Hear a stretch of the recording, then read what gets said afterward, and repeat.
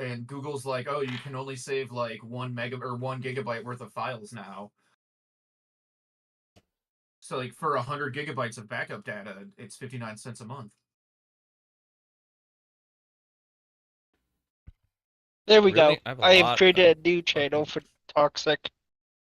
What channel? I've Where? created a dice rolling channel. Where? Where is it? I don't see it. I have It's 15 game chat. gigabytes on Google. Oh. I don't pay for shit. It's a slash Buddha, not exclamation. I pay for full storage. On Google? Just 'cause I just don't need to. I have 15 gigabytes. What am I using? And why do you 15 sound gigabytes so far from your mic? Why is this? Because I've adjusted my nice heat. I've adjusted well, also that's a great question because I have a little note next to me to check because my computer likes adjusting my microphone input. Oh, for fun, and I don't know why. I can't figure out why it does it, but it does adjust it. That's down a few points. Did the microphone adjust? It sounds fine to me. I don't. Okay, yeah. I mean, Whatever you did, it sounds better. It sounded like you were walking away from your mic, so it's very confused. No. Not today. Did you get my most recent DM? I finally replied to your statement. I did see that, I think. All right. Yeah. Cool. I did see that. Oh. Yeah. I don't have any missed messages, so then I know which message you're talking about.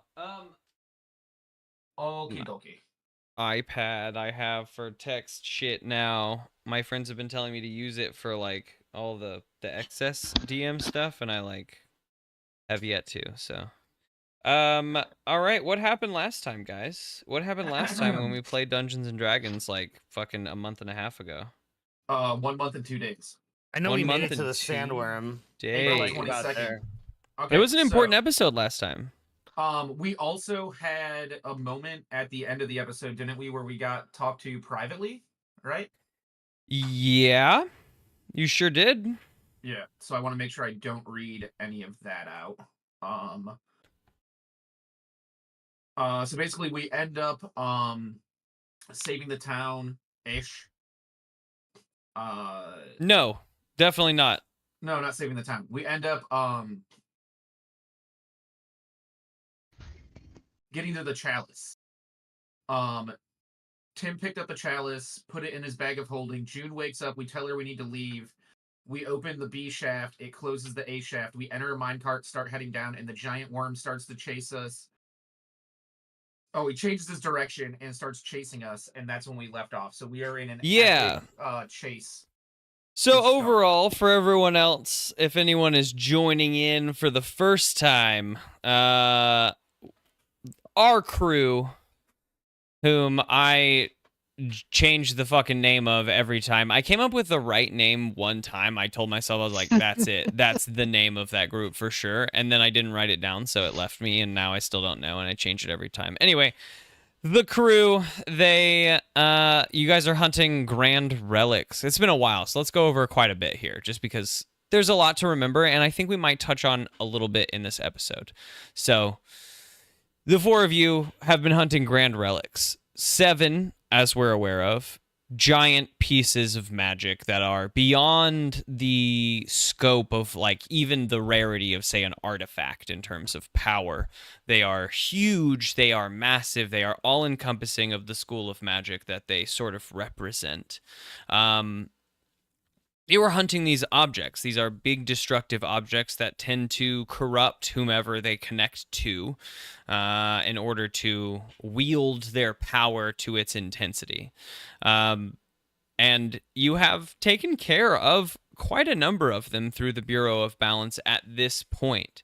You have taken care of the Phoenix Fire Gauntlet. You've taken care of the Monocle, whatever the fuck that one was. I don't even remember. I think that was Illusion. The Illusion Monocle. And the Gaia Sash you have taken care of. 3 of the 7 we have basically taken care of now, the 4th of the 7th, in which each of you had a personal moment in which you faced a hardship of your past, and were given an opportunity. Some of you, sure, some of you. Yee's was less so, to be frank, but the most of you faced hardships. Mine was interesting. Yeah, it was kind of hard. This was an interesting thing in which we did not lean on building out any of this story kind of background before, so there weren't a lot of threads to pull on. But I did my best. You guys made some good decisions. It developed a good bit of your backstory, whether we knew what we were getting into when we dove into it. But either way, each and every one of you made the decision to ultimately not change the past and keep it the way it was.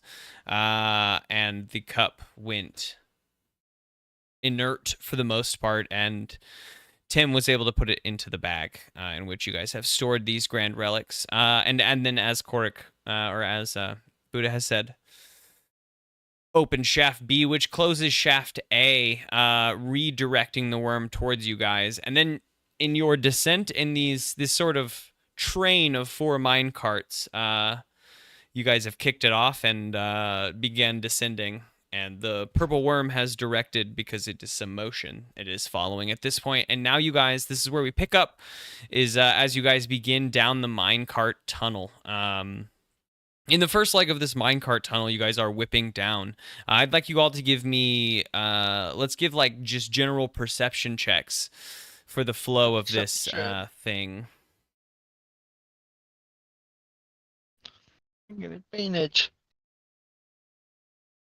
Oh 18. boy. 8. Right, first one's 9. 20. Oh. Next one is 11. Okay. So is there anything pretty in this tunnel that I'm looking at while everybody else is trying to?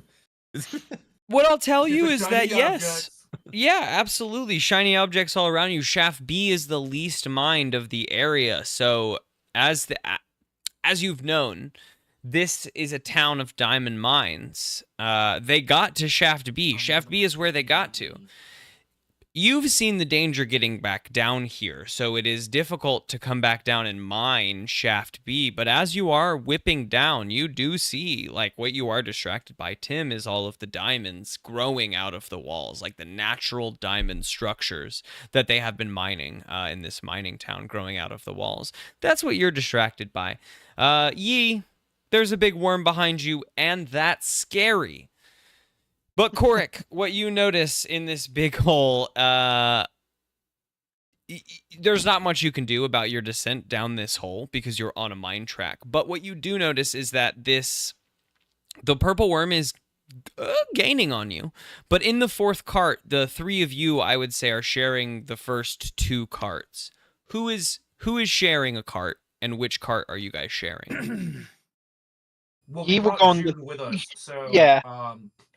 For story amazement, I would say it's me and Yi and Tim and June. Yeah, I would agree. Okay. Oh, you did see Buddha Die's deal, correct? About whoever dies first in the campaign? Yeah, In your what chat was room, that yeah. deal? I did see it. So if I die first, I have to stop referring to Elite as sperm. Oh, sure. Okay. And then if he dies first, he has to To stop spell your putting name the right. H in my name. Yeah, But we cannot be the one to kill each other. Yeah, okay, that's a very personal thing. I'm not going to hold you to it, but you got to hold yourselves to it. You made the Oh, deal. That's a absolutely. very personal Yeah, bet. no, It's we more or less will. feeling toxic I'm on not it a and part of that everything. bet. No, you were our witness, though. Well, I guess I I'm in the am a- middle. Yeah, exactly. Like, what? I'm Great. not a part of this bet. If you Great. die, you die. Don't die. That's on you. But what you do notice is that in the back of this sort of train of 4 mine carts, you look behind you, scoping out the purple worm. You see that there's actually an engine. It is off, but there is like an engine that would power the speed of this minecart. Currently, the speed is only powered by gravity, right? You're going downward. You're going only by the speed in which you are dropping. But it looks like this minecart is actually intended to go faster because you see the like full engine back there. like a motorboat engine almost, right? Okay. Okay. All right. But I will say one thing I would like to say is that we're gonna step into a form of back and forth torn order, and that is that the worm is gonna go, and then you guys are gonna go. Okay. But the worm, I mean, is not going to go in the fact that in the moment I'm going to set it up as the worm begins approaching your minecart train going downward. You see, 50, 75 feet down below you, the cart angles out and jets into a tunnel. So you're about to be in some other situation. But right now, the worm is beginning to gain on you. And if you don't do anything, it will consume your train. What do you guys do? How dark is it in this area, I guess? First. It's dark. We're going to say it's actually dark, like dark. There might be, right now, pitch black, actually. So whoever has, I think all of you have dark vision. Am I wrong? We do. I Yeah. have dark vision. Okay, then I I'm have okay with 120 my feet. descriptions. At least yeah, 60 yeah. feet. I'm a hill dwarf, so I should have 60 feet.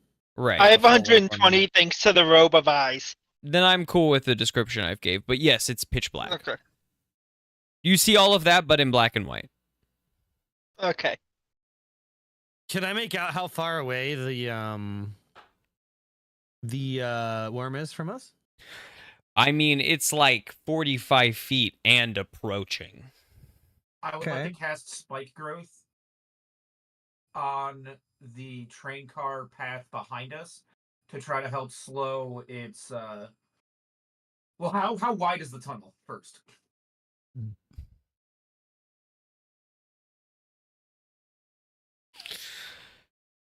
I mean, it's wide.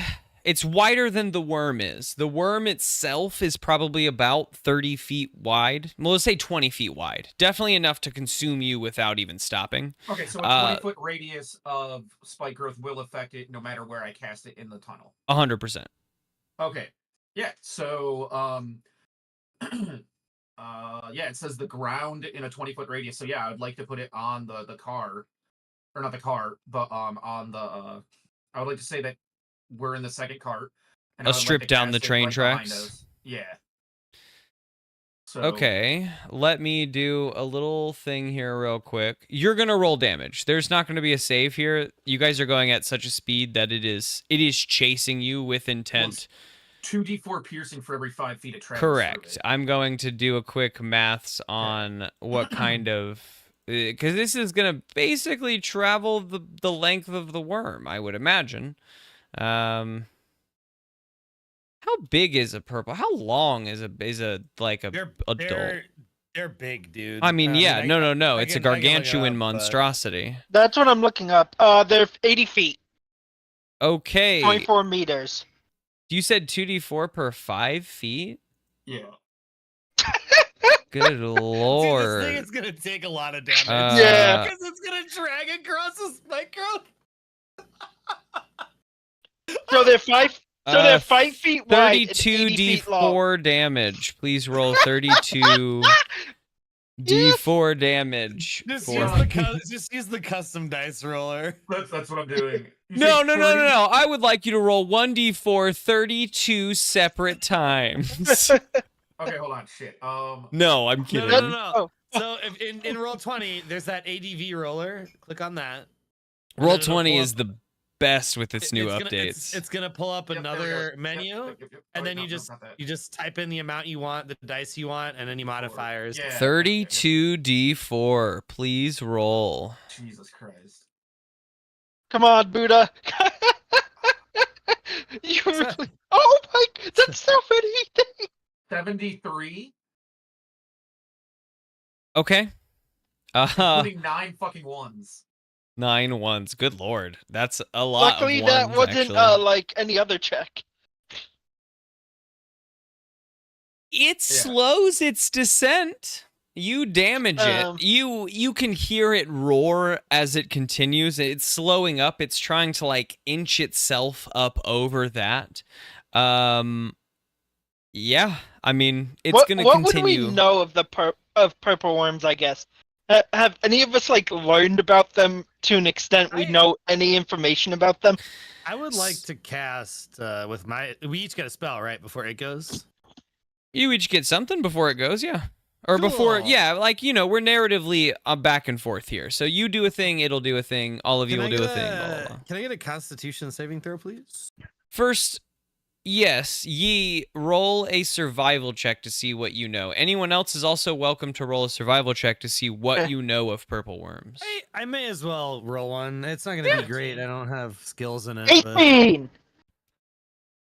No, natural 20. So I'm apparently the aforementioned silver worm. It goes 19, 18, 20. Expert. Ye in the and group. Korik, you begin wondering what you know about purple worms, and both of you have read one book. And yeah, it was written by Tim. Tim wrote that book on purple worms that you have read. Not the book, not the only book, I'll say.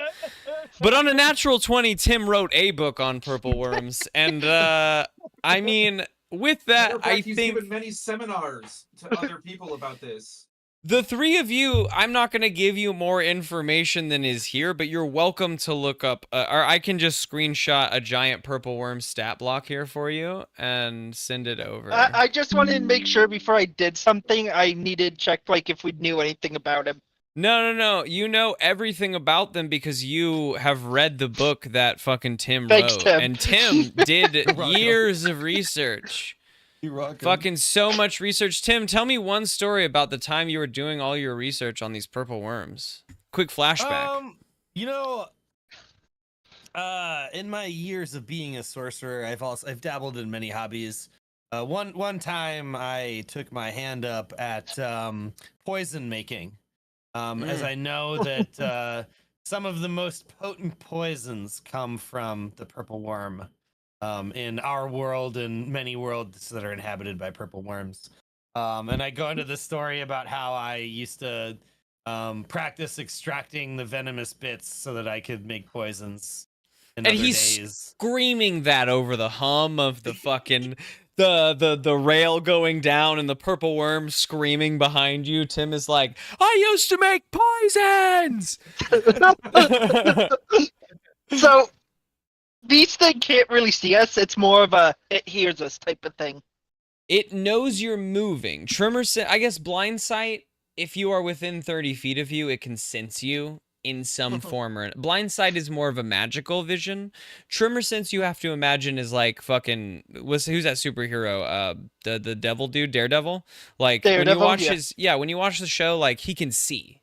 It's the vision he sees He based has off of he's the using sound his waves. senses pretty Right, much. Okay. echolocation is tremor sense. Basically, you feel the vibrations in the floor around Okay, you. You have that- to be connecting. If you levitate a creature with only tremor sense, they are effectively blind because they cannot touch, right? They have to feel a vibration. Anyway, that actually is different than sonar, which is not a thing. Yeah. I will mention in D&D, but it should be. We should introduce sonar in D&D. Just like echolocation kind of. Anyway, fuck it. Next Kickstarter. Underwater. My partner's first like pitch to me was like do mermaid stuff, and I was like, I got some other stuff. But like underwater would be pretty fucking sick for echolocation and sonar. Anyway, we move on. This thing is huge. It has a lot of health. You did a fuckload of damage to it, I'm going to say. Shocking The amount best of part about damage. that is a cantrip that I can cast at will. Okay. That was one of my abilities you gave me. At will. It can't be at will. That was your words, not mine. No. There's a per rest situation. No? Oh, sorry. Am I It says cast at will. You can cast it at Yeah, will. Yeah. But it does take the spell slot that it takes. Right? Like you can cast it basically. Let me read over this. It's been a hot minute since I've read over the thing.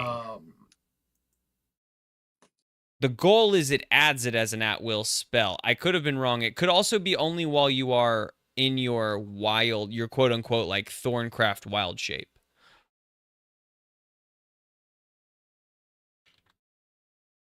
But I also could be wrong. Like, it's been a hot minute since I've read over it. If I'm just wrong, I'm pretty you're gonna sure fucking I rail put it. in exactly how you Yeah. Let me put it in. no doubt. Let me just think I've thrown it in here. I already know what I'm gonna cast when you're done figuring that out. Okay. Poisonous Thorncraft, you gain the channel action to use Wild Shape, blah blah blah. While Wild Shape is active, gain 3 hit points. Creatures that touch your thorns, blah blah blah. Thorn Whip is added to your list of known spells. Doesn't count against the spells you can prepare each day. You can cast the spells number of times equal to your proficiency bonus. It's underneath the one with the thorns. Virulent Thorncraft, I imagine. I'm moving down. I will say I do have an updated version. It's probably not changed too much. It's mostly that last level. I did send you that last one. I do recall us speaking a little bit about it. Hold on. Additionally, while Poisonous Thorncraft is active, you gain the following benefits. You can cast the Spike Growth spell once while this feature is active. Oh. How does it work if I already had it as a second level spell then? Now you can... So this first cast, or you can pick which cast doesn't take a spell slot, but that one cast doesn't. It's like a free cast of the spell. If you have right. if you have a second level spell, not every spell, but now you can cast it as many times as you have second level spell slots. So if you plus have one, right, plus one. So if you have 5 second level spell slots, you can cast it 6 times. But the bonus is at this time, it is going to do all of your other stuff because you are the druid that you are, right? Yeah. So it needs to make a Constitution saving throw against your spell save DC. Which, this thing has an intense Constitution. I've just sent you its thing, and I'm going to say, even with that, well, okay, this is going to be a line one. With its plus 11 in Constitution saving throws, it got a 14. 16 was the save DC. Woo! It fails. So what happens? It gets a level of points of damage. No. Oh, so the I'm going. You've already struck it. You have. It suffers 1 level of poison and 1 level of exhaustion, and takes. Okay. The transformation of the ground is camouflaged and to look natural. Any creature can't see the area. The spell is cast. They must make a wisdom's check against your spell save DC to recognize the terrain before entering it. Failed that, but there is I think I need to restructure the like flow of your class because there is a lot to reread and like keep up with while this is happening. So I have recognized that and I am working on doing that. But basically what occurs is when you hit it with these thorns, because this is your cast, this is your one-time cast thing for your Poisonous Thorncraft. It also failed its Constitution saving throw, so it is poisoned. It suffers 1 level of exhaustion, and at the beginning of each of its turns, it takes 1d6 poison damage, and it's going to repeat the saving throw, blah, blah, blah. What level are you guys? 10. 10. 10, so that is in fact 1d10 poison damage at the beginning of each of its turns. So it is exhausted, and I think because you're level 10, your thing is, let's reread it. Each time a creature fails the save to overcome the effects of your poison, they suffer an additional level of exhaustion. So this could be huge, right? Even though it has a good con saving throw, if it fails a second one, it's significantly crippled. The first level of exhaustion, I'll say, is like not so bad. But that's why we put in this level 10 ability with this specific creature or with your specific class, is that now you can beyond that. Yeah. Right now it has a fail on all ability checks and save all ability checks. Yeah, no, saving throws is level 2. Yes. I think. No, level 3. Yes, level 3? Level 2 is I think attacks. Yes. Level 2 is the big one. But for now you have it as a sorcerer. Level 3 is the big one. That's you know what? I want 3rd level exhaustion. Exhaustion, 5e. Don't tell me about real signs of exhaustion. I'm okay on that. Also, I'll it tell says I you- can now cast Spike Growth or Thorn Whip equal to the number of my proficiency bonus.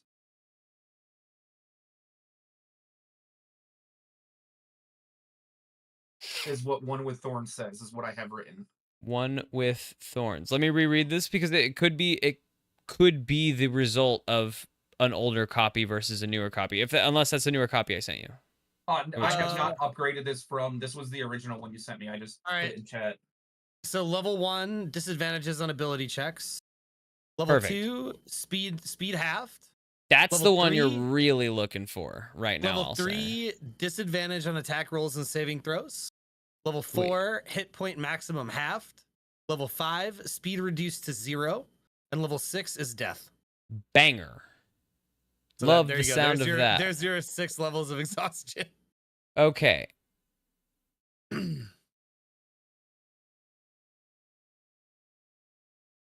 Yes, there has been probably a hard update since then. I will say I mean, That's what I found. I think no, it could have 100%. changed. No. One. I'm Oh, talking I about got it. Buddhist class, which is a huge thing for him because it is like, I recognize it's going to be entirely about how you are playing. Yeah. 100%. Okay.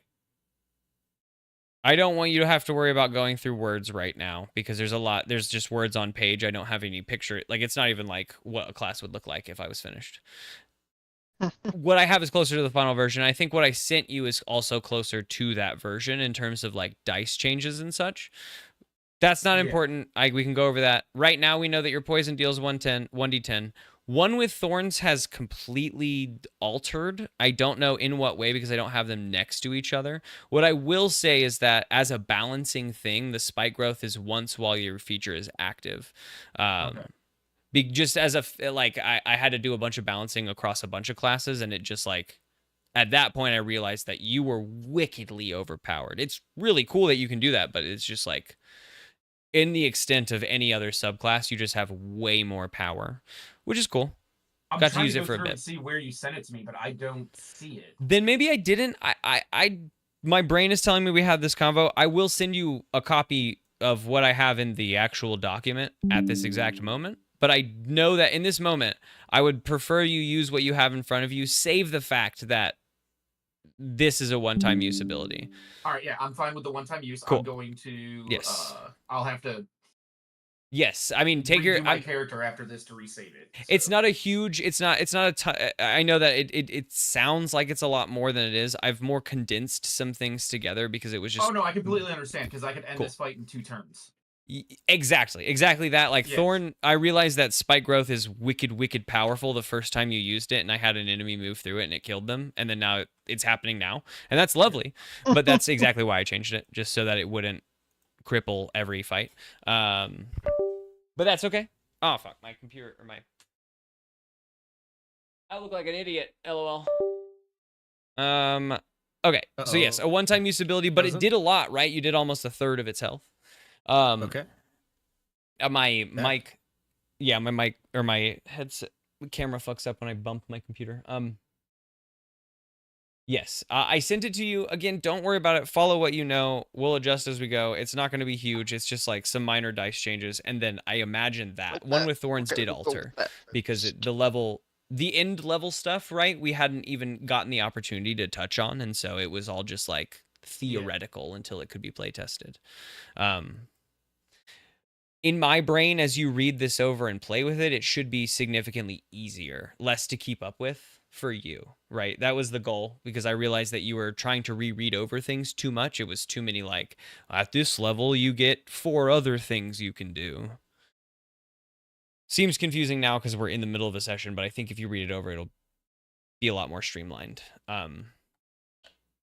Go with what you know, except this one-time use. Anyway, we are following down. You have done 71 of its little over 200 health.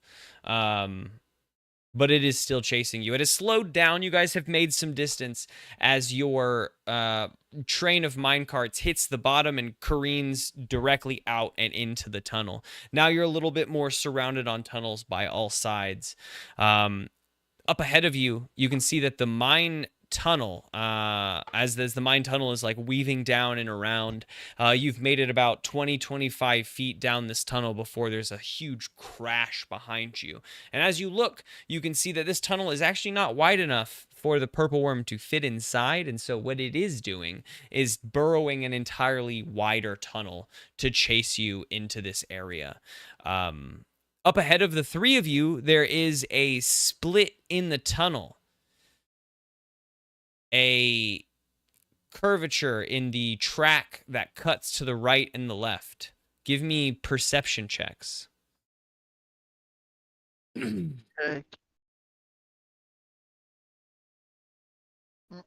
14. First I'm one looking, is I'm looking at the 16. diamonds. The diamonds still. is They're beautiful. 19. Beautiful. 14 and 19. The purple worm in this moment, you notice, is gaining on you. You think you could make it to the split in this path maybe before it makes it to you, no problem. You don't know, most of you, which direction your cart is going to take. The 19. Whoever rolled the 19, Korik? Yeah, that's ye. Yeah. Yee, no, it was Yee, Yee. what you notice is that the cart, like the natural direction of the cart as you hit this split, is going to take you to the left. In the front cart, there is a lever to switch directions if you so choose. But that is what you notice. Ye says, thinks to himself, right is always right, and goes for the right. Okay, Yee cranks the lever to the right, and the cart careens to the right, slightly tipping off the track, but slamming back down as you go down. You come out into a big open sort of crevasse as you careen down yet again into the earth.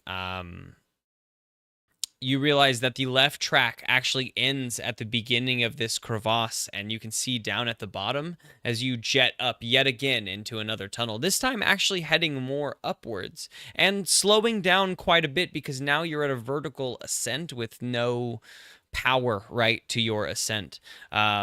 But you notice that at the end of the left track, there's just nothing. And then at the bottom, there's a few like mine carts and skeletons down there that if you had taken the left path, you may have just died. But for now, you're on the right path. You know, something I'll say that the three of you, as you're slowly beginning this ascent, almost like a roller coaster, it's forcing itself up, but like at this moment, not too much faster. And we're a little bit of bullet time. The three of you realize, and we may have talked about this at the end of last session, it may be set in you, but this is, as all intents and purposes could be, the last loop, right? Like you guys have been respawning, but you now have ended the cycle of the temporal chalice. And as the purple worm crashes into this big crevasse and begins following you into yet another tunnel, that dawns on you that this is the last loop. If the purple worm catches you, it is not a respawn loop. There is a different situation at hand. Now you are in a tunnel and the purple worm is gaining on you. What do you do? I cast Cause Fear. I need fear. a Wisdom save. Wisdom saving throw. Okay. What The did it purple get? worm, I'm looking at it. I gotta find its stat block again. It's a -1. I looked earlier. Yeah, good. I'm glad for you. It is a 14. Oh, he makes it. It was a 13 for the save. Woo! Very. I was like 14. No way. All right. I imagine no effect. No effect right now. No. You cast that cause fear backwards. You splay yourself. How do you try to cause fear in this creature? I know it's a I spell, tried but I try summon the god in my right hand, trying to like show an image of a the terrifying god in my hand. Yeah, as you do that, I think the more response you get is that the god is, this is a test. It's another one of those moments where like almost every chance you have of life and death where you're not in the moment of dying, the god is like kind of smirking and testing you, and you feel that in this moment exactly as you hold up that arm, and it wiggles a bit, but it's not giving. And the purple worm doesn't respond and continues to careen after you guys. Buddha and Tim. Well, Buddha went. Buddha It would went. be me. Tim.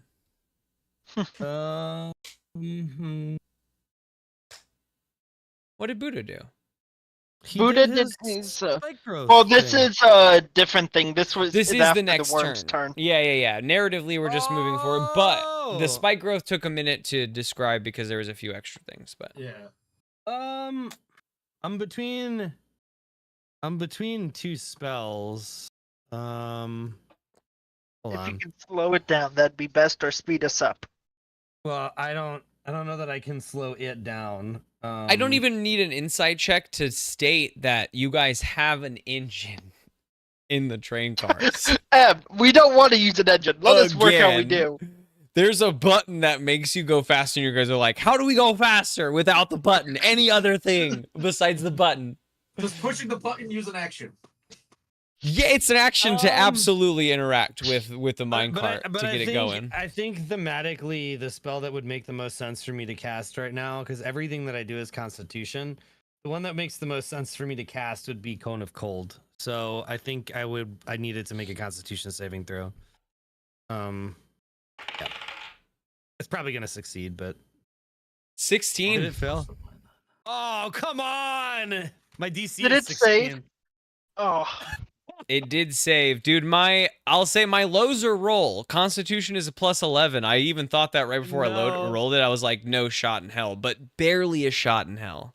Yeah, The Cone of Cold it's whips fine. over it, and it No, definitely... it still takes Right. half damage. 100%. What's that half Okay. on damage? a failed save, yeah. So it's still gonna be 8d8. So hopefully we get a good rolls. Tim, your rolls haven't been doing good. Come on, do better. Well, just because my d20 rolls haven't been doing good doesn't. Neither mean that... has mine tonight, got which is a good 20 for you earlier. guys. You did get a nat 20. Yeah, I've you rolled a used your 5, luck. a 6, You and a rolled an 5 entire tonight, I die. think. You know, 20 cold damage is not too bad. Okay. Oh, 20 cold damage washes over the thing. You definitely do that 20 cold damage. I'm proud of you. Good job. Oh, let me roll my d20 to see if I don't expend a spell slot. That's important always. A broken item for yourself. Hey, question, Buddha, did your egg work on enemies to make them reroll? I expended a spell slot. That's all right. Yeah. Yeah, it works on Um, anyone, I think. But yeah, my lucky I can force any reroll. Well, we know what's coming Okay. again. Well, I may not be done yet. I have sorcery points. I can do other Oh, things. another spike growth, but this time a level 2 spike growth. Yeah. Okay, it needs to... No, it's just gonna... Well, Okay. Roll I wanna use the damage. sorcery point. Yeah, toxic let him roll his poison. damage. I'm not done yet. I'm gonna wait. expend this. You I'm do gonna your expend a thing then, sorcery yeah. point. Yeah. I'm gonna expend a Perfect. sorcery point and cast the firebolt. Okay.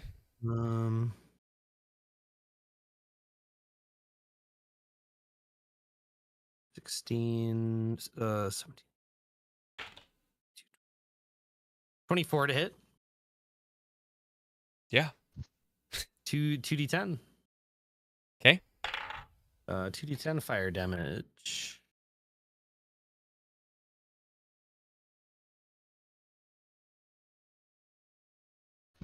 EO 5 fire damage. That's all right. Better than nothing.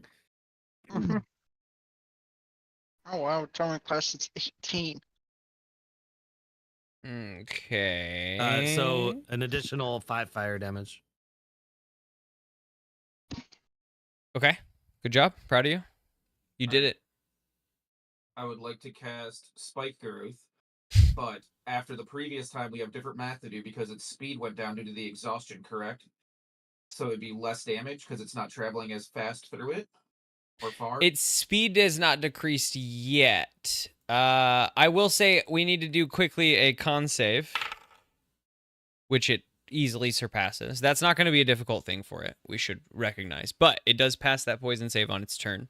So it is no longer poison, but it does take 24. Oh, yeah. All right. But it does take a d10 if you would roll of poison damage at the beginning of its turn for last turn. Before we even get to this turn, I totally forgot about the narrative of that. 10. Banging. All right. Ooh, nice. Awesome. Yes. Okay. Okay. Now you cast Spike Growth. It is not slowed. The first level of exhaustion, it is no longer poisoned, but it is exhausted 1 level, and that is a disadvantage on ability checks. Okay. So it's still 32 D4 then. Correct. Yeah. I mean, even when it's faster, the amount of damage is based on the length it's moving through it. So it's just based on the length of the body. It's always going to be the same thing. Okay. 83. Yeah. Oh boy, this is gonna kill it probably. Look at how many more 4s. It tears through that, and needs to make a Constitution saving throw with a That's 11 22 4s. Wow. to succeed. So it does not get poisoned, and continues to tear ass after you. But it, because of the difficult terrain, is slowed down, and you guys are able to jet off into yet another tunnel. Hold on And you one guys are second. yes.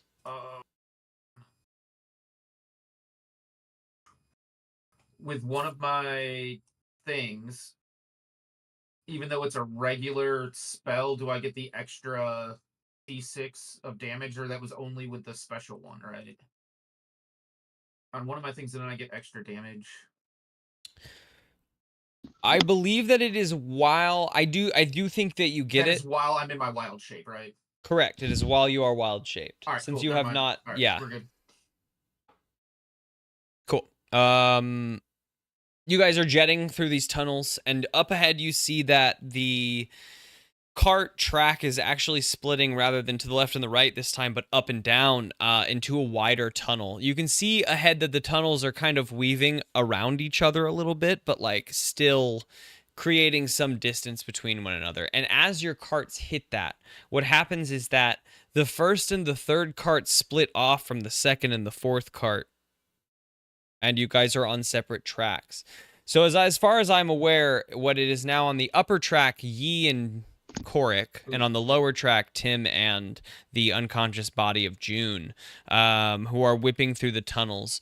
The worm gets a sudden burst of speed. It roars and begins closing in on these sort of, the ascending and descending tracks. And seemingly it gets a focus on, let's find out, the bottom track, and begins angling itself towards, we'll say, Tim and June is the NPC's name.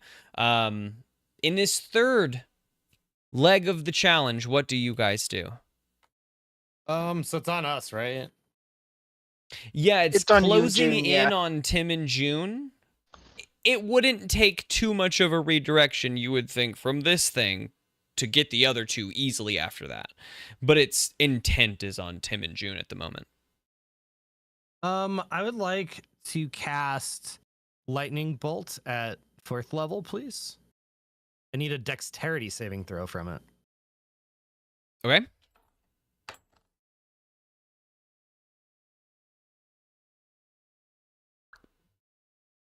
Over a 20. Oh, come on, man. Oh wait, So no. that was a dexterity -2? -2. No, it couldn't have been. You're right. 17. God, it's still safe. That's why I said over a 20, because it was a not natural 19. I was like, no way, it has a minus, but it does. All right, so it's still half. So it's gonna take half of 8d6 lightning damage. He needs to stop saving on my fucking spells. Don't worry, it's saved on everyone's except for Buddha. I can't use intelligence things because it has 1 intelligence. So That's true. Intelligence things just don't affect it at a low intelligence. They're good if it's intelligence minus it just like sucks 6. because I'm having really good damage rolls, and it's all gonna get halved because it keeps saving. That was 15 points of lightning damage. You got 4 It 6 was hits and you 30. can't do It was anything. it was 30, so 15 is halved. But Good job. Yeah. I'm rolling really well. It's You just do another not succeeding. 30. You guys are doing this thing is looking scraped up, scuffed up. In I a would way like- that as the author of the book on purple worms, I'll say that you have never seen a purple worm scuffed up before. You feel confident in this moment.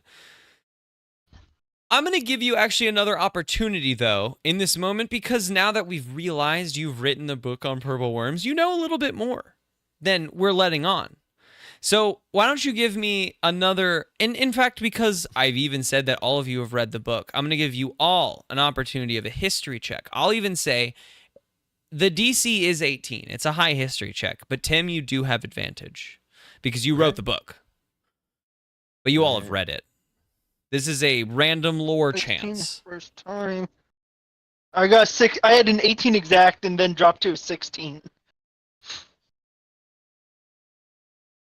That's okay. You're not a reader. You read one book. That's okay. You don't. 16. You remember a lot, but not this one piece of lore that I'm looking 9. for. I don't remember it. That's okay. 19. Tim. Ooh, nice. Tim, you just remember it. As you fire back this lightning bolt, it strikes it. It's damaged. You're like, I've never seen a purple worm this damaged. What you've realized is you've never seen a purple worm this big. This is a big purple worm. This is a giant purple worm. You have studied purple worms. You have studied adult purple worms, but this is a massive purple worm. And then you are recalled to entering refuge and the 3 baby purple worms you saw there. And I know that we've probably made the relations that this is the mother purple worm. It is seeking out its babies, and you could return it to its babies outside of the thing, if outside of the town, if you could get there. In the end, as far as your check on like all of its studies go, it's an animal and it's looking for its babies. If you can get it to its babies, that's all it's looking for. Interesting. So it's been killing this town because it can't find its babies. It's been killing this town, and in this yeah, sure, I'll give it to you on this too. It's been killing this town. It only is killing this town once, but it has repeatedly done it, because it has been separated from the egg nest. The like bubble cleanly separated the egg nest, which I do think you guys have found out in some like alternate way, but like connecting those pieces now. Yeah, I think we did find that out somehow. Right. But like this is putting all of the pieces you know together with the fact that you've written the fucking book on them, that like you separated its egg nest and it is a mother in like distress. If you can return it to its babies, that is all it probably wants. So, but it's still trying to kill us. So, and we can't communicate with it. So I don't really. Yep. I'm gonna tell my compatriots that, at least to tell them. Yeah. Look, like I know a lot about purple worms. Apparently, I am the aforementioned party expert on purple worms. This is I forgot when we got here, but now I know. But now I remember. I have it's a gigantic purple worm. I think it's mad because it's looking for its babies, and I'm pretty sure we saw the nest somewhere. So maybe we just need to lead her to the nest, and she'll go away forever. Or we can just keep doing what we're doing. Obviously, it's working. We're gonna kill her, and it'll be fine that way too.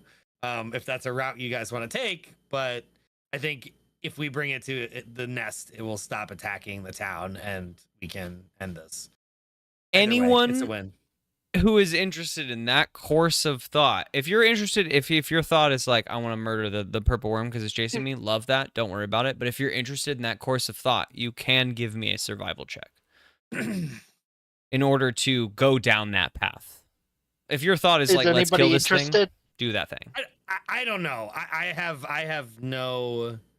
I could care less, honestly. Like That's perfect. I love character decisions over like. I could care less. I want to kill the thing. It's killed us like 18 times.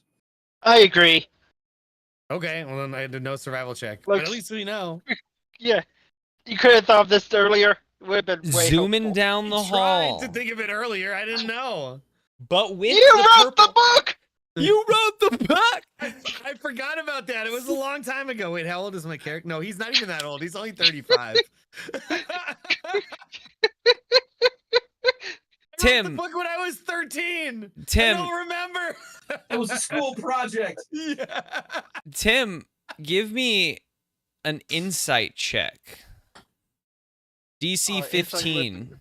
Random. Insight check. Interesting. Oh, Okay. I wish I had an insight check. I have a +8 to that. My good part traits. No. No. No, Tim. No. Just no. 3. Oh, I have a golden egg that +0 shit. in Reroll. Okay. Oh, that's 17. Okay. There we go. Ooh. Tim, you shout that back at Yi. This I love jokey conversations, but you guys did say something interesting there in that as you shout that back at Yi, I don't know. I've only been alive for 31 years. And then you said, hold up, wait a second. How long have 31 years? Cool. I don't know when I would have written that. That triggers in you. You don't know. You say maybe when I was 13, and then you think that doesn't make sense. How am I going to do giant purple worm research at the age of 13? And that starts to loop in your mind as you guys are whipping ass down this tunnel. Up and down, the purple worm is closing in on your cart, but it triggers in your brain. You try to think back to the time you wrote that book, and what you get is, in fact, static. Not memory, but the very telltale sign of something has been erased from the history of memory, right? The jellyfish erase kind of static. As you try to think back to the time that you wrote that book. But the purple worm is closing in on your cart. You don't have a lot of time to consider that. Has everyone gone in this opportunity of ups and downs? No, I think don't only he Tim has gone. Okay. I don't Only think- Tim has. Buddha, Yeah, did Tim Buddha only go? has- Did Buddha No. cast another? No, he didn't. This is the third turn, right? Yes, Yeah. this is turn 3, Okay. yeah. Neither of us. I am going. Only me. I'm going to cause fear one more time. Okay, wisdom save -1. Requires a good roll for me.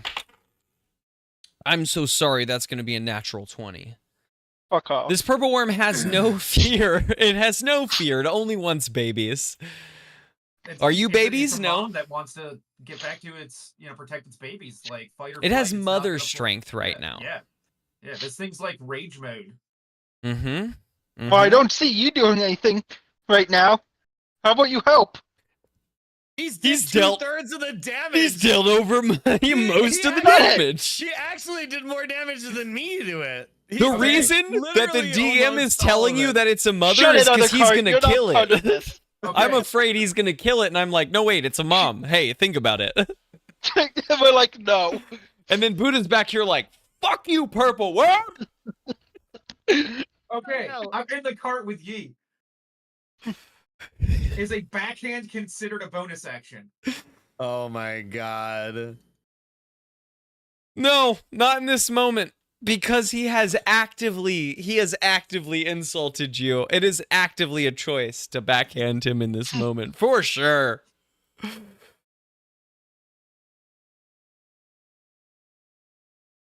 Who's in the front of the cart, me or Yi? That's up to you guys. Ye would have. If Ye they're in pulled back- the- You Ye just pulled tried the- to cast a spell, so he'd probably be in the back.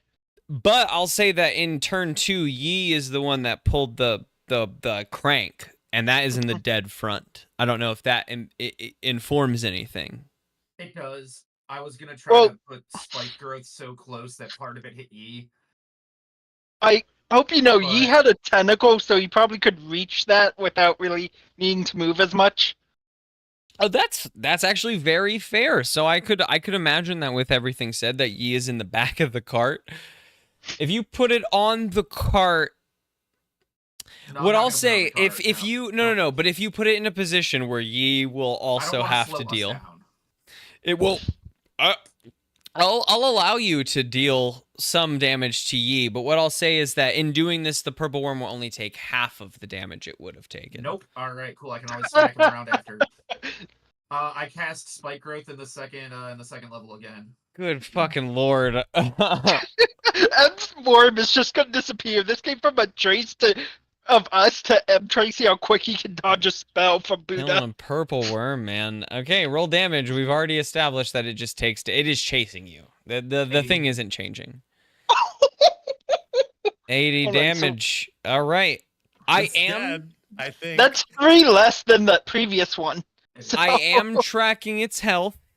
I have sent you its stat block. The health that reads is the average health. It does not have average health, but you have damaged it for sure. Yeah, no, we probably at least have half of its health gone. You have heard it. This thing is hurt. It is bleeding. It is slowing down, Okay, so especially it's as it bloodied. goes It's down almost dead. the path, but it is not dead. I've done 236 damage myself to it. You sure have. You sure have. And Toxic did 20 and 10, and I did another 10 damage to it. So that's 276 damage total you've done. Correct. Okay. I like math. That's good math. If anything is math, that's it. Yeah. I mean, if it's Cool. bloodied, it's got what 10% of its hit points. You said it's bleeding, so it's bloodied. Yeah. So it's got 10% of its hit points left or whatever. Bloodied, It's- and at least as far as I'm aware, Bloodied 1 is not a 5e condition. And in other editions, it starts at 50% health. Oh, I thought it was less than 50%. I thought it was like, I could be wrong, but that's a good question. I don't know the answer to it. We're about to find it out because I always love rules and it's important. I love porting old rules. Bloodied 5e. When a creature reduced to half their maximum hit points. This, I will say, the thing exactly I'm reading is an update for 5e because I just didn't want to do a ton of research, but that is kind of what I figured. But it is below half. You do know that. It is bleeding, and I will say that you know that it is bloodied. Okay. Can But I get yes. the save throw to see if it's poisoned? Oh, yes, 100%. Constitution plus 11 is going to equal 25. Hold on, is it the con save? I believe so. I thought it was To the save wisdom? against your poison. To save against poison, poison's always a Constitution save. If I typed wisdom, that is just Oh, never hard. mind. It's the wisdom save to see if it sees It's the a- area. Sees It's it, a, yes, it's yeah, a yeah. wisdom save Yeah. to identify that there's spike growth on the In ground. this case, already it burrowing through it. It's not going to give. doesn't give a It's gonna- fuck about it. It is choosing to bypass the wisdom save, yeah. In order to take damage. Yeah, right. Raw taking damage. It does take the damage. It is bleeding. It is moaning as it is chasing you, and it is you have created distance. Everyone has gone this turn, and your carts collide back together in a crunch. I need everyone to give me a dexterity saving throw as the carts like slam. Yes! You guys literally Dex have save. to catch into the cart to not fall out of the carts. 20. I don't like 14? this. You need a dex saving throw, correct? It was Yeah. Correct. okay. I'll make sure I put the right modifier. Oh no. If you have any more charges of your lucky egg, now's the time, Buddha. Ooh, that's a 10. What'd you roll, Tim? 2. He rolled a 2. He needs Yep, better. Re-roll that, Tim. Hey, could I use my tentacle to secure myself? An 11. I don't know what the DC is, but I rolled an 11. I'll allow you to use your tentacle to give anyone advantage if anyone else needs it or if you want it. How is Buddha looking on his, how are you looking on your save? I rolled an 11. There's 14. I rolled the 14. I'm gonna give myself advantage because I rolled the lowest after that save. Oh, better, 13.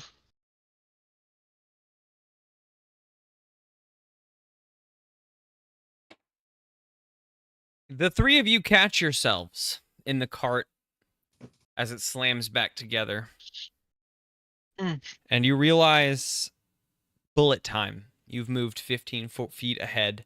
In a frozen moment, we look at a side panel. We see the train of carts whipping to the right. The three of you having just like settled yourselves back in the cart, kind of crouched down. The purple worm far to the left, chasing you just in frame. And in the air, in between your carts and the purple worm, the body of June, unconscious and in the air.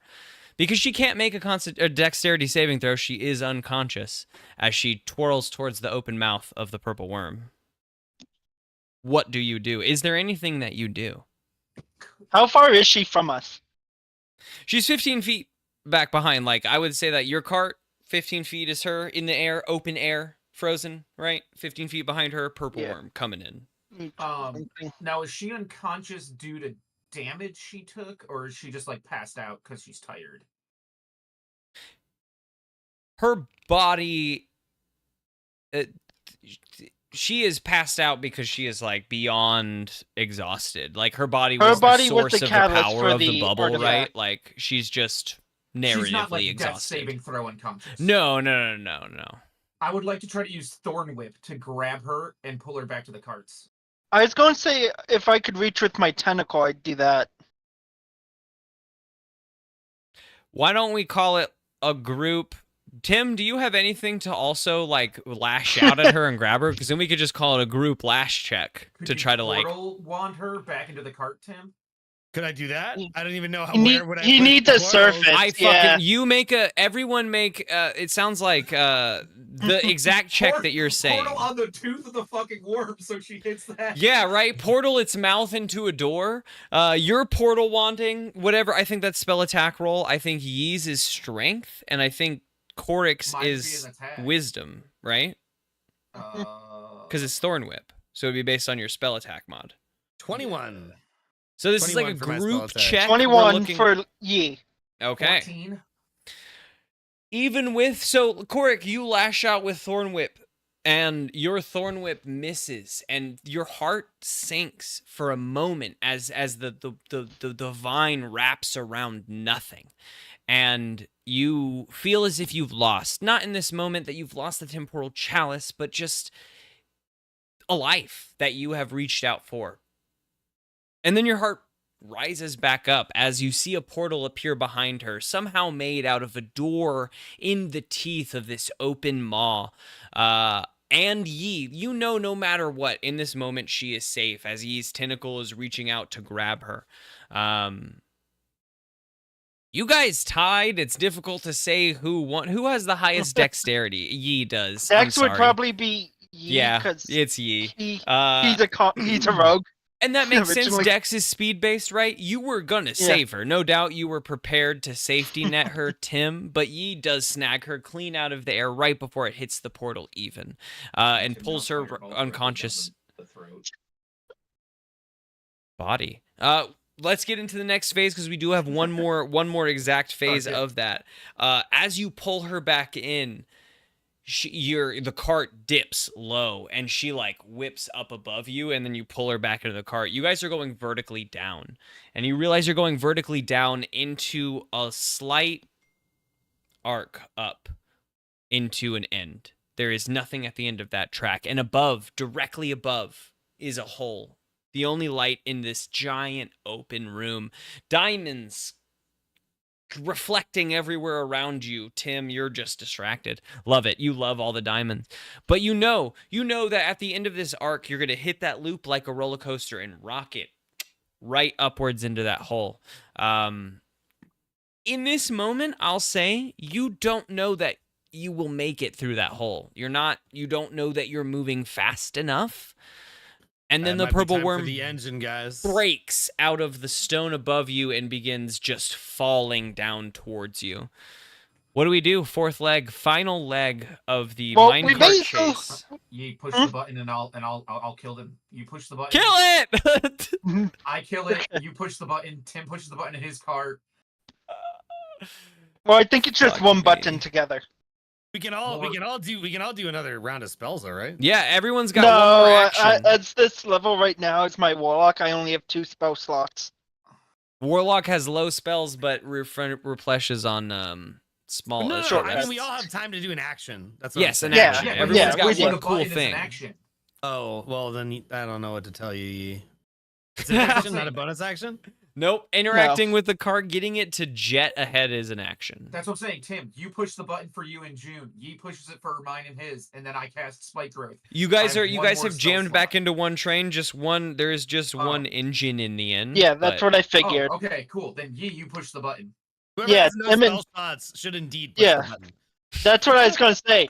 Before You he and does that, I Tim cast should- Spike Growth behind us. Okay, roll damage. Come on. Okay, Oh, it's this only one. 92. That's a lot of fucking damage. That's This- your most damage so far. This one's a little bit different in that I'm gonna give it a dexterity saving throw, which is a -2. You may as well Only just make because we are like in a free fall. It could like attempt to coil its body away from the spike growth because spike growth has to grow off of a wall. you may as well just Yes. make 2 dex saves or use it twice because I'm casting Fireball at 4th level. Fuck you. Okay, dexterity saving throw for Korik is a 17, and a dexterity saving throw for Tim is a 15. But 15 fails, good sir. So Half damage from Korik, so 45 fucking damage. and then and- 86 from me. Full damage from Tim. I have a health total That here. finally got his full damage. 2, 3, 4, 5, 6, 7, 8, D6. Wait, question. Is their mouth open? Yes. Could I shoot the fireball directly in its body? What does that do? Yeah, like right to the gut. I mean, it's already bloody, dude. I wouldn't try to go direct. I because give would you, make, like, if an you shoot exact- the firebolt directly in its body, fireball directly in its body, I will give you what I will ask from you if you want to hit it directly in the center of the mouth is a spell attack roll. In Against addition its to the- AC. Yes. Okay, You will okay, do the damage. The worst case, I'm gonna get 8d6. Here's what I'll say in this moment. If you hit it, double damage, crit. You did it because Cool. inside the body of the purple worm. If you fail, half damage. All right, Like it had succeeded. I'm gonna try. All right. Come on, baby. I Come can't on! get- 15 plus 8. Does a 15 plus 8 hit? That hits, doesn't it? Yeah. It has. I think it's an 18 normal. So, yeah. 16d6. Yes! Well, roll Straight 8d6 up the and times 2 because that's a crit. Oh, hold on. Okay. But either Ignore way, this. the double is huge. Hold on. Ignore that then. I will 6, 7, 8.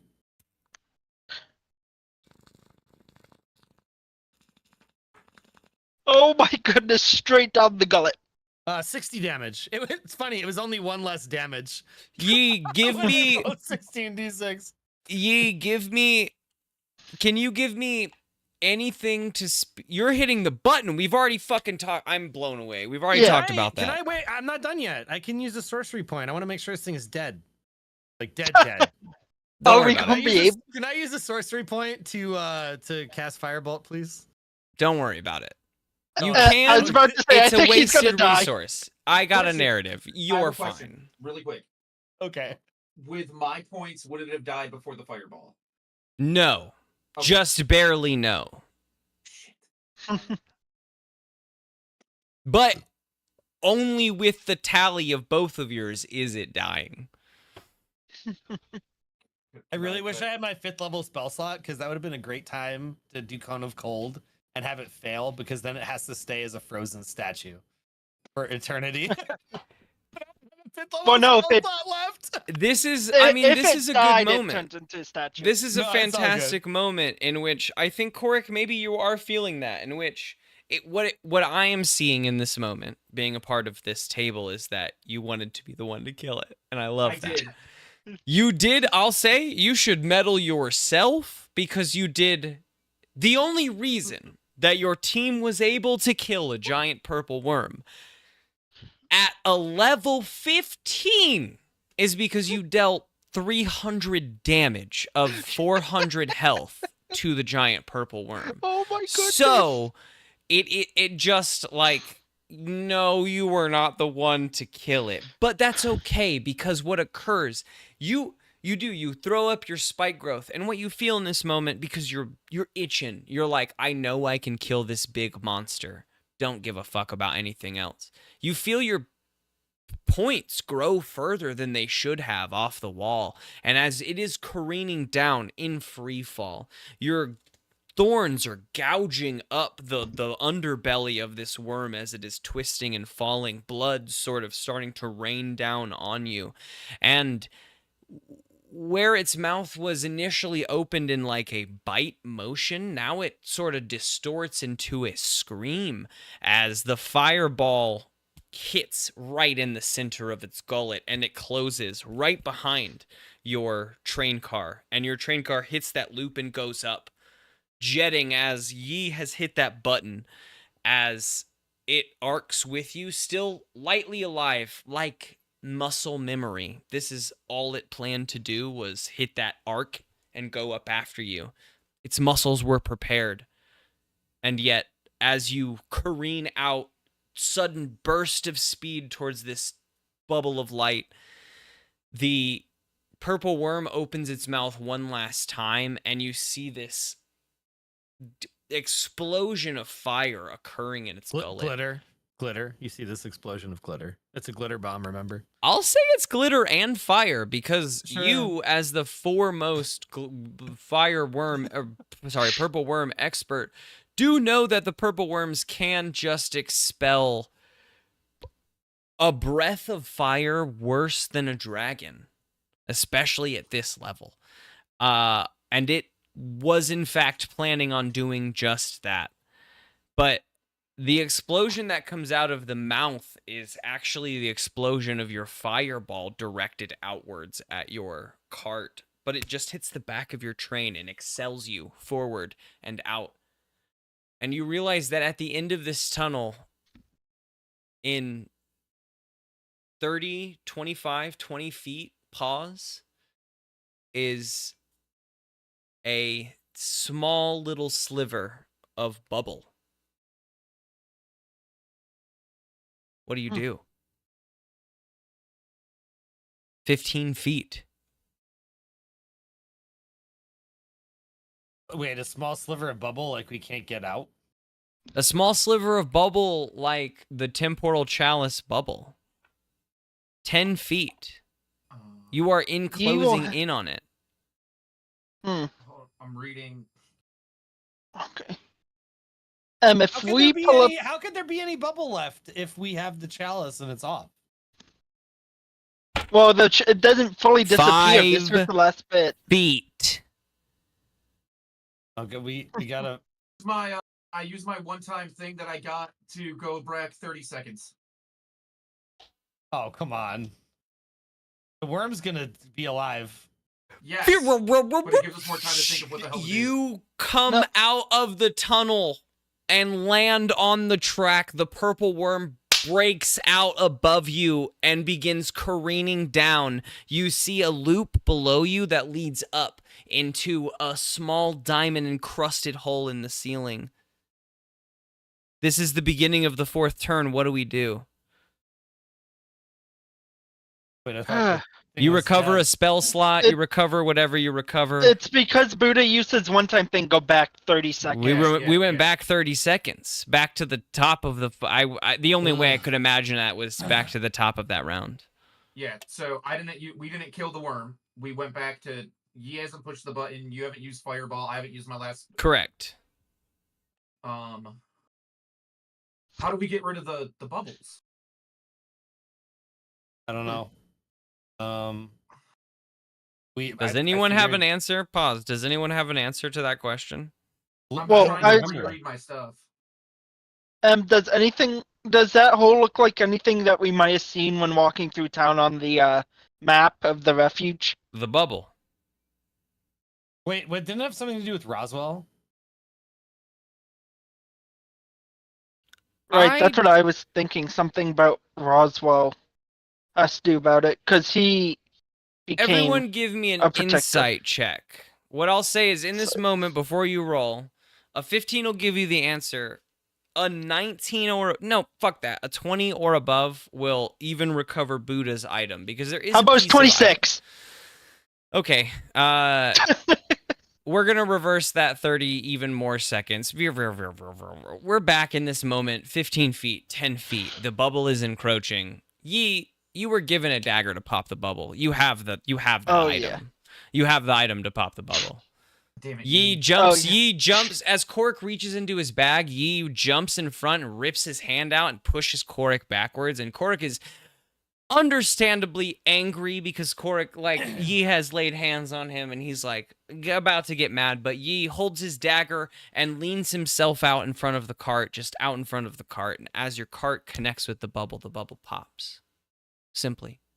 As if a bubble is popping. Simple.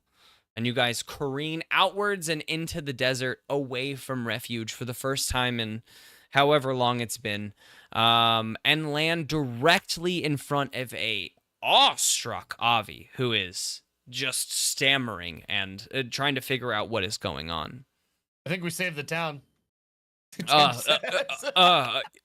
guys okay? And then as he says that, the rest of the rock wall away from the hole that is, I don't know, there's like a side of the canyon that you guys have come out of, shatters away as this body of a purple worm careens over your head. I need everyone to give me dexterity saving throws as the rocks are just like crumbling down atop you as the body is soaring over your head. It's dead. For sure. A burst of fire even came out before it to signal that the fireball like has fried its insides. You know it's dead as it flies above you. I got a 3. 15? 15? Huh?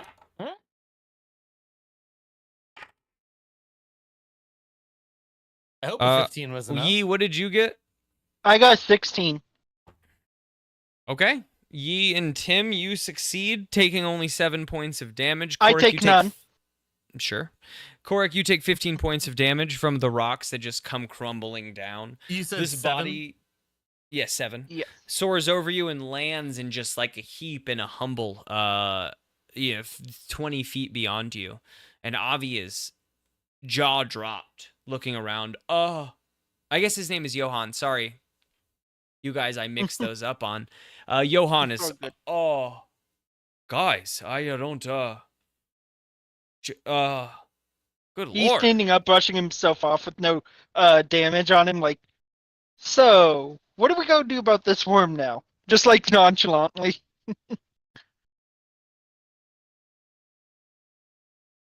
I'm like shaking my head because like all the like rock damage, and I'm like, I'll be right back. Tim, can we eat that thing? No, we can't eat it, but I go to my rogue friend because I know he is a rogue friend before. But I would be happy to teach my rogue friend how to extract the poison glands from it when it lands, so he can make some mighty fine poison for daggers. And I like this. I will do that. The I know how ground to do that. begins shaking, and the rocks from the side of the canyon begin crumbling down. You hear a low hum that produces into a cacophony of screeching around you.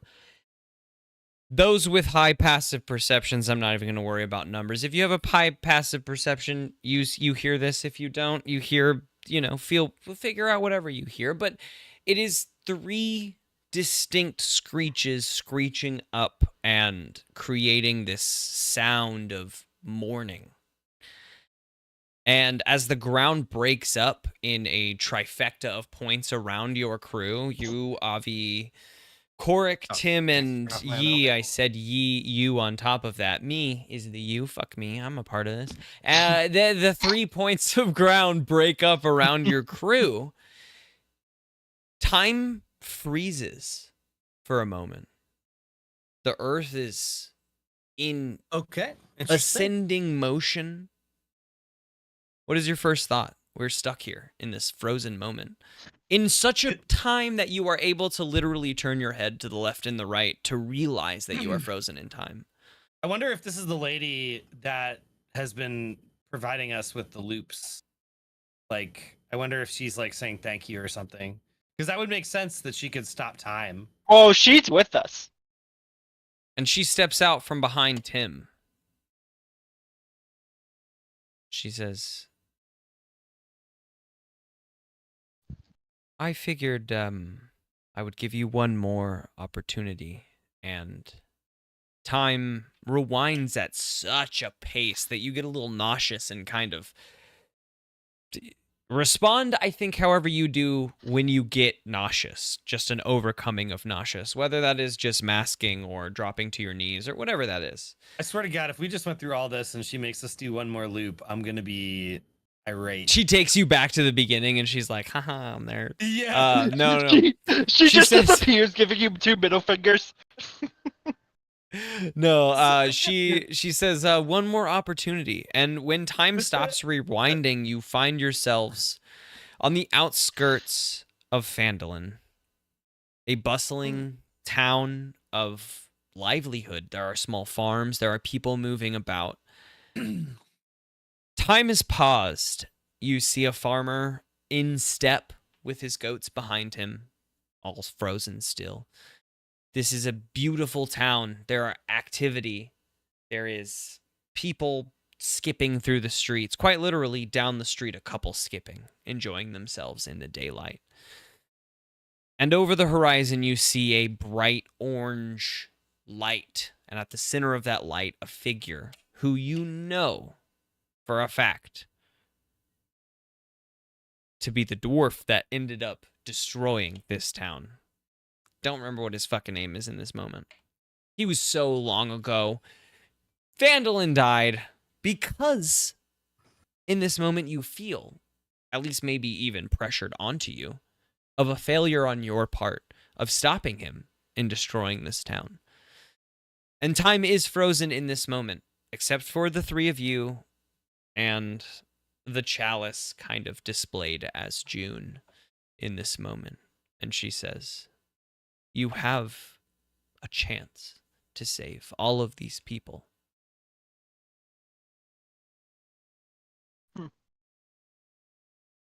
So, how far is he?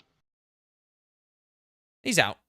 Time is literally frozen, but he's out like 250 feet. Like super, like on the horizon, right? You know this is the nuke coming in to turn this town into obsidian. As happened in your... Sorry, this wasn't... not Phandalin. What was the name of this town? Whatever the name of this... Verdansk? Not Verdansk. The Verdansk is the first town. The side This is town called- that got turned into obsidian. Whatever the name Refuge? of that town. No. Old town. First town we ever interacted with. Oh. Verdansk. That's the first town we have. Verdansk was the main city you guys came... This was a... I remember... The name was like a... It was Vertal. Vertal?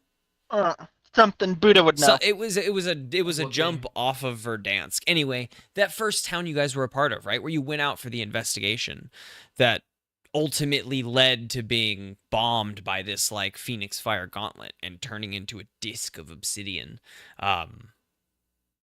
Is in this moment. Sorry, Vertal. Surrounded by the trees, you see the light of the flaming dwarf bursting through. What are you, a wood elf, Korik? He's the same race as you. Yes. Yeah, wood elf. Is a wood elf, yeah. Bursting through the trees coming at the town. Like I said, it's still about 150 feet out, but time is frozen, and she is telling you that you can change this in this moment. You can save these people. She, like, motions to the children in the streets.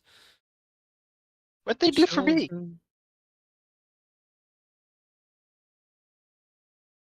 This is difficult, I say to a categorically evil character. A lot harder to argue with an evil person. I mean, how many actions do I get here? I mean, we are not in an action economy turn. We are in a time frozen. The temporal chalice is making you a last option.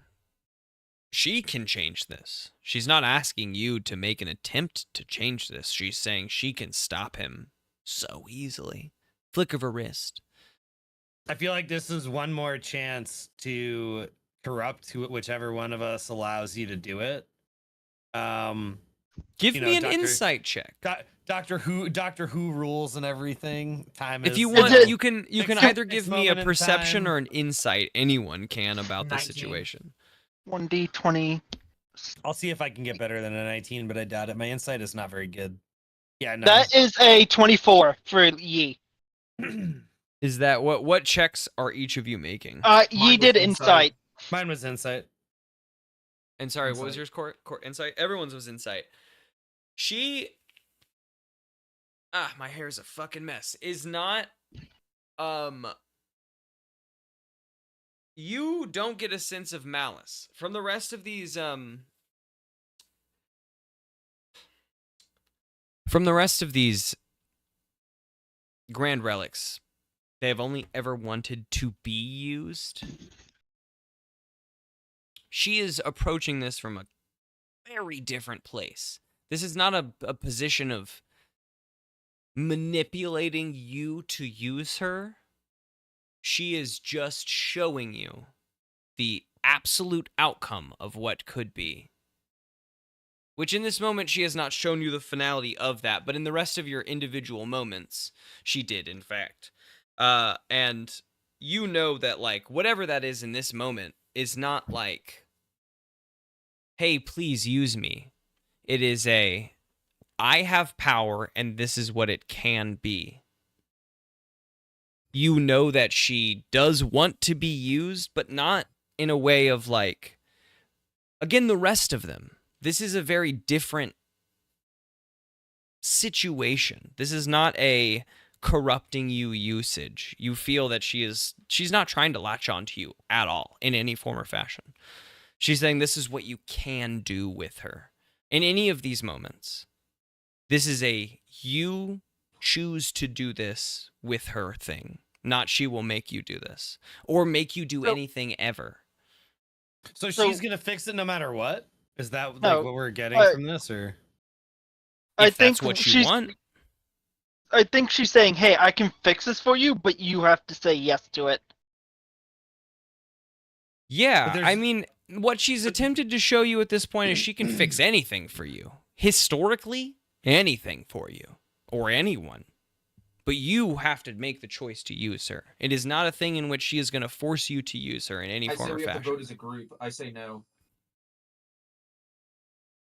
Well, Yeah, it this just is has just to a be different one of us approach. that says yes. I will agree. It does just have to be one of you.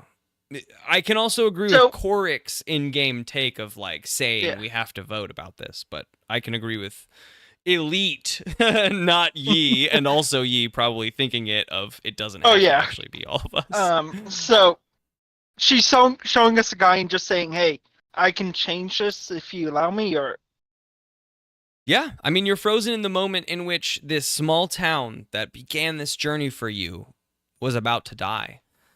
Frozen. And she's saying, if you like, I can fix this.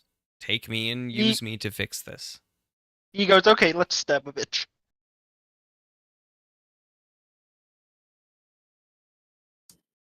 Do you? Who's the bitch, her or the guy? The guy, he's not gonna stab her. He's just like, all right, I like this town too much. It had a good place to rob. That's all he cares about. If it's a good place to rob, so he's gonna go. Okay, I'm stabbing the person.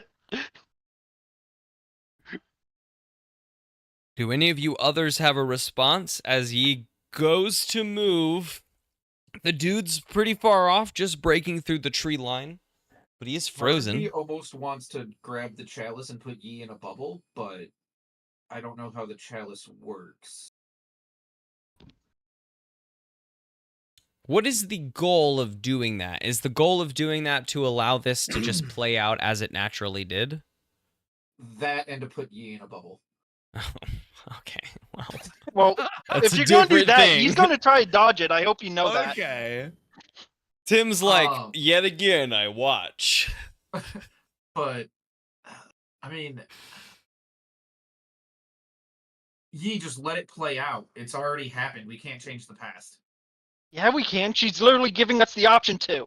I can indeed change the past. So I can let's stop go this shoot that. right Change the now. past. I'm sorry? I said we shouldn't change the past. But then we can save the town people and I can rob them more. There's gonna be more people to Communistic rob. morals built up over a history I cannot argue there's with. But so many other people you could rob. Yeah. We don't Yeah, know what we don't know what the repercussions are of not destroying this town. What if by What if- saving this town, all of the gold and valuables are gone from the world? What if by saving this town it means like 20 other towns get destroyed? Like we don't know what He's the happens guy if that we pushes the save button it. where it's like you get $1 million, but 20 people die. He just pushes the button where the guy says you No, get $1 million. he has some morals. He's not going stop to 20. me from He pushing the stops at button. 5. Tell me when. I'm looking at my banking app. It's not there yet. Tell me when. Yeah. I yell out to Yi in this moment. Yee's like And- fucking 45 feet away, dead, sprinting towards the frozen dwarf. He's swinging with his tentacle from tree trying to get there.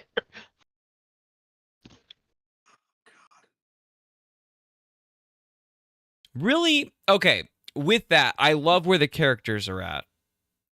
I still think don't in want this Ghost moment Lock, I and I want a just yay went or Earth on nay Yi. vote.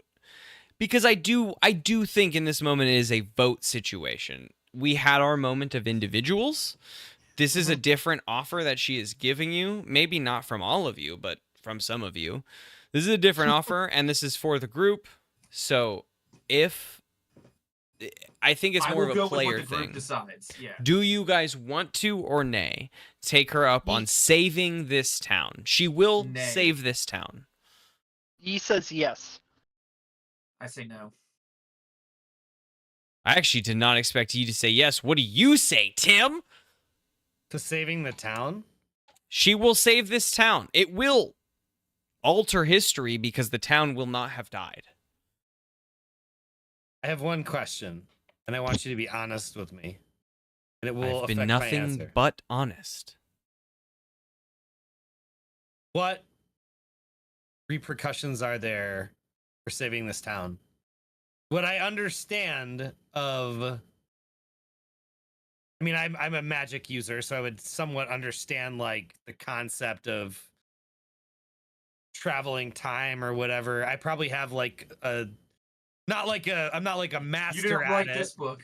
but I didn't write a book on it. But I feel like I would understand. I don't know. the Let's make a luck check. I would understand the general rules of like time travel, right? And like knowing that generally if you change things in the past, it affects things in the present, right? So like give me an intelligence check, just raw intelligence check, because that is an intense concept that we don't even fully understand. So how would does anyone? You know what I mean? I have no idea. Nope, I don't know. You don't know how much it will affect. This is what you think for sure, but there's a little bit of doubt. I'm still gonna ask her, please. Like, I don't have enough knowledge to know this. What repercussions will saving this town have? Like, what are we going to have to ultimately deal with if you save this town? Because there's no, you can't just change things and then not change other things. You're 100% right, she says, and then a silence sort of hangs in the air in this paused moment that we can't know, and I do not know. The future is such an amorphous cloud of what could and could not be.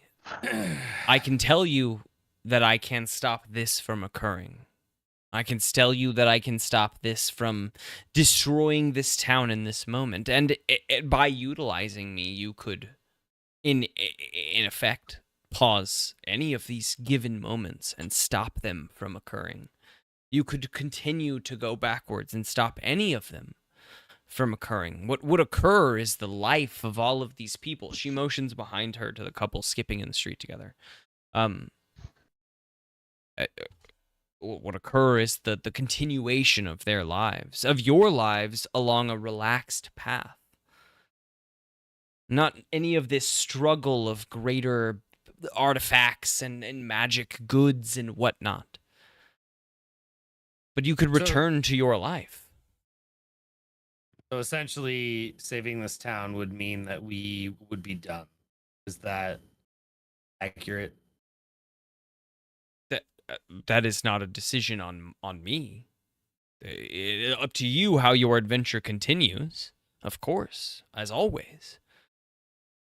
But it would, in effect, take you back to that moment in which you have saved this town as town heroes. Return to Verdansk and take the celebration of saving people as heroes. Well, I mean, my alignment is good, so like, I guess I would say that we should probably save this town. Worried about the repercussions, but there's all these people that will get to have a second chance at life. I think my alignment's good, and I'm thinking if I don't want to fuck up the future. Repercussions and repercussions. Come on, you got this. For me, shmushcussions. That's funny as fuck. It's such a long word to do that funny joke with. That's so good. Repercussions for bishmishmushin. It's nothing. I think that's spelled for the. I'm really struggling with this because, like, the one hand we shouldn't change the past, but on the other hand, like, Think about all the lives you'll Flip save. the coin. we could save. If you're No. that- if you're that, No, I think I would want to save the town. I think my character would want to do that. Yes. Great choice, Tim. I am going to save the town. Okay, I'm gonna. Is that a locked-in vote from Toxic Killer 50? Save the town. Yeah, I think it is. All right, let's go individual by individual. I'm gonna hit Buddha next. Because I want the chaos of what Elite will bring to our last vote. Buddha, what is your vote? keep history as what it is. You shouldn't alter history. That's what I believe in my morals. Going back to my solo thing with the woman. The past has shaped me to what I am now, and I grow with that, and that has built my character, and I stand firm in my beliefs that unfortunately the loss of life for this town, while drastically tragic, led us on the path we are now to get so many of these items to try to save the universe as a whole. And I believe that if we save this town, it could alter the reality to a point that could be irreversible damage, and that we cannot be on the path that we currently are. Okay. I love hearing that. Yee, what do you choose? He's just ready to stab a bitch. He wants to stop this. He saw a bag of gold and knows that there's the thieves guild in this town, and he had his eyes set on it ever since that first day. And they left town so quick he didn't get a chance to steal it. So he's like, I am gonna get this gold this time. Wait, okay, hold on. I know categorically what their votes are. It is a nay for Buddha and a yay for Toxic. Is it a yay? He is saying yes. Okay. In this moment, Yi has been moving through the frozen time for quite a good moment. You just see Yi slicing through time with his clock dagger.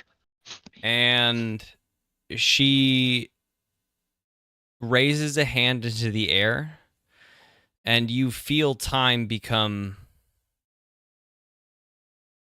motioned again, but in such a slow fashion that Yi seems to be whipping through these branches. And coming above the flaming dwarf, Yi appears and then drops down, bringing the full weight of the cursed arm upon the dwarf, which plummets into the ground, creating a crater of magical energy kind of bouncing off of itself.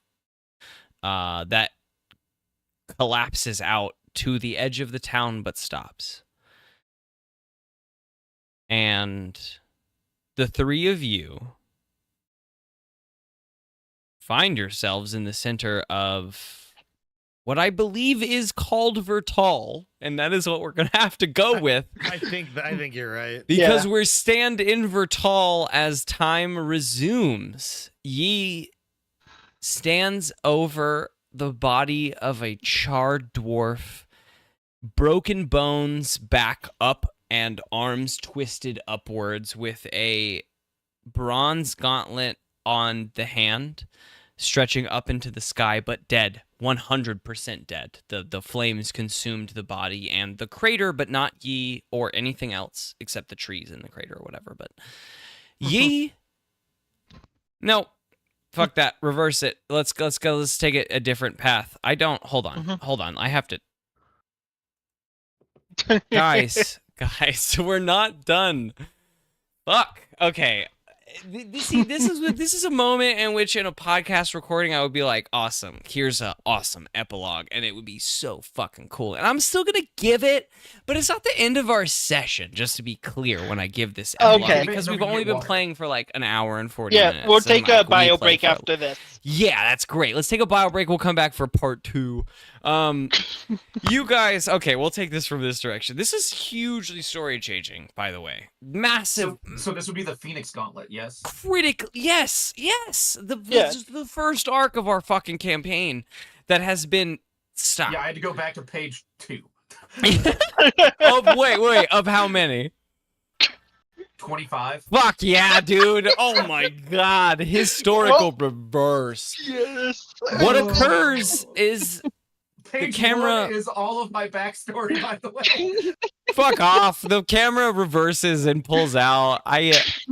Honestly, it's Vertale, Vertale. Hey, yeah, I didn't think you guys were gonna do this. I thought, I to myself, I was listening to all my research. I was going over it, and I was like, I missed a point, and I was like, oh, they could do it at the end. Like when that last bubble pops, it would make sense, I guess, to do it again. But there's no fucking way these three are gonna do it. It's a waste of my time. I cannot believe this happened. Anyway, so the camera pans out. We are at Tim and at Korik in the center of Verdansk as time resumes. Vertale as time resumes. There seems to be a bubble enclosing in on this town, not in a dangerous, imposing way, but just it is closing slowly in on this town and seems to pop around Tim, who has the chalice. And as it pops, time resumes. And you guys are in the center of Vertale. A couple skips past you, children play in the street, and people laugh.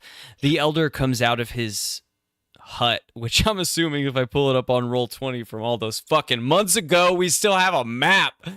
We do, with the circle of the explosion. Stupid. That's where we've been rolling. That's where the players are still hanging out. I'm blown away by this. I'm fucking blown away. You guys stand in the center of Vertale. I think your characters are as blown away as you see me blown away, and that is that you're staring around you. The town is resumed. Tim's backpack glows for a small moment and then goes dull, as it always is normal, back to normal. The elder comes out of his hut, rushing towards you, sort of worriedly, waving his hand, trying to grab your attention. Asking, short of shouting, like, have you taken care of the fucking, what is the problem? The animals. What's going on? You guys left, he's shouting. And the camera pans out to Yi in the center of this new crater of magic. The vegetation and trees all burnt up, but reaching to the edge of the town. Townspeople starting to congregate on the edge, curious as to what occurred. And Yi at the center on top of a burnt-out dwarven husk, again, with the Phoenix Fire Gauntlet twisted up behind the body and pressed into the ground behind it. We see Yi standing there, his feathers on both arms in full plumage. And that is where we'll stop for now, because we've reversed so much time, guys. I want to ask, what made you think we weren't going to do that? Because you guys were 400 moving hit on in the points? story. You all said no. That's why. You said no to all your individual things. We're moving on in the story. Why would we go back and It fix wasn't something in the defensive. past? I'm blown away that Tim jumped on board. Honestly, my thought was that Yi was going to cause chaos and say, like, fuck yeah, I want to murder this dude. No doubt that Korik was going to say no because of the way he said no and did say no this time. I fully expected Tim to jump on board with the no, but he went first. He didn't jump on board with anything. He was leading the way of yes, and I was not expecting that. Can I also, like, man, this like, depending on how much I'm like literally like fidgeting and kind of like This what is the hell huge. right now. Yeah, because at this point I didn't have all this custom character shit. No. You guys are as you are in this moment. As Okay, you thank were. God. Yes, Okay. no. Your level, except for Yi, we need to figure out. Yi is time changed. You don't I've changed again. I think what is stripped of you in this moment is your warlockness. Actually, fuck, that's hard. We need to talk about that in a separate. Yeah, we'll I need to figure that think. out after session and stuff. There's a seed in you. Because we're not done. That's the thing, is we kind of need to figure that out now because we're not done. I don't think like this isn't the end of us. Because I was like, Bathroom man, break? if I have to like redo this whole Bramblethorn thing. No. You and Tim, I think you and Tim are fine. I felt it. For some reason, I think it's narratively important that something is reversed. You, I feel like, are changed, and you guys should all be in your time moment. But I do want something to change, and I think what changes in this moment is that Yi did not like the artifact resets back to its point. So like you guys know where that church is, you know the artifact is there. But the artifact is separate from the sort of thing because of its power, is what I'm going to say in this moment. Man, it's difficult. It's a level that was, again, if it was the end of a podcast episode, perfect. I would have 2 weeks to think about. Perfect ending for an episode. Oh, yeah. Being like, and we look over at Yi, and as his He's feathers are restored. the best. I saw your face, and I was like, that was perfect. But now I have to a bio break to figure out why, and I'll figure out a narrative, and it may not be the best narrative, but I think it's most ideal that there's an alteration. Yes. This was a level 15 worm. What is our level? Yeah, we're gonna level up like twice. Okay, look, we were gonna go back to the moon base, which we can't do now, and I was gonna have an extra level for you because you killed the purple worm, and I'm blown away by that. Which, after that conversation, you were gonna have to fight 3 purple worms, by the way. Like, this is all fucked up. There's all sorts of this is fucked up. I just need maybe give me like 10 minutes. Didn't the city? There was 3 purple worms. 3 babies. We'd have to the fight breaking the of the babies ground again. was the 3 baby purple worms that are mad that you killed their mother. Yes, 100%. The ones we originally killed when we got here.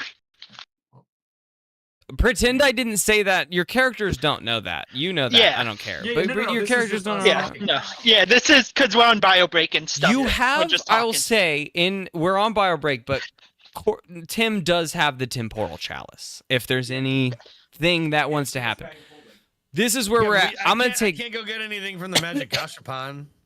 No, none of us can now. No, we're not going my into... debt has been I have erased. pages of Lunar Interlude planned, guys. We're not doing it. No. So we have to figure out... Again, a quick bio break, we'll figure out what happens next. I don't worry, my debt, Yee's debt is now erased. He doesn't have to pay back his debt. No, it isn't. Here, I pack. If anything, it's more forefront now because this is closer to the point in which you were trying to pay off your crimes haven't been cleared yet. You know? I No, guess but this it's is a lot you less clearing your debt than crimes. 2,000 gold. Fuck, this is you clearing your crimes. Dang. Okay. I gotta take a break. Oh my god. All right, bathroom break. I did not expect that to be like that.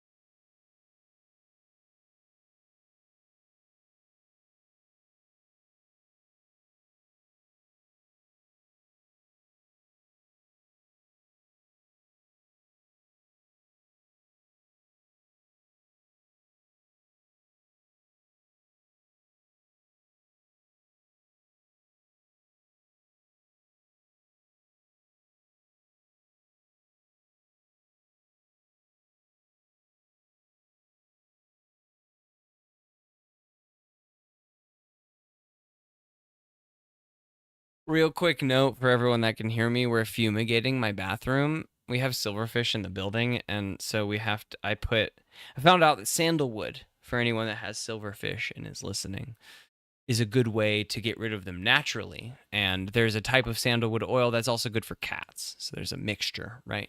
Sandalwood oil, good for cats. Fumigating bathroom. We put the sandalwood oil in a diffuser, and I put it into a humidifier in the fucking bathroom, so that it would attract the silverfish, but then dispel them. I want them to be fucking confused about my bathroom. That's the point.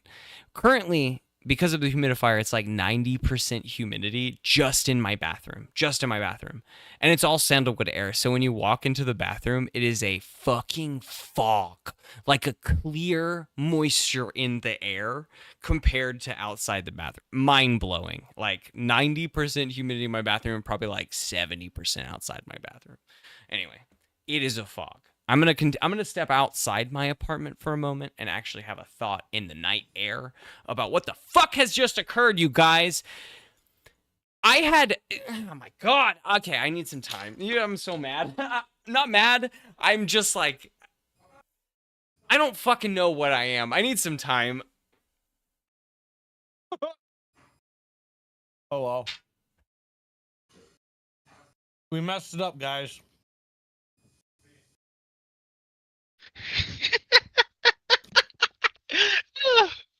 That's funny.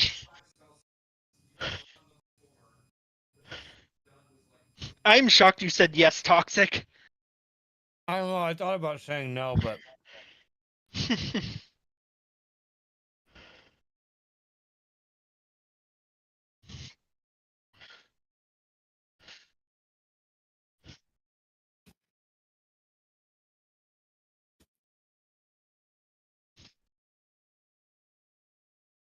It's dumb how they have a bits section now in the rewards points. what? In the reward, you can pay bits for some stuff. Oh yeah. Yep. It's only a few things though. Yeah, I know, but I still think it's dumb in my opinion.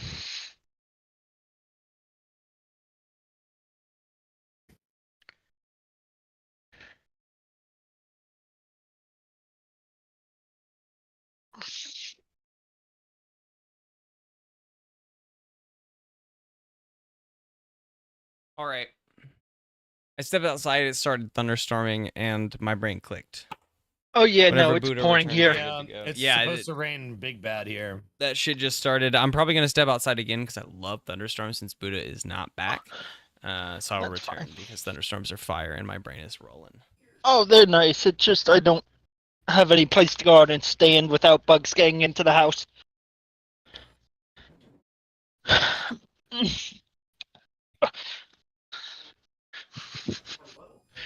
Oh, geez, that was chaotically fun.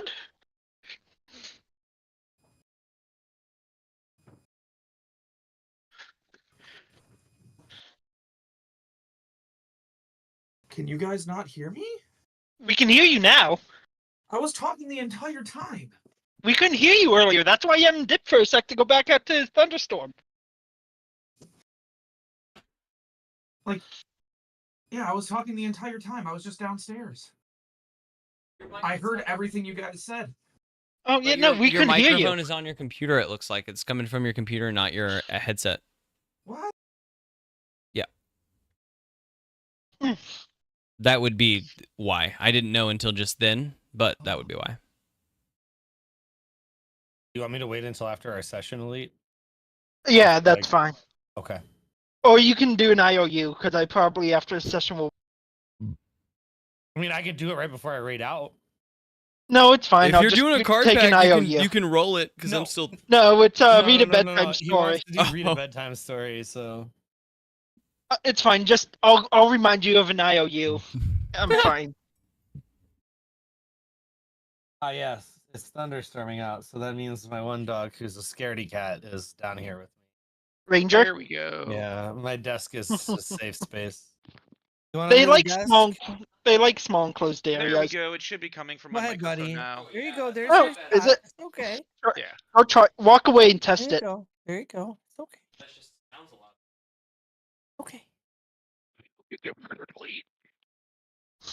It's okay. Yes, you are wicked weird, Buddha. Okay, baby. I know. You don't like the boom booms. So Toxic, what's the score of the hockey game? Florida's winning 2-1. Suck it. I hope the Oilers come back and win. I'm neither of their fans, but I don't think my team's making it far. The thought I have is one, because you know what? I'll even leave this as an option. I think personally, as a narrative thing, something should massively change. And I know I left it at the break as being Yi's thing, and I don't think that's fair. It's just me like imposing that's a huge class change.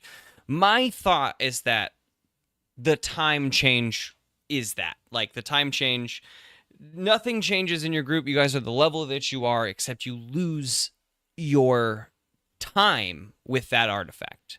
At no point were you connected with that artifact, whereas I feel like Buddha was a druid already, so there's some argument I think that could be imposed that maybe he has continued down his path, whereas like your artifact is separate. Your artifact is not an artifact.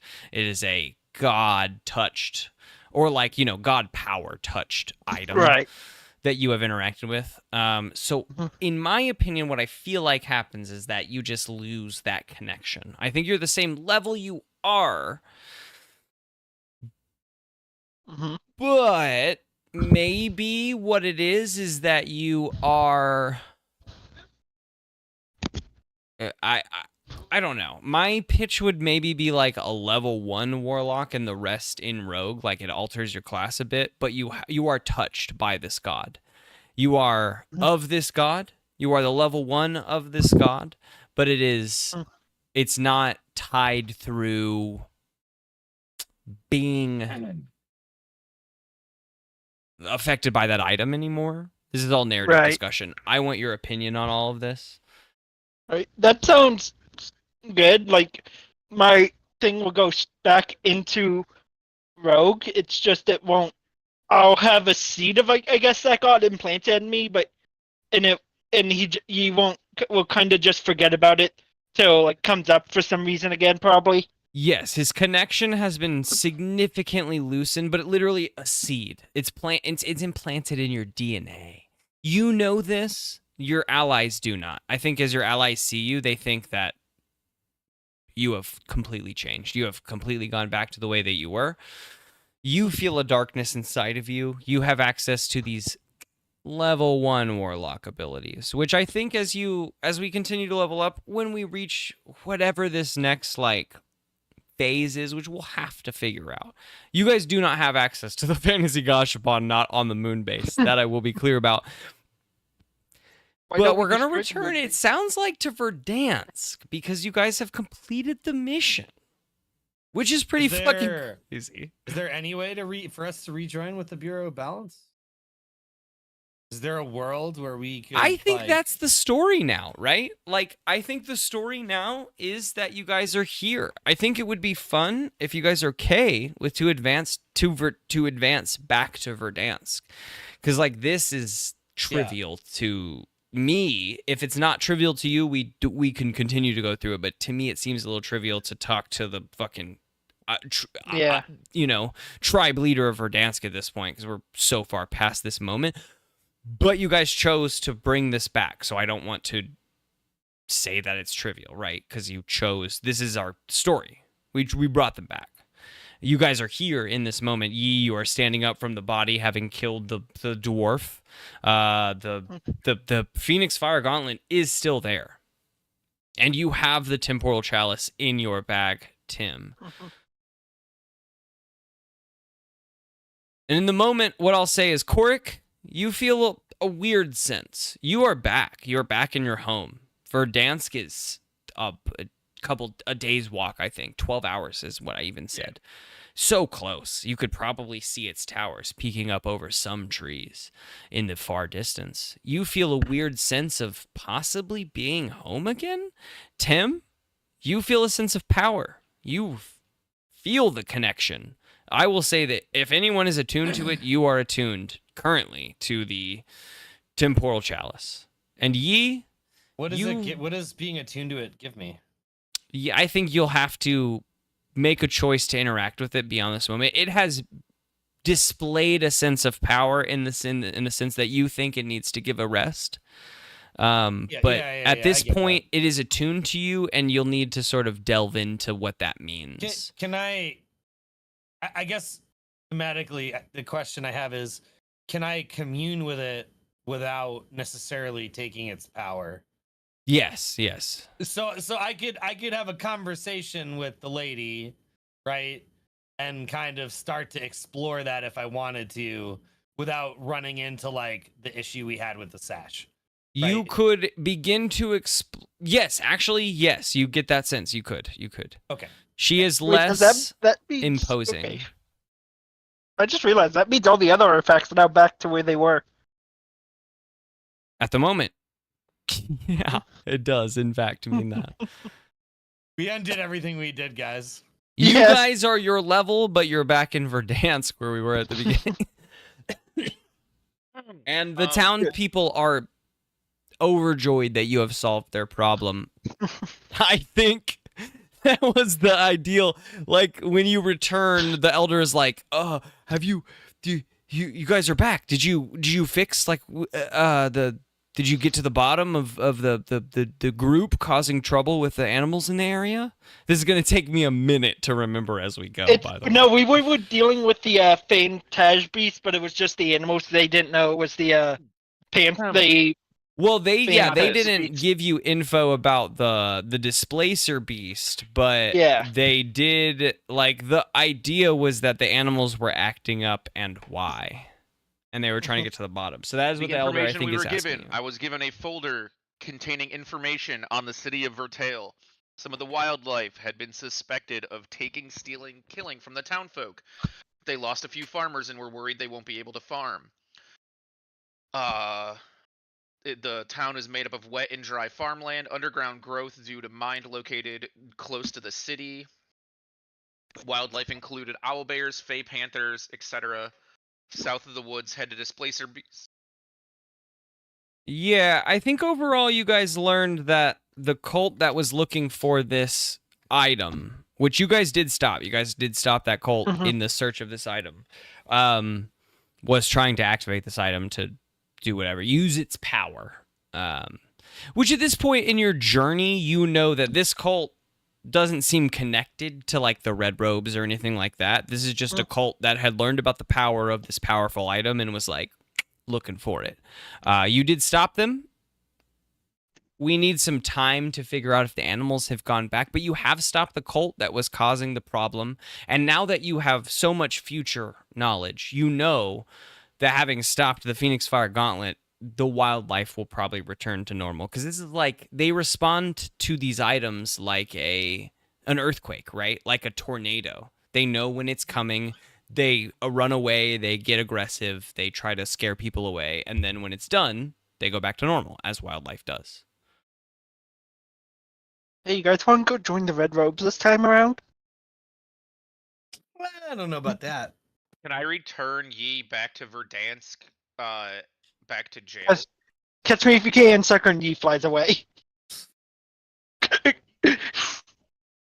Because, you know, I mean, man, am I going to get in trouble if I go back and I don't have him? Am I going to get fired? Shit. To be fair, your task is back to be watching over If we recall, I think that Yi was earning his freedom by doing this quest. He had just done a small thievery. It was community service he is doing. Stole a so lot it's, of diamonds. Yeah, but I tried to steal a diamond, correction, and I failed. Yeah, but it was community service, and this is the community service he was putting in. If you return with Yi and approve this as a success, Yi is cleared because he has done the community service that he was supposed to do. That was always the point of you and Yi, is like going out in the first place. Tim was joining because he's trying to earn a visa to Verdansk, I think, if I'm correct, by proving that he is of, like, you know, doing the same kind of community work as everyone else. I thought that was why I initially joined. I do think so. I love how we all have to go back to, like, how did Witz This is start hard. this? Yeah, Now so we it's, returned to now it's, Verdansk. Tim getting a whole bunch of ladies, and he's gonna get a visa that way. Tim gets his visa and can flirt with as Tim many opens a people as he brothel where wants. They're all just about him. Exactly. He knows what Yeah. he wants now, but he can get a Next- visa and do that. Next episode is Tim gets a green card marriage. Fuck Tim me. shotgun marriage. I mean, with this, I will say With that this, Tim you earned his include all like those women. citizenship. Like Tim Yeah, earned his he's gotta re-woo citizenship, all and of them. ye earned his freedom if you return to Verdansk with the team. Do you guys want to go back to Verdansk? Can we take the got- glove first? I want to take the glove. Uh, We shouldn't probably what leave it happens here. if the chalice and the glove touch tips? We don't know. We've never had two artifacts at once. Hey Tim, talk to your chalice. See what. Ask if they know. It might be too tired. Like, I think it took a monumental amount of energy. We should probably wait until tomorrow to like try and talk to her. All right, You then we probably can need just to put rest the after glove that. in the fanny pack. All right. That's a separate bag of holding, correct? Yes, Okay. Tim has his own bag, and we have ours. We have a shared bag. Yeah, anything Korik puts in it, you can get. Anything he puts in, Korik can get. 100%. And you are safe in the description of the way that these items are, in that the bag of holding is its own individualized like space of container, in that like there isn't a door into that besides the opening of the bag of holding. That is the only container of that space. If you had put these items in the same bag, there would be a different thing. But you put them in two separate spaces of container, so we're Okay. it's totally safe. You guys were... Well, hold on. Who grabs the Phoenix Fire Gauntlet? Who wants to? Korik or I mean, I grabbed the last one, but I guess Korik Yeah. looks like he's wanting I to. would Are say you wanting to Tim or not is wanting Nose to? goes wants to, or doesn't want to? Doesn't want to. Okay. He's no longer possessed, so by like, he's just. I'm assuming it's a fire gauntlet. I'm assuming it's made out of like brass, gold, Wait, has shiny things. Okay, before I have a Or- question. He has picked up this glove before. Would it still have an effect on him since he's already resisted it once?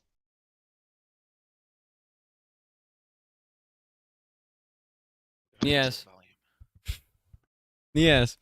But also I want everyone to give me an insight check. I've had another different Okay. thought. Insight checks from everyone. Yes, you will still need to make the check. I was going to describe something a little 28, not 20. 18. It Dirty doesn't matter 20. what any. Wait, did you say also? Did you say dirty 20? Dirty 20. All of you got mega high checks, even Yi. Like, I mean, well, especially Yi with that 20, of course. But all of it, I guess I meant even Tim. Everyone got especially high checks. Fuck. God damn it, that was such a good fact. Oh, what you realize as you're watching over the situation, all of you are looking very intently because life is different now, right? Like everything has changed in this moment. But what you realize is that as you speak to the community members before you leave Verdansk, I'm going to move the narrative beyond Verdansk, but I mean, Vertal. Vertal, yes, Vertal. correct. Vertal, as you Vertal. leave Vertal. I'm going to call it Vertal because it just rolls off my tongue, right? Even if I called it something else. Vertal. That's Vertale, fine. whatever. As you leave this town, the thing that sets in you is that in talking about what has occurred in the dwarf coming out of the fire, they have never mentioned the dwarf.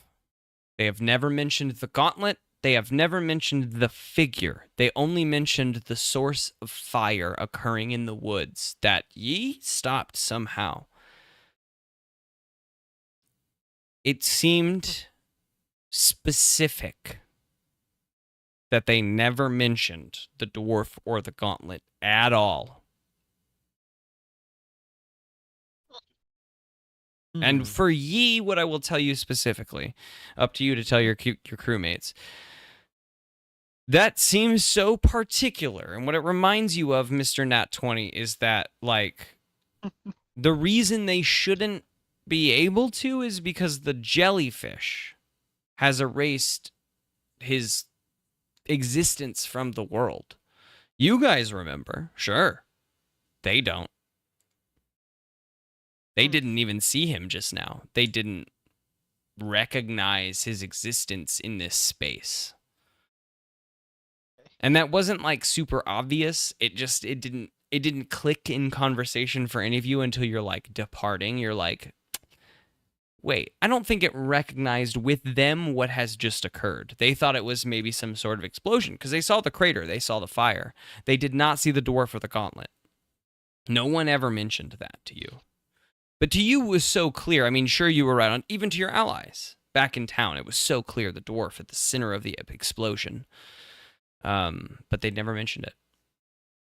It like wasn't a part of what happened to them. But you guys do return to Verdansk. Korik returns. Wait, what does he save to pick up the glove? Oh, fuck, you're right. Wisdom yeah. saving throw. Oh, he's gonna pick it up because I was gonna offer to pick it up with Mage Hand and go through the process. I wondered what it was again, so I knew because we. Okay. Can I want to try to pick it up with Mage Hand first. It's a heavy glove. I don't think you'd be able to. Well, you could always try. It's a fucking Yeah. I'm gonna try before I have to make a roll. Yeah. No, Mage it's Hand is fine, a I'm just- cantrip? It is a cantrip. Yeah, you cast Mage Hand, the Mage Hand comes out, and then as it touches the glove, it bursts away in a jolt of energy. All right, I'll go try to grab it, I guess. Well, you only have one artifact. I don't think the smartest thing is have somebody has an artifact already pick it up again. You Can want I- 2 artifacts? Are you fucking kidding me, you power-hungry bitch? But can I give it to? Can I like put it in the bag? Put it in Elite's bag or something? Well, that's why I'm saying me or Korik should, because it's around our You waist. can do whatever you it's want, right there. you Yeah, but power-hungry even bitch. If I grab it, I can still fucking put it in your bag. Sure. Yeah, if I attune to it real quick, I can do whatever I want with it. Alrighty, You would have to unattune to something though. I would have to unattune to something. Whatever. Not for one of these artifacts, I'll say. You know that. These Okay. these go above and beyond like they're attunement. different. I'll take a pause and state that even as a player of D&D, I'm very proud that you have made that note just now. Because that means as a DM, I'm doing a good job. Because as a player, I'd fail to remember that you can only have three attunement slots at any it's like point. 3 attunement slots at any point or something. So I applaud you. And you know what? I'm even going to give you an inspiration point for that, Buddha. Because that's just cool. Like I don't, remembering rules and like playing to them, I love that shit. Like it's important. So I guess I'll grab it. I don't. Korik didn't really seem to want to, and I guess he wants to, but Yeah, no. Do I want him to? He wants to pick it up. He's picked it up before, so I feel like he'd have a little more idea of guys- the better way to pick it up. Are we gonna have a dex check over who picks it up first? Are we He that is interested? is a plus as the highest dex. I feel like toxic. So Question. is it? But no, is Have it a we deck long roll to check rested that? before doing this? Have we what? Have we rested at all before doing this? No. no, Well, I don't think so. Well, no. would You this guys be come. cons- You guys come out of time in the exact place that you were. Like, Okay. Because I was just, this is going to be very important depending on what happens here if I had my lucky egg ability at all. So that's why I was asking. no. I think you come out of time exactly in the place you were. We're still in that Well- moment of health and spell slots and all that. This could be my funny moment though. I guess I could like put a portal out so Elite can't grab it. Ye can. I will try. I can fly over your portal. I'm I gonna don't leave it care all about your damn open. portal. I I want. can put a portal where he's flying. All right. Okay. You know what? Here's what I'm gonna You do. gotta It sounds be like on a we're both flat interested. surface. So what I'm gonna do is have you both roll initiative, and we're gonna do turn basis. Okay. Can I make this really fun? Can I get in on this too? 16, You it's probably can. gonna I don't be- give a shit. Jump Hold in on. on it. I love it. Who's gonna touch the rolled- artifact first? I Yi, got a 16. I will give advantage to because Yi is 18. directly next to the artifact. I have an 18 for initiative.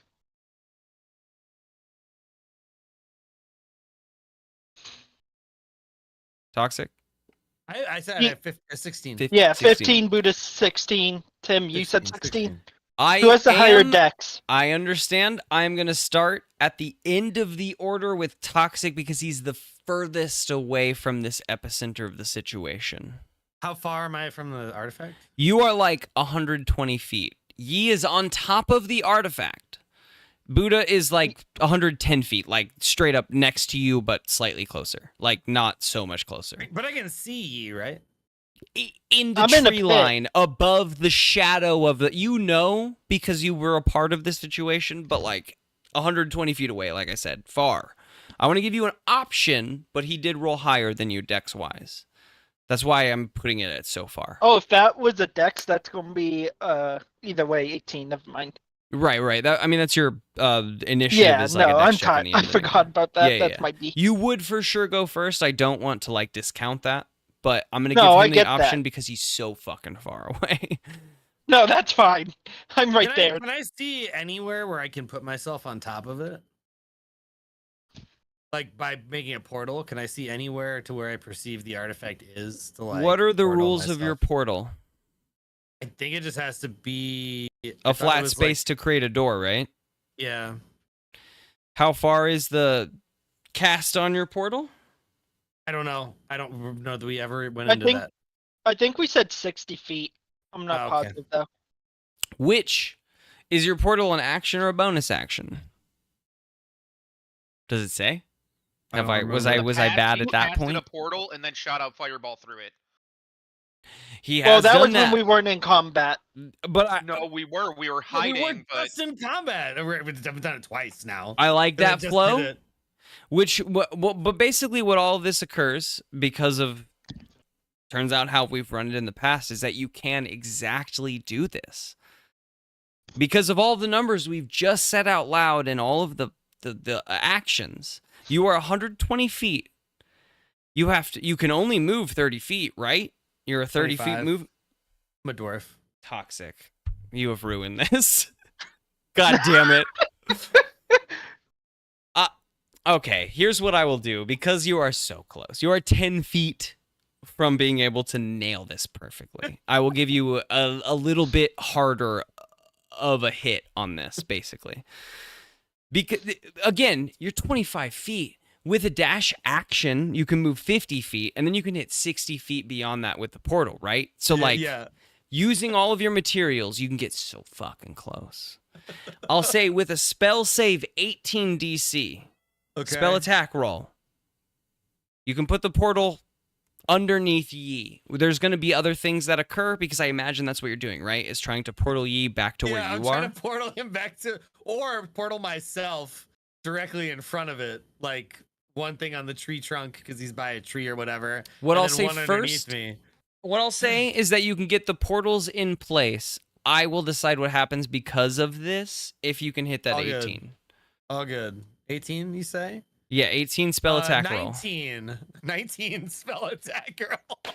You want to teleport yourself, but because you're so in speed of like trying to stop Yi from grabbing that gauntlet, you teleport. What you end up doing is putting the first one under Yi and the back one under yourself at the same exact time, basically. You just mix up your like physical actions, and Yi teleports next to you. And now we're at the start of the initiative order. It looks like a race for the gauntlet, in which, at the beginning of this initiative order, Korik is in the lead somehow. Yi, you are up first. 120 Hey, feet to the gauntlet. 120 feet. So, okay, hold on. I want to check something out now that I don't. And I guess portal there's a automatically portal close? right in front of it that leads next to Toxic 120 feet back. Don't fuck that up. Disappointing to spend 2 turns to get to the objective and then to teleport 120 feet back. Not where I expected to spend our time. I have pages up on my computer right now of where I expected to spend our time, by the way. Hold on, I'm just checking something. This might also be a DM rule, but I Yeah, want to but check this something. This is pretty good. I feel like this is a. I love this about D&D. No matter this how is much I gold. do plan. Honestly, at some point, I did expect Okay, I'm gonna you get there guys quick. to I'm make an gonna active fly. decision to say So fuck I'm that gonna sword. dash, and I'm gonna fly 100 feet. Okay. So I'm You do pretty that. much now 10 feet away. 20 feet away. You were 120 feet away. You flew 100 feet. You're 20 feet away. Okay. Yeah, I'm 20 feet away. Buddha is 110 away. He's 10 feet up in Yeah. front of you. Next in the order is Buddha. That was all of your actions? Where's Uh, so the portal is there? There's one like Wait, Yeah, it's like I- right- I- there's I wanna one make 10 sure feet that- behind me, and Yes, there's one 10 feet behind you and one 5 feet in front of Yi at the moment. But first, I want to see that Yi has. I want to make sure that Yi has taken cunning care of all his action. actions. I'm going to dash to the item. And I think with your bonus action, you can, and because you're aware of it, skirt around the edge of the thing because you have Yeah. extra movement. You have more than enough movement to move around it physically. So what Mhm. Buddha, on the beginning of your turn, on the beginning of Korik's turn, what you see is that there is a portal 5 feet in front of the artifact where Yi fell the first time, but Yi has sped the fuck out of his life and landed next. Or because he flew with all of this, I will agree, he's probably flying right above the artifact right now. But it is your turn.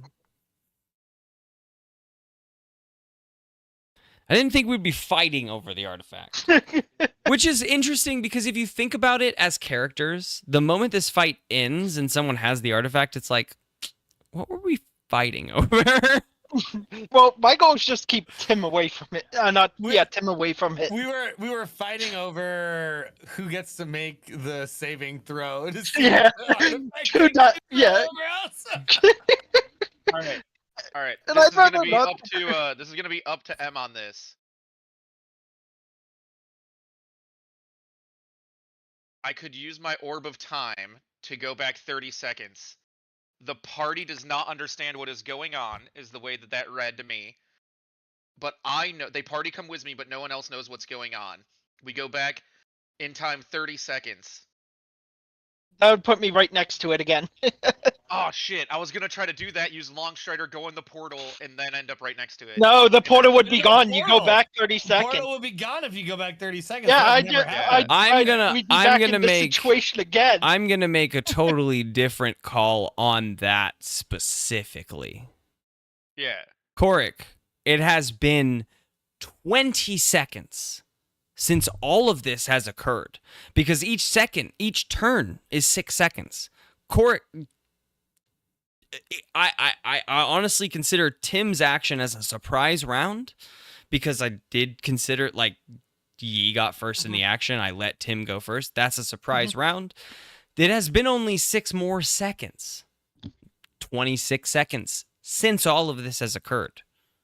If you use your orb of time right now,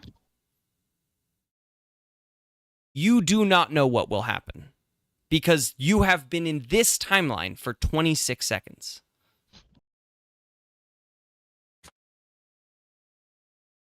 That is what I will say. I don't think there's a check to get more than that. I think that is your choice on the orb of time on this turn. Next turn, you'll go 30 seconds into the past, which would put you... Hold on. The end of your turn will put you at 32. The end of Toxic's will put you at 38. The end of Yi's will put you at 46. 30 seconds in the past will put you in the middle of this beginning. Like basically will put you at the start of all of this turn order right before Toxic goes if you wait a turn. If you do this, it will take you back 30 seconds, which is 4 seconds before this timeline began. I don't want to stop you. I just want to make it clear that this is important. I really wish I could see Yee's face right now because I saw Toxics when I said that. Ah, fuck. That's intense, actually. I was going to say, let's give an insight, but I don't know.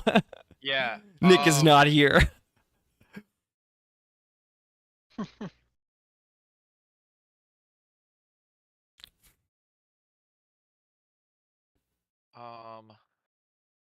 I was even going to have you roll a luck check, but I want this to be a decision because this feels as every decision has been made so far in this episode or session. All right.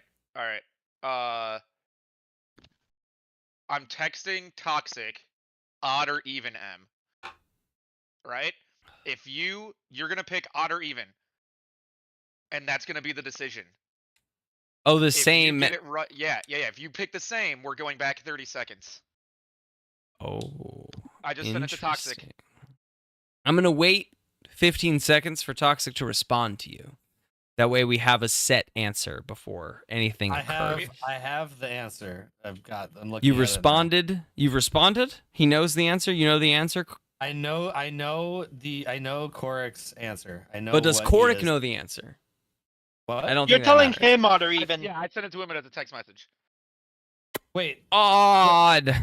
We're going back 30 seconds. I break the orb.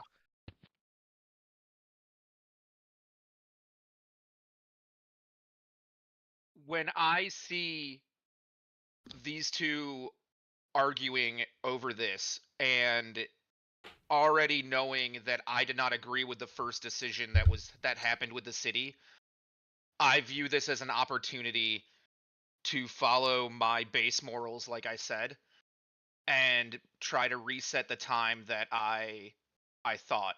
And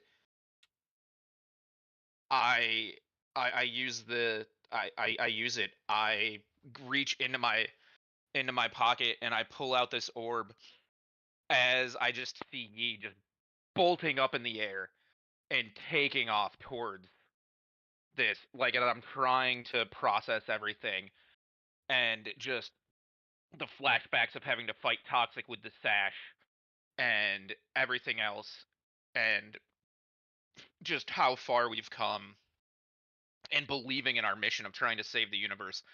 I smash the orb in my hand.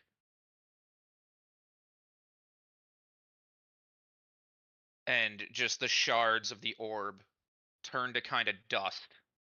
Some of them start floating away, and some of them start falling to the ground. Yi is reaching for the Phoenix Fire Gauntlet. Tim, what makes most sense to me for Tim as an intelligent character would be to sidestep into that portal to try to like reach up, because that's an instant reach for you, right? That's within reaching distance if you just reach down into the portal real quick. It's right next to me. Exactly. We see two hands. Yeah. One reaching up from a portal, one reaching down from flying. Stop as they millimeters from contact each, about to come into contact at the same time. And everything goes white for a moment. And you do see June in front of you for a brief second. Frozen in time, sure. She is staticked. She is broken across her form.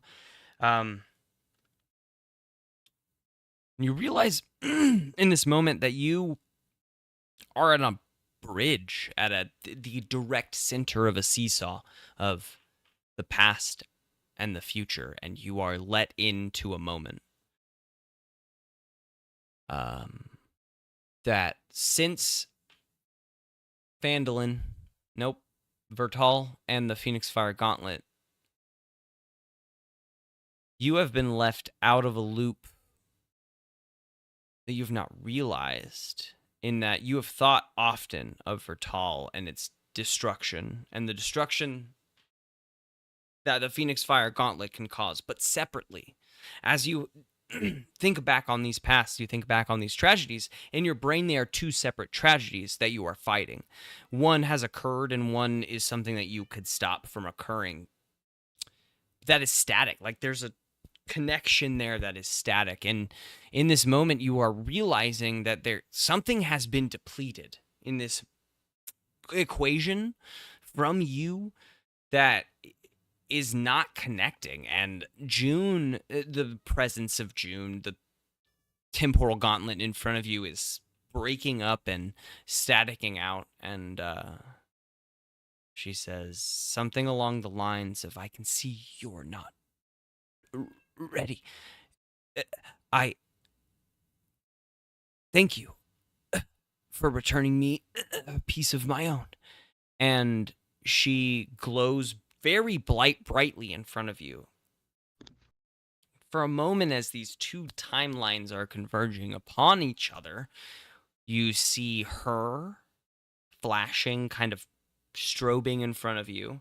And in between those strobes, you see a different form of her, but wearing the Phoenix Fire Gauntlet, strobing in and out of each other. And then that just completely disappears. And you find yourselves in the desert, surrounded as 3 smaller but still large purple worms burst from the earth, screaming in agony as they point their mouths towards in on you. And I need everyone to roll initiative.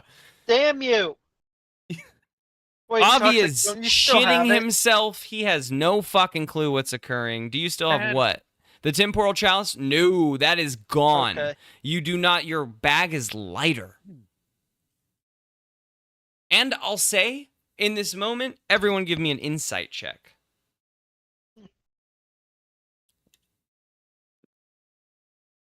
18 for insight. I have no This- idea. This is not a group. Well, I still want to know a total. 3. You don't. 15. Initiative. Korik is the only one to feel like he knows why he's here. You're here for one of the... You're sure. You're sure of it. One of the grand relics. We have to do the whole But you're loop again. done, and you don't... You feel done. You know you've completed your task. But you don't have a grand relic. You know that. Tim doesn't have a grand relic. Why would he? Yi doesn't have one. You've been saving a town from a purple worm. What does that have to do with the grand relic? But you know you're done. You've done it. Somehow. You've succeeded. Question. As we're here in this desert, we see the worms popping up. I glance over at Yi. What does he look like? Oh, fuck me. Fuck you. Yeah. I hate this shit. I don't know what he looks like. The problem with creating shit on the spot and then you guys being like, I go back in time and change that shit. It's like difficult. It's like difficult to say what people look like. I don't know. Go outside in the rain again for 2 minutes. I was literally thinking about doing that. I think I'm going to. I was looking for my shot glass, but I couldn't find it. I think I'm just going to carry the bottle and stand out in the rain like some sort of fool. Give me a moment. Yeah. If everyone can silence themselves except Yi. And I want you to tell me what you want from this. It's not exactly what you will get from this. Yeah, definitely. But I want you to tell me what you think the ending should be so that it's somewhat fair to you. Because this is a huge switch up in your character is the only one dislodged from time in this way, and I don't want to be unfair to you. So if at any point, any outcome, you're like, no, I'm not interested in playing that, tell me, and we'll make something you're interested in playing in.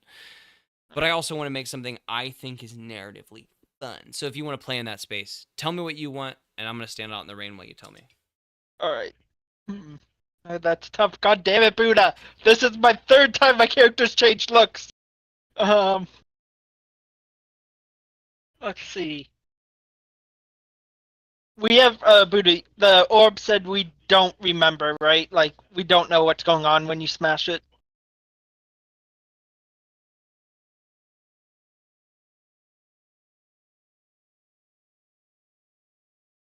Hello?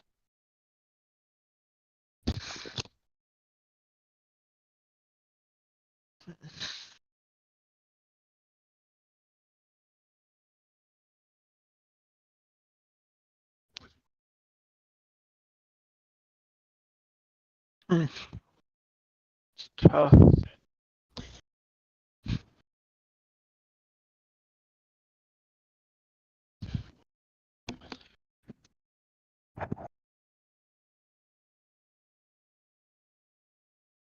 Buddha, are you there?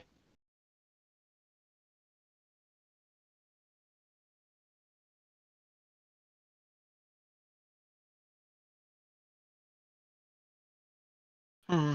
Hmm. Da, da, da, da, da, da, da. Hmm.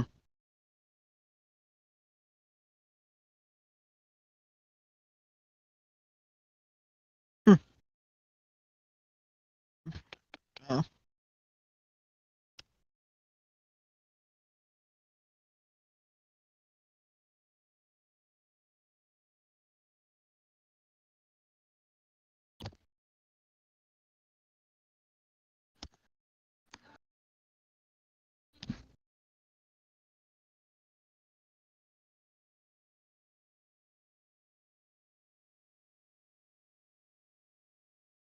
I imagine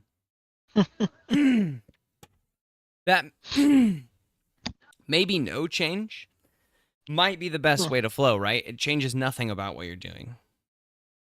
Hmm. Right, but I'm just trying to think. This is going back in the past, but also not. So I was thinking of. There's, That. I'll say, there are massive story implications about, I have just figured out how I can include what is occurring, like.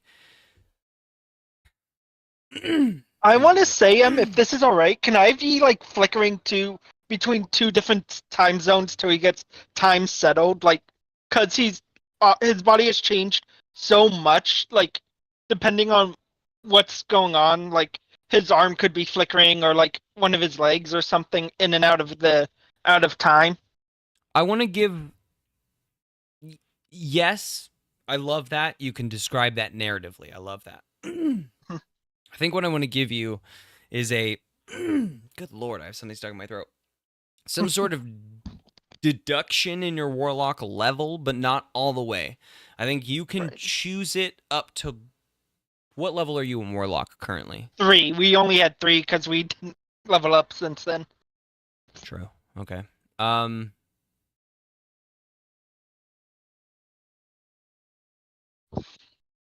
Then for the next level up cycle, I think you're stuck at 3. Okay. You can't level up warlock. There's gonna be a barrier on that, and Okay. it's not in the way. Like, I think from this moment, it's not in the way of the god not contacting you like it hasn't before. What I'll say is, with the refresh of this, is that you honestly you feel back to normal. You don't have the arm the way that you did. Mechanically, when you use those abilities, your form will shift now. Ooh. You Nice. I'm don't a shifter. feel the mental pressure that you felt before. The like control. I don't feel the anguish. Yeah, you don't. You have the warlock powers stripped from that god, as all warlocks do, but it is not affecting you in the way it was before. It is not.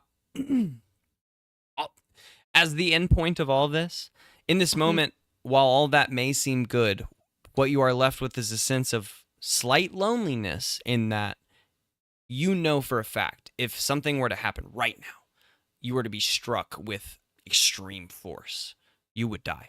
This thing would not be there to sentiently save you as it has in the past. Okay.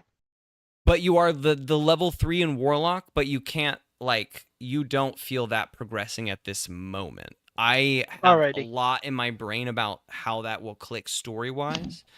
I think narratively you have been clipped from this god, but I have a way how that's going to happen that will fit into our story beautifully, actually. And all this we can just say, like, the time happened in all of this. Like, we know that something huge has happened here. We can just say that was the cause of it, but, like, narratively, it will be important in the next coming steps.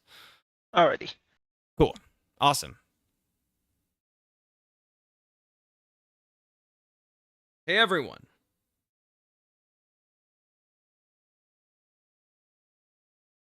Come back. Come back. Maybe I'll just text him. Oh no, they deafened because they. I don't think they want to hear. I know, but I'm like waving. I'm like waving. Yeah, I just told Buddha they're all good to undeafen. Oh, I texted you only Buddha. Oops. Oh. LOL. Come back.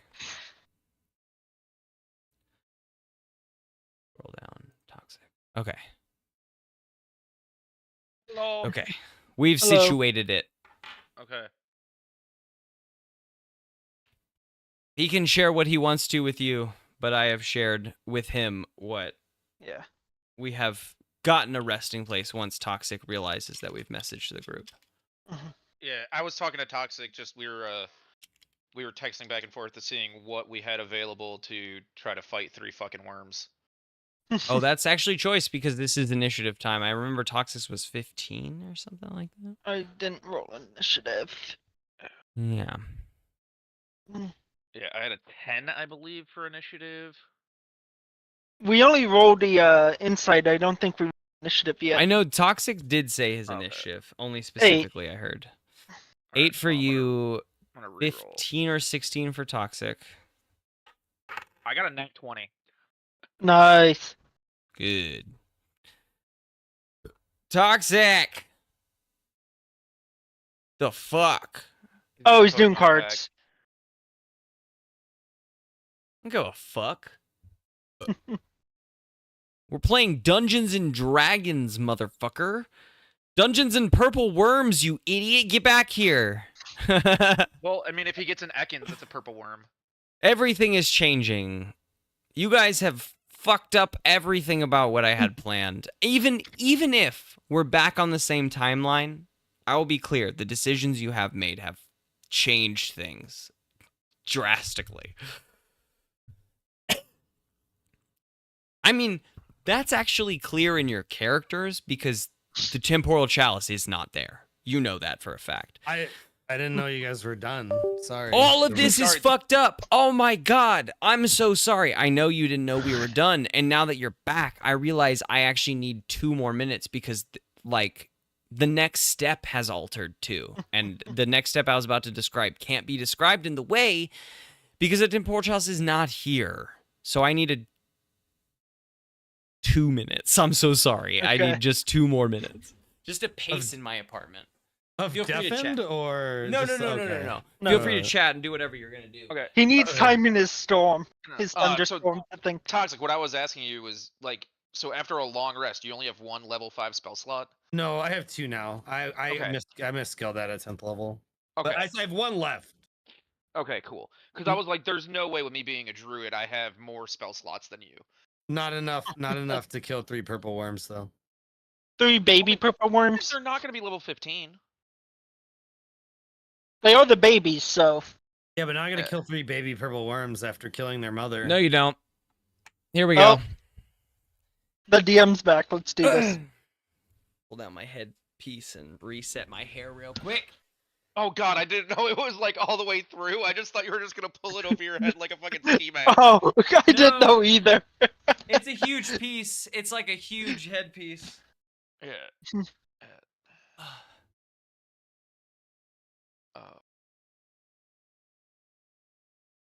Okay.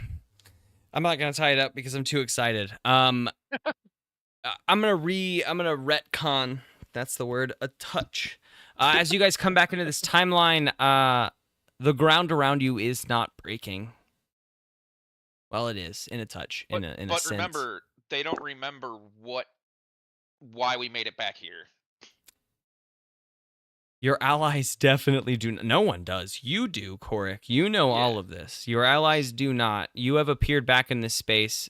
From Tim and Yee's point of view, the purple worms, what you are certain has been about to burst to the ground. But as the ground bursts up around you, in fact, it is just seems to be force pressuring upwards as unfortunately, what you see in front of you with no bubble around it, no sense of magic at all, is the sense of this purple worm bursting up through the town. Oh, cool. So now the town is dead for real. Erasing it from the like extent. That feels wrong. I'm fucking describing it, but that feels wrong. Like, I am mad in this case. This is so much time to think about. It's not that, in no way am I mad at you guys. Of course. I love decisions. I'm just trying to figure out how this occurs. I love how because we've stuck with Fireball. We were still like 15 feet away from when Yi popped that bubble to come out of the. I guess you're right. It Like is the only tunnel. 4 seconds. It's not like we erased all of the time of the thing. Yeah, so you're the worm actually could still be dead.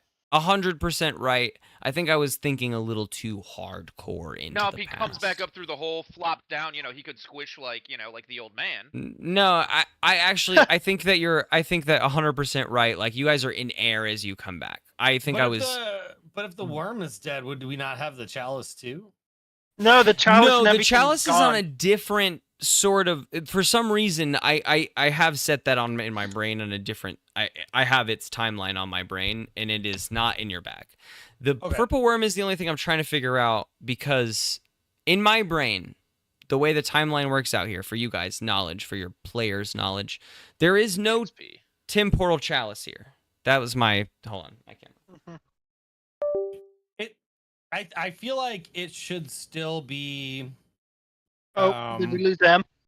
No, I'm back. I'm here. I just my camera okay. was fucked up. I will say that the only point that holds true is that the temporal chalice is not here. And while you guys have completed, you feel you've completed your mission. If you were to step back, you haven't done anything here. There was never a bubble here when you showed up. You feel complete. The bubble was not here. Timeline-wise, the temporal chalice is taken care of. You are done. You know that. But I am trying to figure out. Actually, I think that's the only thing separated. I think that you are 100% right, Buddha, in that we are in the moment of flying through the air. Avi is totally shocked. The dead body of the purple worm still kind of coiling behind you. And I do think you're right. The purple worms are bursting from the ground, but the only difference in this moment, besides the 3 purple worms, we can hold initiatives. Someone said nat 20. I think Toxics was a 16 and Elites was a whatever, 8. Yeah, I'm last. It goes Buddha, Toxic, me. Is that there is no bubble around the town right now. That's the only difference. Whereas, like, when you soared out of here the first time, the bubble still did exist around the town. There was something to occur there. But we'll get to that in a moment as the 3 purple worms burst from the ground. We roll initiative. We're in the top of the order. Korik, as you begin to take your turn, what you realize is as these purple worms have burst from the ground, time is yet again frozen, which I'm annoyed by. We've been through a lot of time things. I, as the DM, am like, done with this bullshit. But there's important story events. Time is frozen again, Korik. And as you look around, Yi and fucking Tim are not frozen along with you. All of your heads are like looking side to side, and you're trying to figure out what's going on. And out from behind the purple worm, a red robe steps, as if it had been there the whole time. They look at you. And then they quizzically, somehow, darkness over the face, look back at the town, and then look back at you. And they say, did you use the temporal chalice? They're like looking back and forth between you guys and the town. As he looks at Yi, one of Yi's arms quickly vanish and then reappear. Nope.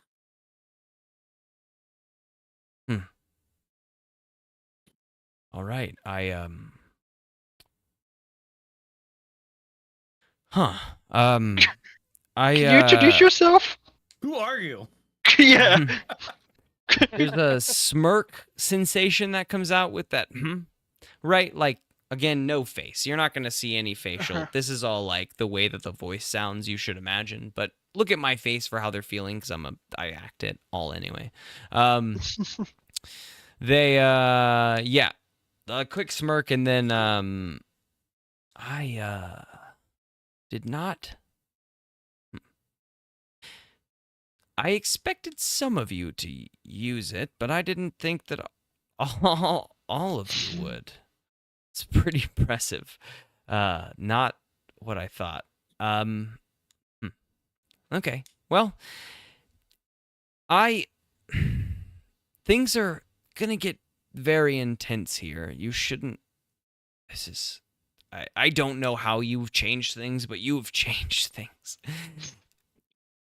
As things get intense, I just need to know that you trust me. I love what you've done here. This is incredible. I don't know. I don't know how you've done it.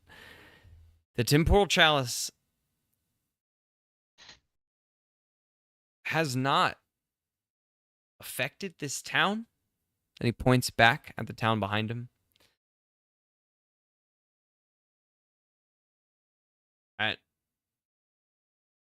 That is not even something that we could have done.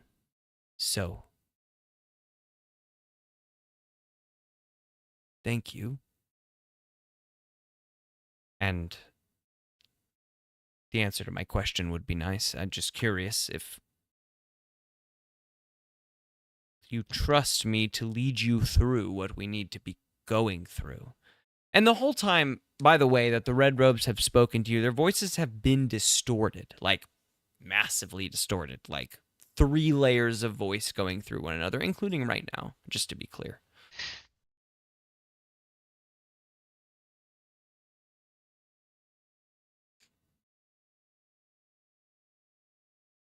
To trust you, we need to know a name at least.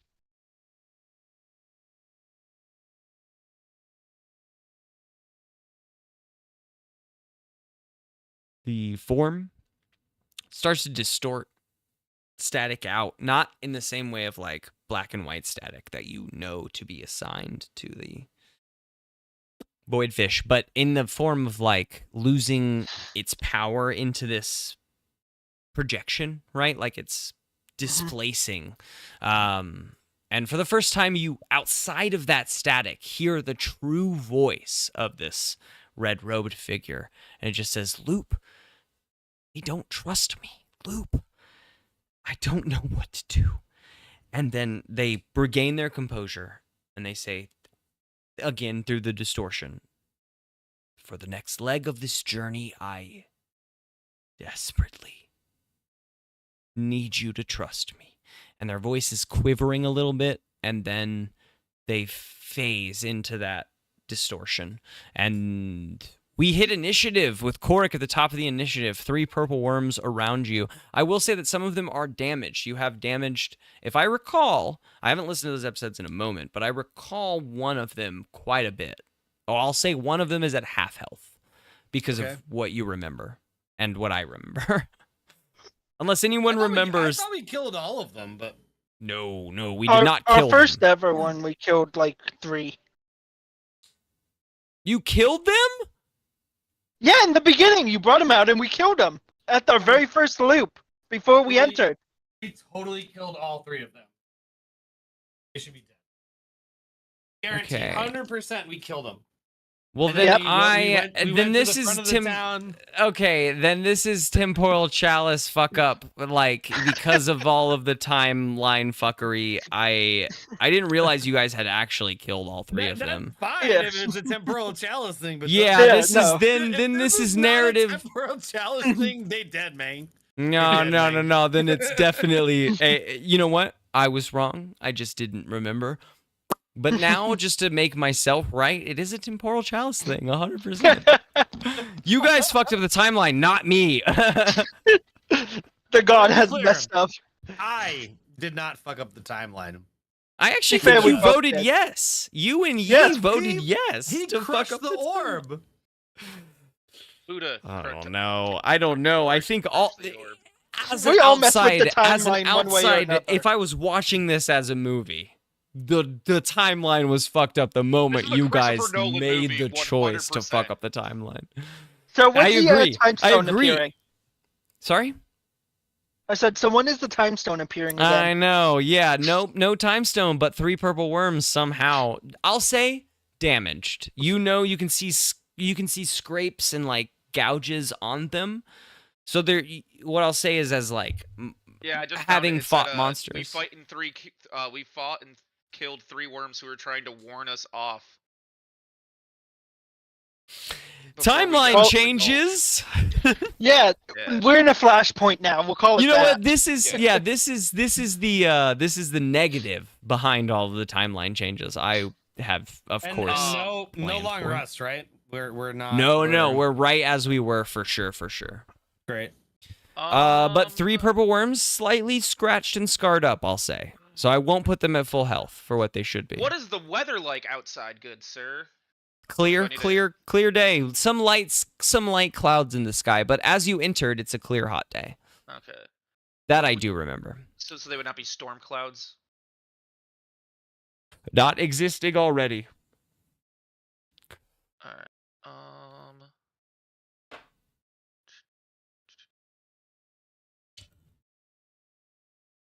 How far away are the worms from me? Like 10 feet each. They're surrounding you. And your allies and Avi. Oh.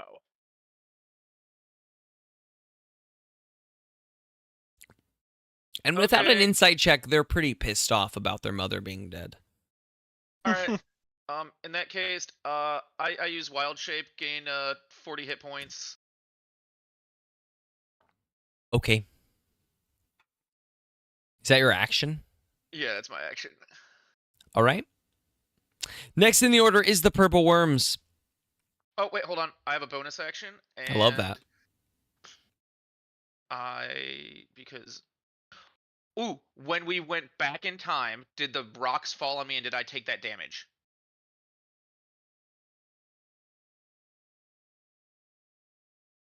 Because the I will give you another dexterity saving throw. Everyone else passed theirs, so they're fine, but I'll give you an opportunity. nat 20. Then yes, you recover 7 health, because if I recall, it was 7 and 15, so you would recover actually 6 health. Thank you. Mhm. No and doubt. now for my bonus action, I will be using Healing Word on myself. That's smart, because I need all of you, as they are surrounding you. You see fire charge up in their open maws, and they just launch that inwards as a trifecta surrounding you.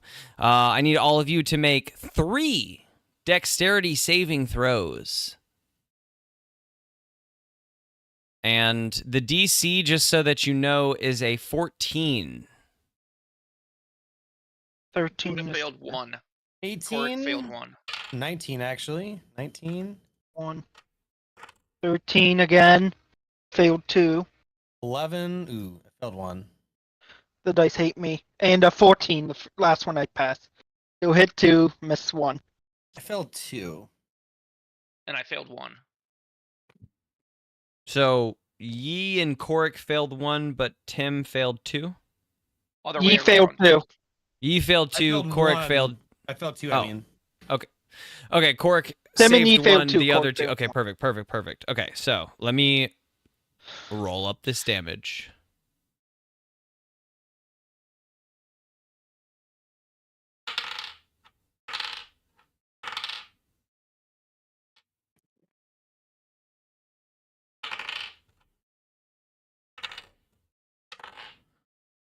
Okay.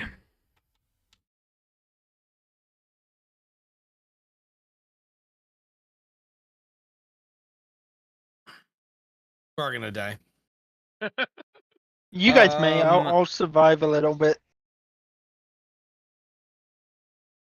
Oh, because you're going to take half damage, no I damage, take half right? damage and then none, yeah. Half damage, no damage. Okay.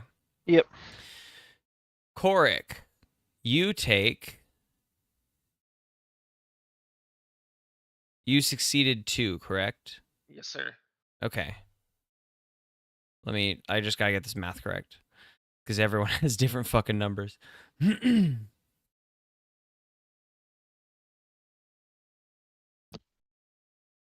25 points of fire damage. Yi, you take... Mhm.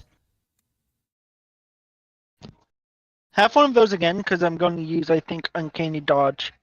Okay, so half from... Sounds like all of them? Half No, from wait, the half.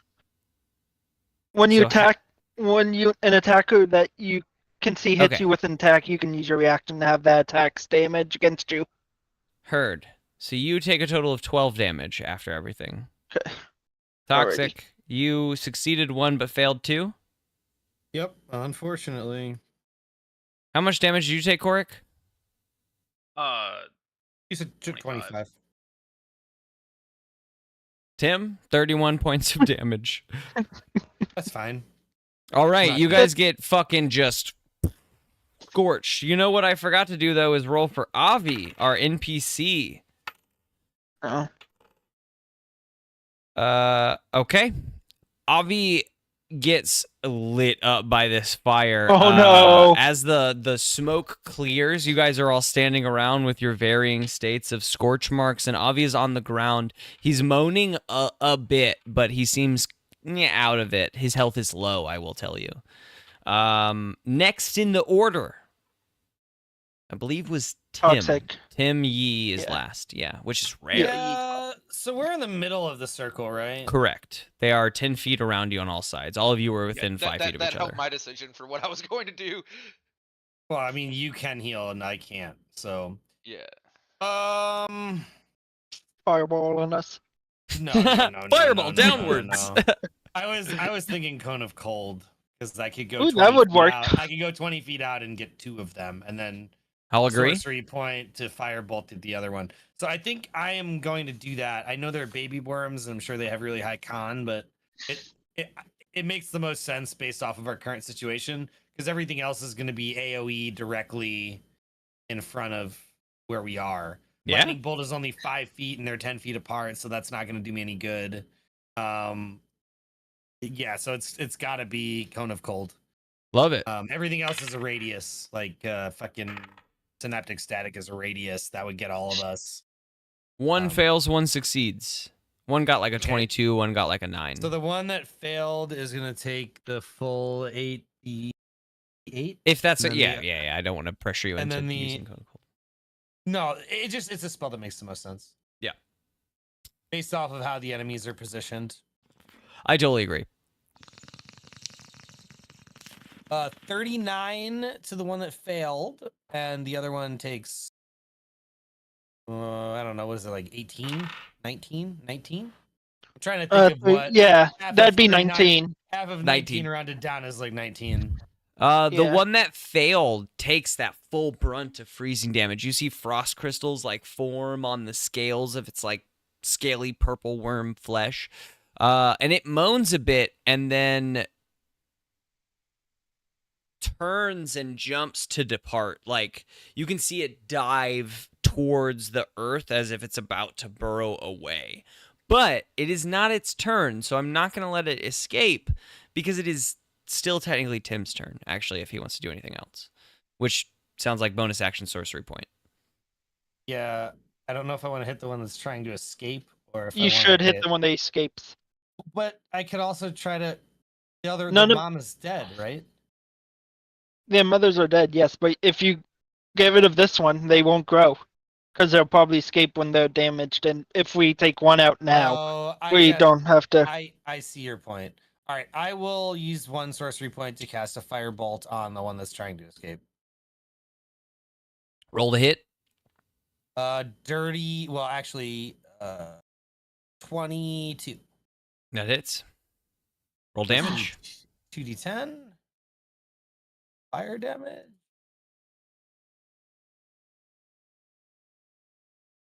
8 additional points of fire damage. Okay.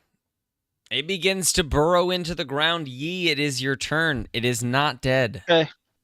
Does it look close? I imagine it's It's gotta be- escaping. You hit it's it with gotta be firebolt. You hit it with firebolt. It's not gotta be dead. writhing in pain. How much? How far is it from us? I guess. They were 10 15 feet. Away feet. from us. They were 10 Yeah. feet. It like dove away, so I'd say like 5 feet as it is about to burrow. I'm going to message you something in for a sec.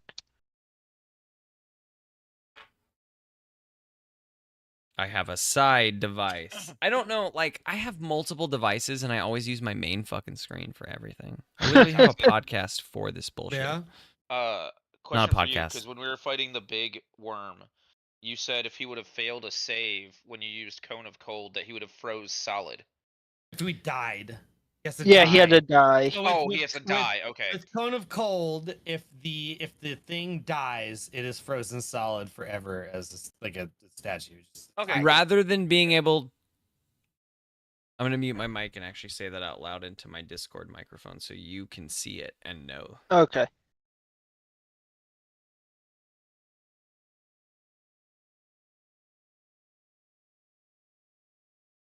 Sorry, that wasn't supposed to send as an actual voice message. That's nothing. Don't listen to that. Okay, I played it. I was like, I was very confused for a second. Okay.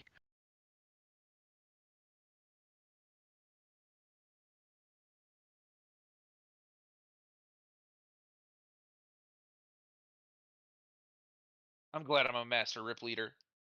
Rip reader. Lip Rip reader? reader. Rip leader? Yeah. What's a rip leader? Yeah.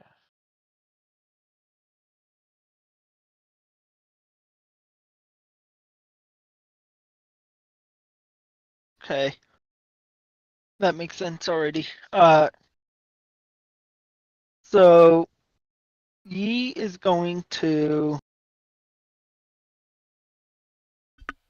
I sent one more. Sorry. Yeah, I see it. I always have to say more than I should. No, that's fine. So I can do that then. Okay, so that means I can do it that many It's still a times. yes. Yeah, it's still a yes for now. Okay, I just wanted to confirm about that. Cool.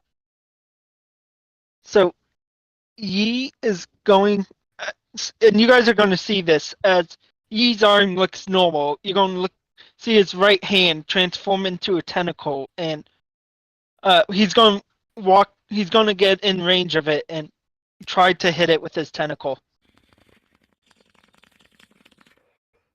What I'll even say, narratively, just for the fun of it, is that what you guys see is Yi's body normal. His wigs, his feathers. You're still a little taken aback by this, but Yi seems to move as if he wasn't altered from the form you knew him at all. He just swipes his wing forward. I'll say without moving, because you still have that range in that attack, right? Okay. Yeah. So I as couldn't you remember the swipe range of your attack. wing down, it is 10 feet. Your Okay. wing grows, your feathers like extend out into nasty tentacles and swipe across this thing for the narrative of it. Yeah. And then they just So- retract back into your wing. So that's 14 to hit. They strike across its scales, but seemingly ineffectively. It was a cool, scary thing. In fact, give me an intimidation check on this purple worm. Intimidation. Yay, that's Because a it good one. was spooky, it was weird. That is a 9.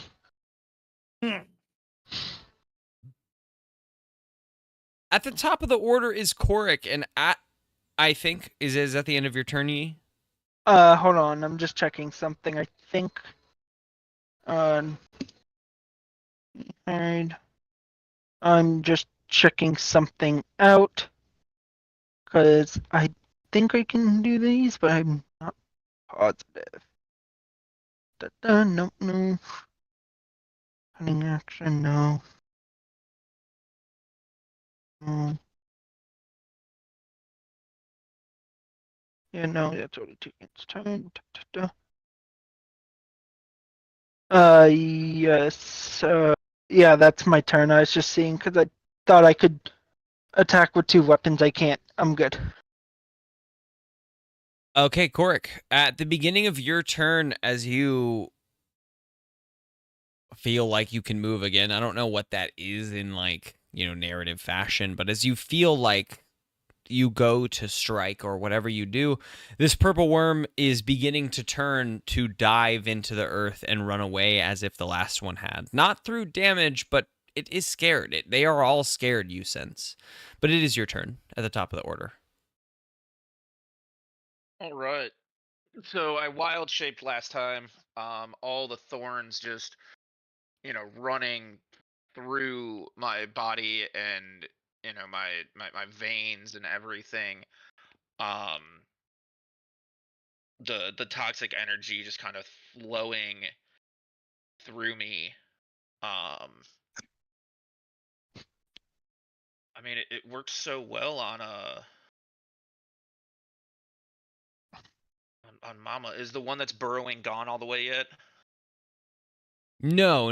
It is turning to run.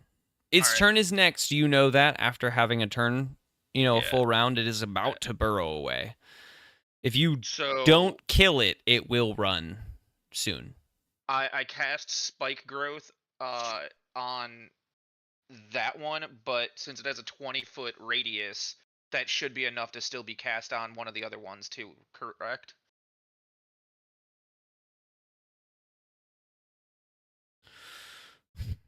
Give me a luck check. If you get 13 or above, then yes, the two remaining are next to each other.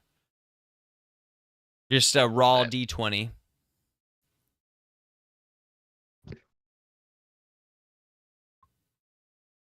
Nat 20. Ooh. Yes, they are within 15 feet of each other, so your 20-foot spread is more than enough to cover them both, you think. Alright. Yeah. Luckily, the one that was cast it. killed was at the back of the triangle. Easy peasy. So yeah, I cast a Spike Growth, 2nd level. So you're gonna have to do some math on the one. 2nd level. Okay, roll damage. Oh, it's my regular. So I just need to know how many to do because it's moving, right? What was the big one? 32 D4. Roll 16 Yeah. D4. This is a baby. It's still big. Like 16 D4 is fucking huge. Yeah. But Yeah. it is a baby. The other one 36. had max health. 36. Okay.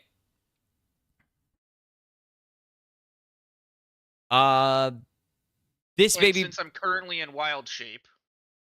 Yes, that's the big thing. Yeah. It gets an additional.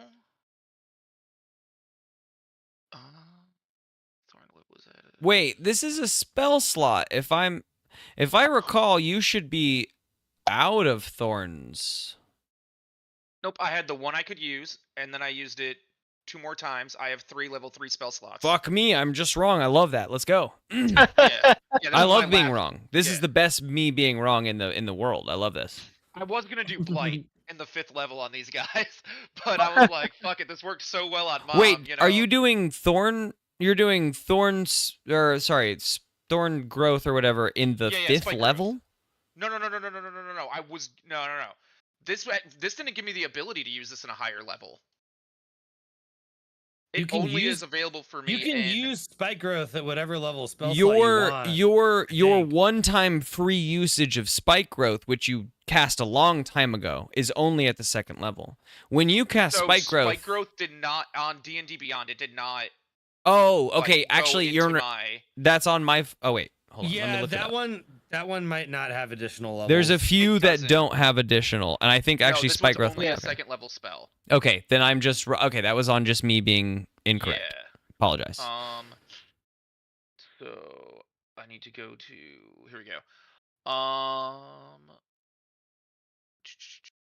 So yeah, the bonus is D, a few D. I just don't remember how many. Yep. The damage of my poison increases 2d6 at level 6 and 3d6 at level 10. Oh, it means it needs to make a Constitution saving throw, Yes. and instead at level 10 it's a D10, which it fails the Constitution saving throw, so it takes a D10 because that's the update rather than 2d6. It is a D10. Oh wait, you tell me how much you roll the D10, or I'll use mine if it's higher. 3. I'm gonna use mine because it's 6. Okay. Because I Nice. also rolled. Usually I shouldn't have rolled, but I did, so I'm gonna use the number. 6 damage of poison. Awesome. Also because there's updates, I'm trying to like boost you a Yeah. bit now, Yeah. so that you can actually go over your shit.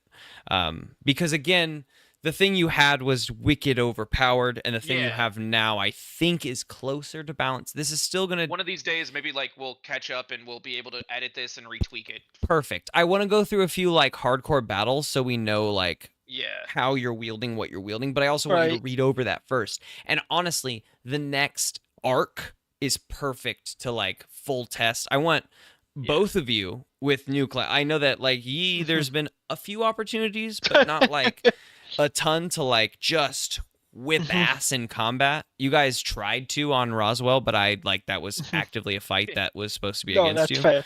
Yeah. The next Yeah. arc is full of like testing you fights, so this is the perfect Well, moment. I to don't know just if I'll be able to fucking use the new class app open. unless. We will again. We'll talk with both of you in the Yeah. moment, but just know that like the next arc is perfect for testing out everything that we touch on. Tim, how much health do you have left? I have 42 hit points left. Yi, how much do you have? I have 51. I hope, let you know, That's a good anything rogue. next, don't worry about me unless it's over 20 damage All right. in Tim, total. what's your max health? 73. All right, I'm gonna do healing word for a bonus action on Tim in the 3rd level. You gain 13 hit points back. Noise. Cool.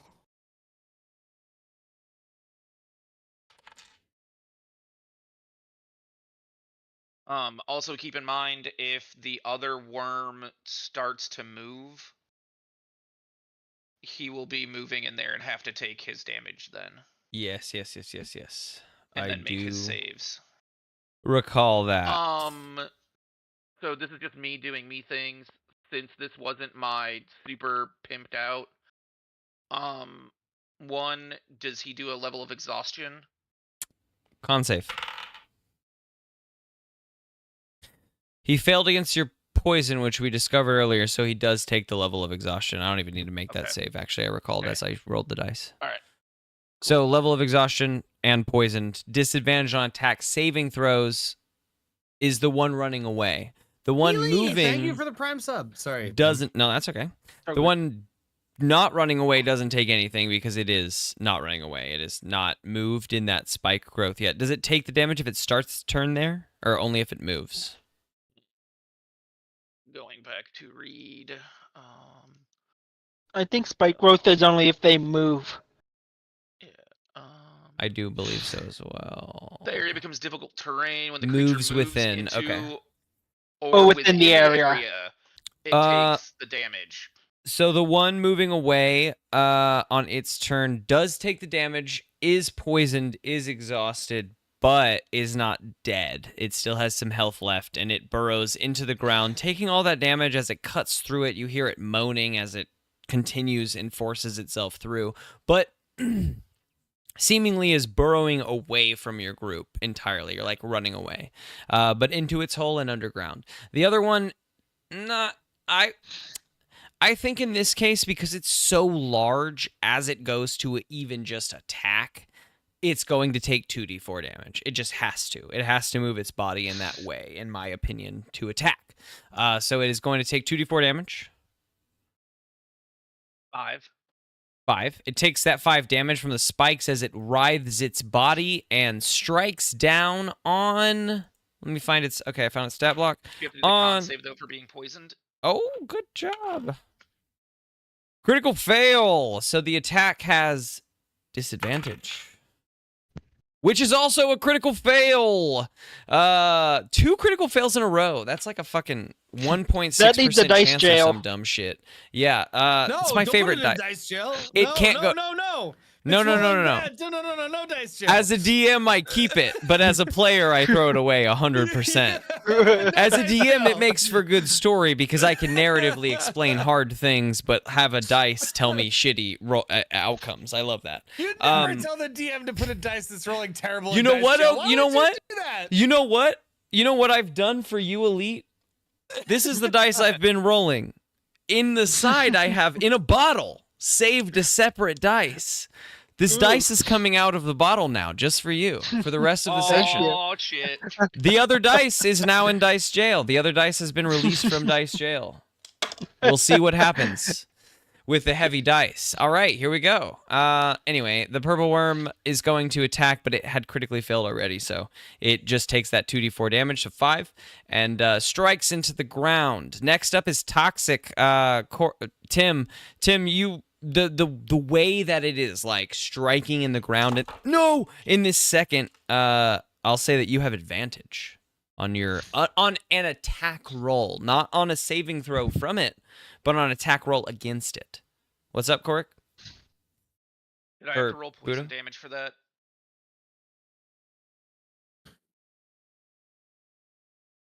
It failed. Yes. Yeah.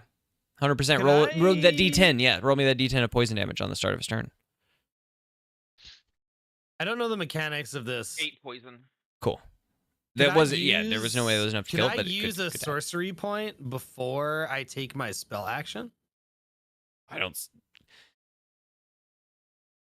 know that it's defined in the player's handbook. I'm just going to be honest with you. This is one of those. No, this is one of those fun things where for me it is based on wording because neither of us know. So we're gonna have to look at Sorcerer 5e and how sorcery points are specifically played because they might have a wording for it. Only because I play so much of a specific game called Frosthaven is the wording of rules important to me. Yeah, let me just look. I'm also looking with you. What was the question about? How he can spend sorcery points. Does he have to spend them after he casts a spell, or can he spend them at any point during his turn? You can spend them any point during your turn. Because some spells require you, if you cast a spell, you can use a spell point beforehand, right after, if you want to cast again or you want to sorcery points, just say you have them. Flexible casting is what you use them. You can use your sorcery points to gain additional spell slots or sacrifice spell slots to gain additional sorcery points. Right. You learn other ways to use them as you reach higher levels. Creating spell slots, converting spell slots to sorcery points. That's not important. Yours is additional casting so far. Ability score. I think. What are you doing? What is your? I was going to use a sorcery point to cast Firebolt first. Oh fuck yeah, do it! I don't care. And then use a spell slot after I cast Firebolt. Yeah. Because the thing is running away, and that's not a saving throw. That was what I was trying to get to. Okay, I'll use a sorcery point to cast the cantrip and then still get an action. Because okay. To respond to that one, in the core concept, yes, 100% you could absolutely do that at any point. There's no like direction of like turn order in that. You can use a sorcery point to do anything. It doesn't even seem like it's an action or a bonus action. It is just using a sorcery point. As far as I am reading. So it isn't even a turn economy situation, but as far as what's in front of you, that purple worm, as its turn was before you, has burrowed 45 feet into the ground and away from you. So there's only one purple worm next to you now. Oh, I can't see it anymore. Okay. No, because it's burrowing. Yeah. Okay, so I only have advantage against the one, right? Which one do I have advantage against? There's only one left. There's only one left. You have advantage against it to attack it. Okay. I don't. Right. Oh, because of its shitty attack, it's negative. It's minus. It's a nat 1. Okay. All right. Well, I'm gonna do that. Yeah. Advantage on your firebolt, and then you can do whatever you want with your spell slot. I like that. 19. Wait. I could have saved so much 19. time if I realized what he was asking beforehand. Okay. 19 definitely hits. 100%.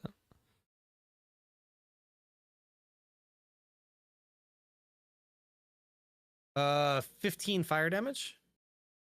Bam. You hit it. That's a lot of fire. That's a lot of fire damage from a firebolt. Holy shit. Okay, boom. You hit it. The firebolt, it like reels back. Give me, if you want, You know how this has been playing out. You can give me an intimidation check if you want to have it try to run away, or you can just fucking follow up with a quick second spell. In this case, I don't care. Up to you. Most of the time, I don't care, actually. I'm just presenting situations.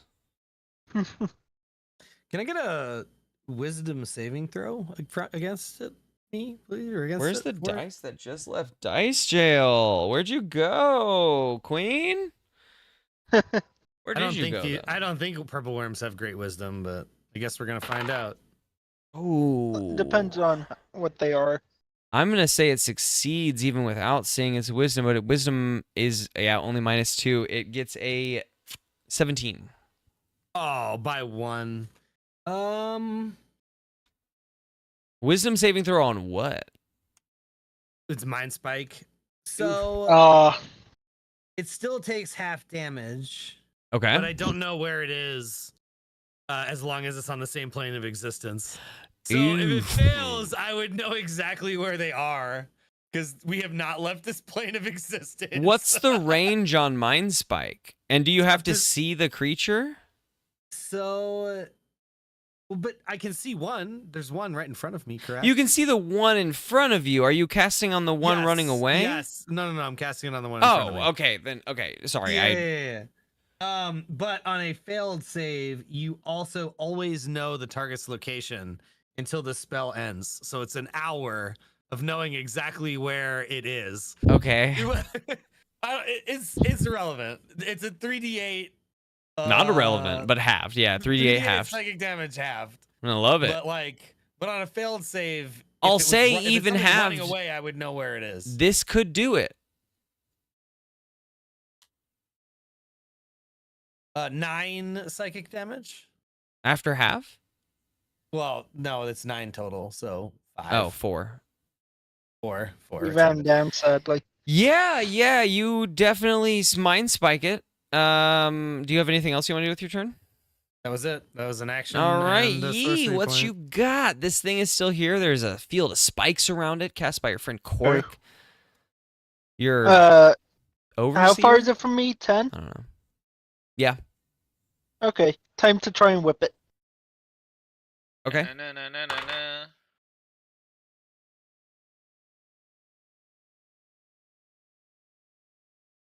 7.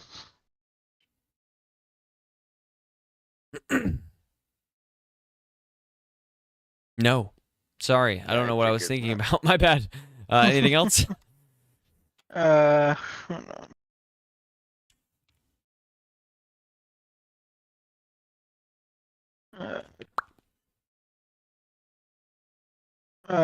I am going to use cunning action to disengage and go to our friend who's down.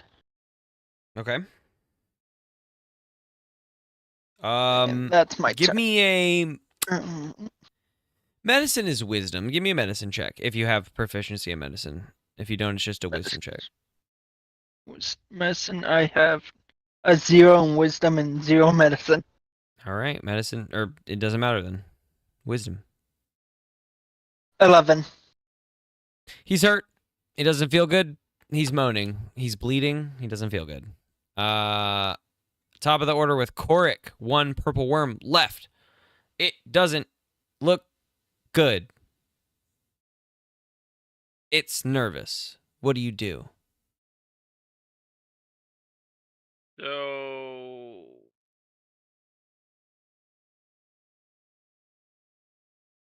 do you know what the update to the Bramblethorns are? I've never used them yet, and I'm wondering. Great. Fantastic question. Give me 2 seconds. Why is that zoomed all the way in?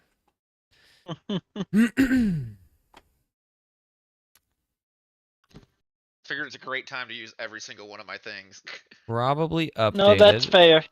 I mean, honestly, great. Before we even get into the testing phase of all their new shit, might as well go through the old shit too. Honestly, though, I think this is new. I think that I don't know that there's too much of an update. I just have to find it. Because I do know it's on the new page, which if it's on the new page, it's been touched in some way. That was like one of the first things I touched on. Where you at, Bramblethorn? I know your little monster ass is here somewhere. Racist classes. This is when cards. No. Goes back to like December when the original one was sent. Yeah, I have definitely done some work because I've been working on the whole like situation since then. But I've done multiple updates to multiple things. So, unfortunately, I would just use the old one for now. It's not a big deal. All right. So it says. Uh,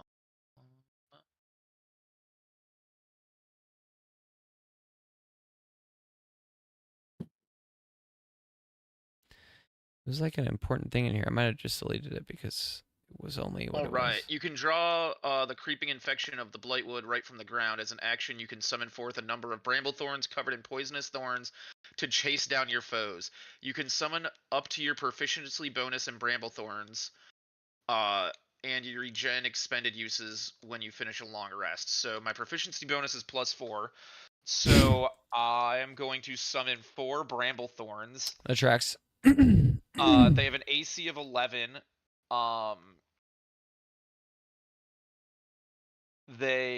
Anytime this creature causes piercing damage, the target must also succeed a DC 15 con save or be poisoned for 1 minute. Creature poisoned this way suffer from 1 level of exhaustion.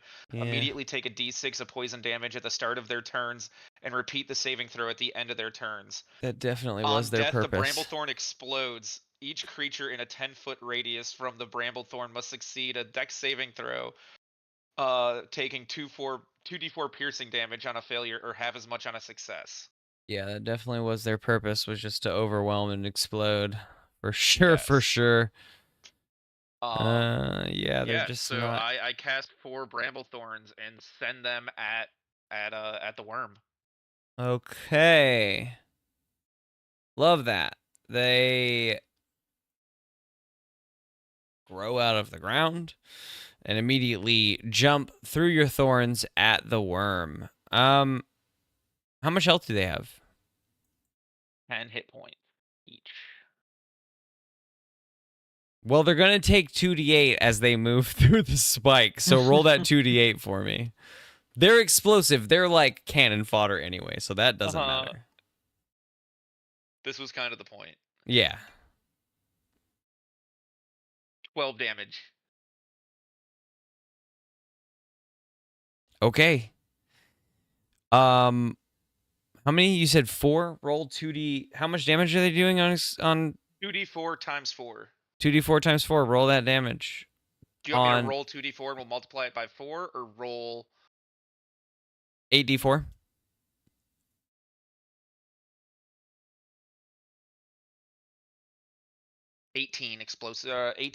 piercing? Okay, and what's the save? 15 dex. I need everyone to make that save because that... Nope, it's each creature in a 10-foot radius. Yeah. Are we all within 10 feet? Yeah, Bro, because yeah, it we're was in it a was you, circle. Spike's Come on, worm, you set all the within timeline 5 back and feet. now you're trying to murder all of us? But there's no way that's enough to kill you. So like, I'm fine. do- It's do I have to if I'm over by Yeah, he What's the disengaged phrase? and get the fuck out. Did you move? No, because Yeah, I that guy moved was to next to go- you. Yeah, He was Oh, just I next fell. to Yeah, you. Yeah. You're our fell. homie. So I went to go check out on our man down. Yeah, So you take 18 unfortunately, you damage. do have to check it because your man down was like not like but a few feet away from Oh. you. So Could I do this? Can I do it at a disadvantage if to drag him away? You can do it as it. What I'll say is, if you want to protect Avi, what you can do is just ignore your like mitigation of damage. Like if you save, you still take half damage or whatever, because you're gonna take his half damage basically. Okay, so I will take his half damage. So still, do I still roll? Yeah. You would still roll Okay. and then try to just mitigate that. 7. Nat 1. Damn. Yeah. You take then you take the full brunt of the damage. 15. 18. 15. 18. No, I have it. No, not this 'Cause time of- because you're saving Avi. That was the I trade. have No. 5 less hit points than when Buddha healed me. Yeah. Okay. So 18. Then I'm gonna. Could I use cunning? The thing to have it again? No, or would not that put off that a- was the like. That was the Yeah. trade-off. That was the trade-off. Is you're just taking like full damage for defending Okay. an ally in this case. Okay. So uncanny dodge wouldn't do anything either with no, it. Got it. No. Because you're Okay. not. Yeah, you're actively not dodging. Okay, that's fine. Yeah. I would like to cast Healing Word for my bonus action on Avi. Avi gets up, sits up. Oh. What He is gets going 5 on? He gets 5 HP back. Just enough. He was unconscious. Especially after the explosions. Yeah. Unfortunately, I actually also need Yi and Tim to make Constitution saving throws DC 15 because his Okay. spikes are worse than most spikes. Unless you have immunity to poison. You don't, I assume. No, I don't. I about do. I'm about to shoot a firebolt at him. He's just gonna cast Just fireball downwards. Fuck this.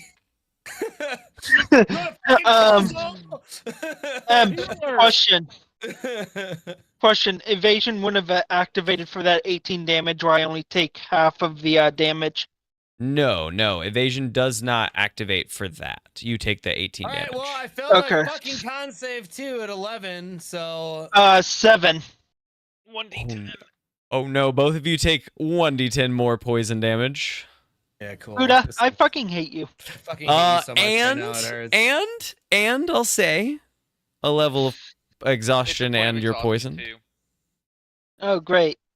It's a point of I'm poison so damage. sorry. You couldn't cast it fucking 20 feet away? It's not As- centered on a point? No, they come up from the ground and run after God people. Damn it, why In would this you case- move 10 feet? You could have moved 10 feet and then cast it! In this Stuck in the thorns case, myself. the silver lining is that the purple worm just kind of goes limp and falls into the spike field. So you may be poisoned and exhausted and a lot of damage, but like the purple worm's dead. Cool. Awesome. Can I tentacle whip Buddha? Fireball. You can do whatever you want. I'm not here to stop How much anything. HP do you have? I'm dead ass. How much HP do you have? In the 80s. I'm annoyed. I don't Okay, have great. any. You don't have Great. any. Great. He's got 80 HP. Okay. Do we want to continue? No, make me a dexterity saving throw. I am gonna hit him with a lightning bolt. I am annoyed that he tried to kill us. He After- didn't try to after- kill Yes, he you. did. No, he He changed didn't. the You tried to kill me timeline. with a staff. You did. Well, guess Okay, what? I'm back on his side. Dexterity I'm back on his Make side. There's a lot dexterity of. saving throw. I don't care. I am friendly fire annoys me. Make a dexterity saving throw. 18. You're still gonna take half damage of 8d6 lightning damage as I shoot a lightning bolt directly at him, and I say, if you ever fucking send those spikes at us again, the next time I will make sure you die. High tension is valid, and I love it, especially after a huge timeline switch. It makes a ton of sense. You don't He roll that didn't so I know what damage I actively- took? 22. Oh, I lose my Only 10 hit one points. that one. He didn't actively friendly fire you. It was a bonus, I think, that they ran into the spike growth and also exploded. Because they could have not died and they could have attacked the thing. If Yeah. they would have gotten up on the thing, then you wouldn't have taken the damage. But they just happened to die to the spike growth right before it. As an outside explanation, I agree also with Tim the character. I would be upset if I got blasted by a bunch of spikes. So I hope you know. I sacrificed my life for Avi here. Fuck off. Timeline changes. I love this. This is so fun. For the record, we're gonna have to re-listen to this because I didn't write any of this down. Perfect. Like, This is yeah. good. This is an incredible re-listen. I'm Yeah. just all over this. This is incredible. Yeah, toxic. Fuck don't delete me. this VOD ever. It's on my YouTube forever. I Yeah. don't delete my recordings, so feel free. It's Oh, there that's right, you're forever. streaming- I'm watching your stream too, so yeah. Oh, baller. Yeah, it's there. Feel free to listen. Anyway, So hey, I was wondering if I could use a really nice Healing spell. spell. Yeah. An aura of apology. he says healing spell. After he pulls a full fucking thorn out of his eye socket. After doing that, I'd like to do a fifth level cure wounds on Yi.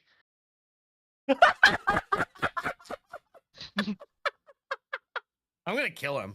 I swear to God, I'm oh gonna my kill him. god, that was so fucking funny. Oh my god. I need a 30 hit points back I to need Yi. I need a Constitution saving throw, Mister fucking Druid And man. for my bonus action, I am casting blight on you. Well, hold on. Is Blight Wait. a target? Because Yi No, is it's next to an him. AoE. It's not an AoE. It's a single target spell, and it's a fucking Constitution saving throw. I, as a DM, I'm gonna while you got I'm listening, and you guys do it. I love it. While you guys do this, I'm just gonna step away. I was gonna third level cure wounds you, Toxic. Okay, well then I will As my bonus not, action after healing Yi. I will not. Cure wounds is not a bonus action. It's just an action. No, my cure wounds is a bonus Okay. action. All right. Sorry, Don't healing word. hit. Sorry, healing word. Healing word is not a. It's like cure wounds is not a bonus action. Healing word is. Yeah, healing word. There we go. Okay. Yeah, third level healing word. I was looking at the wrong one. All right. How much damage do I get How back? much health? You get 11 back. Thank you. I'd like to point out, Buddha, I have 1 HP off from max. You healed me almost all the way.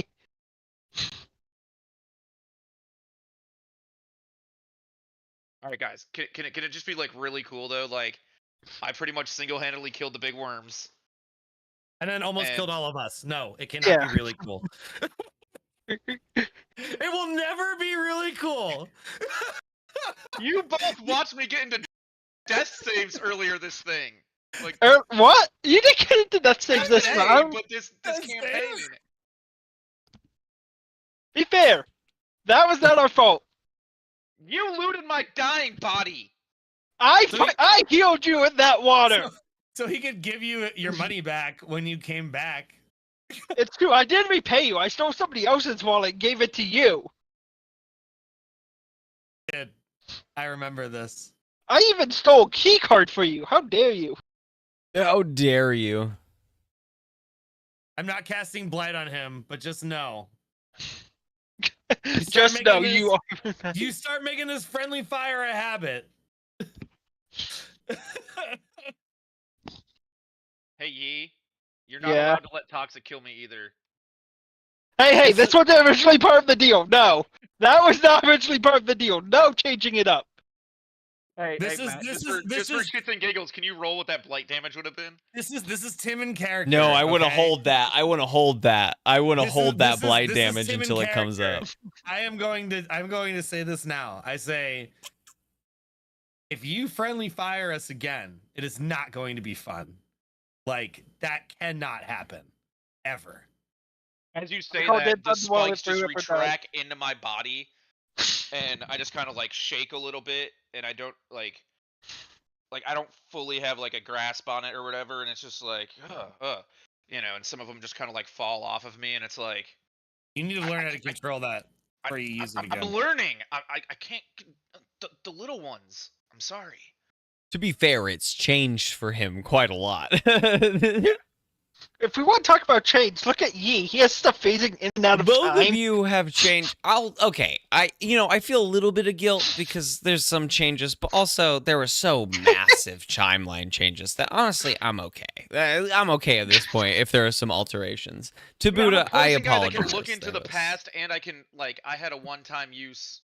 some Yeah, alteration stuff that I apologize for, but Yeah. I think that even with that, you guys did more than I could have expected. Like, truly, as a DM, incredible. No one expected the purple worm to die.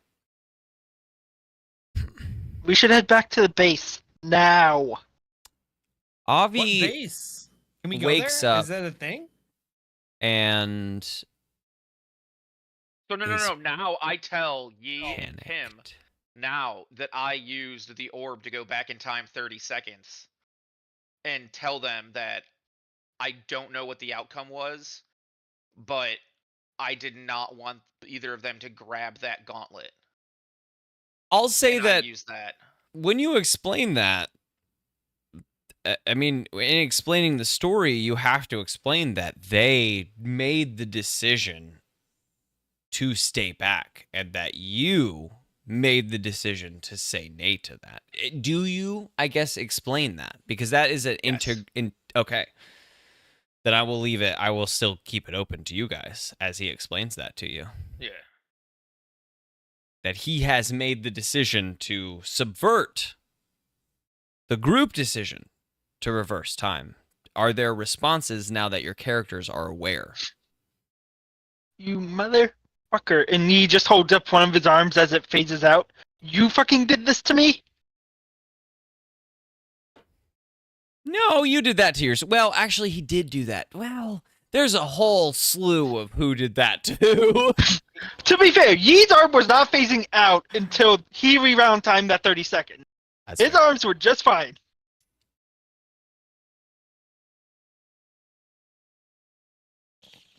You undid the. How many weeks were we at that for?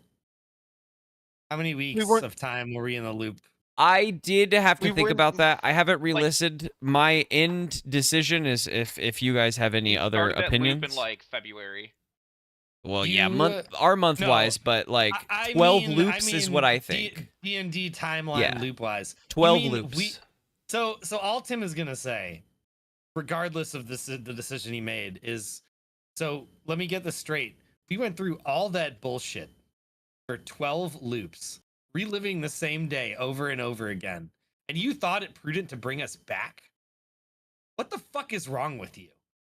And he just kind of walks away. You're gonna have a lot of penance. Like, I am not happy right now. As Tim walks away, the three of you begin looking around you. Avi is like coughing, trying to gasp for air, coming out of like an unconscious state.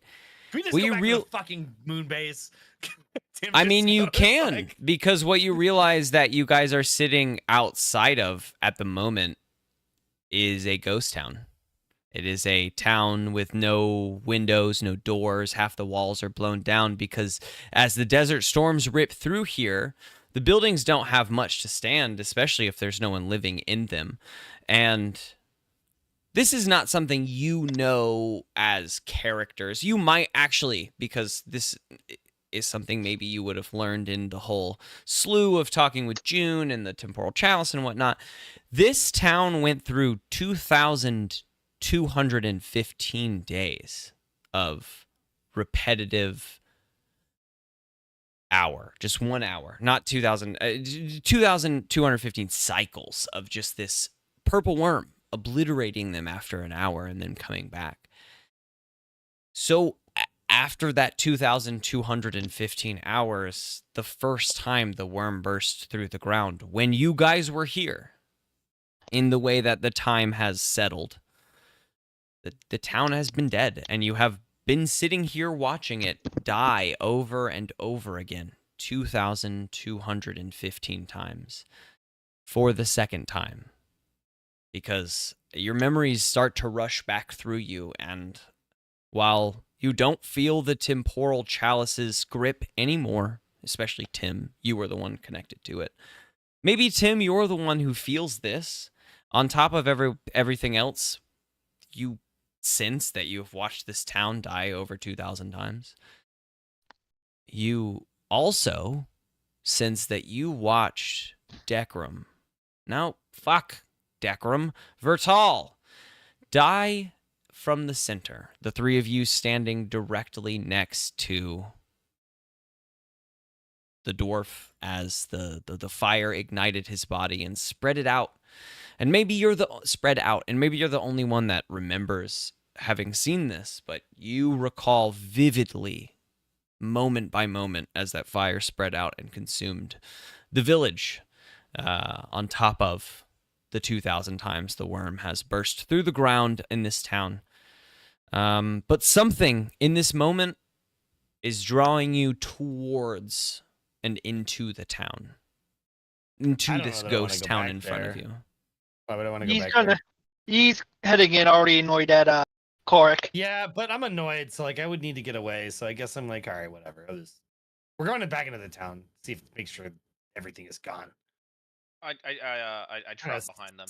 Stomps away. He's not happy. He's not his usual happy self. He's visibly frustrated and annoyed. He's Avi's gonna like, be dragging guys, along. what?" What's his name? Somebody needs a What? turnover. Perfect. We need Avi for he's- sure. I'm glad Yi yeah, is taking He's care of gonna Avi. drag along Avi. Avi is keeping up as best he can. You guys move through the ghost town as if,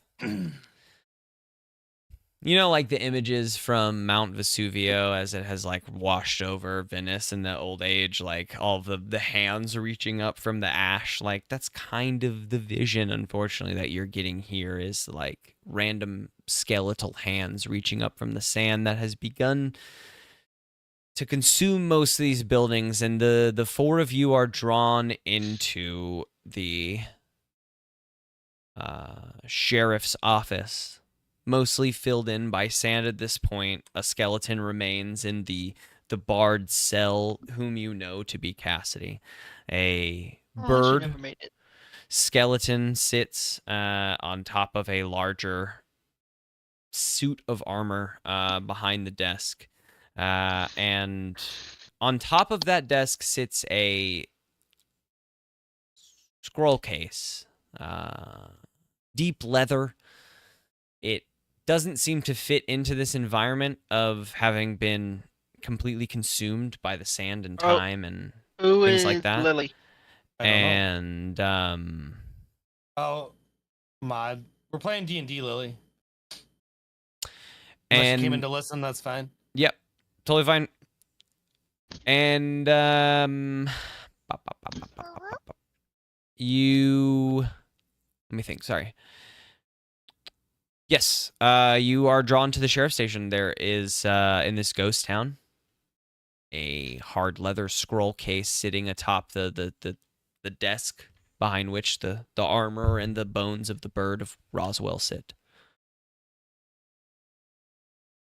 The scroll. You said it was a scroll case. A scroll case. And I will say that above everything else, it seems to be drawing to Yi the most.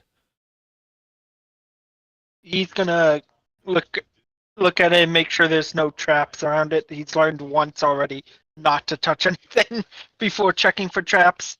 I mean, I don't think I need an investigation check even at this point. This is a ghost town. Like, no one exists here. There's no reason this would be trapped in your brain. That's fair. It's just it's like Indiana Jones. Old temples always have a trap in them. No doubt.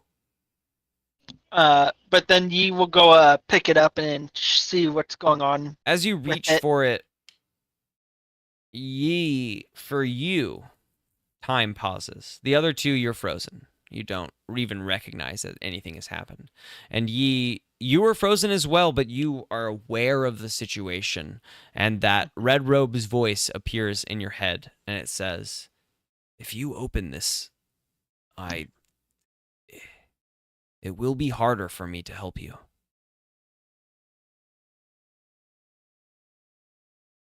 Is it like it's in my head and not like face to face, like face Correct. to face kind of thing? Correct. Just Okay. a voice you kind of hear in your head. And then time unfreezes, and you are able to reach towards the scroll case.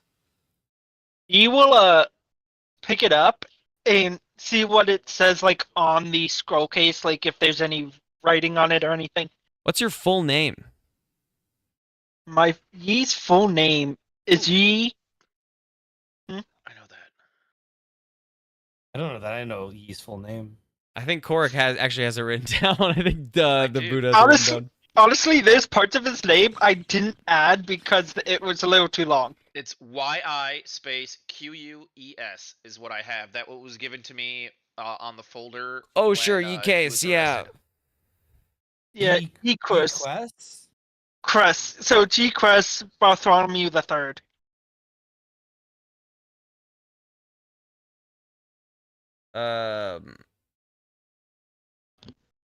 Hey, Toxic, I don't 100% know who this person is, but would you mind if we just like cord up with just the four of us? They can like crew in. Perfect. Thank you.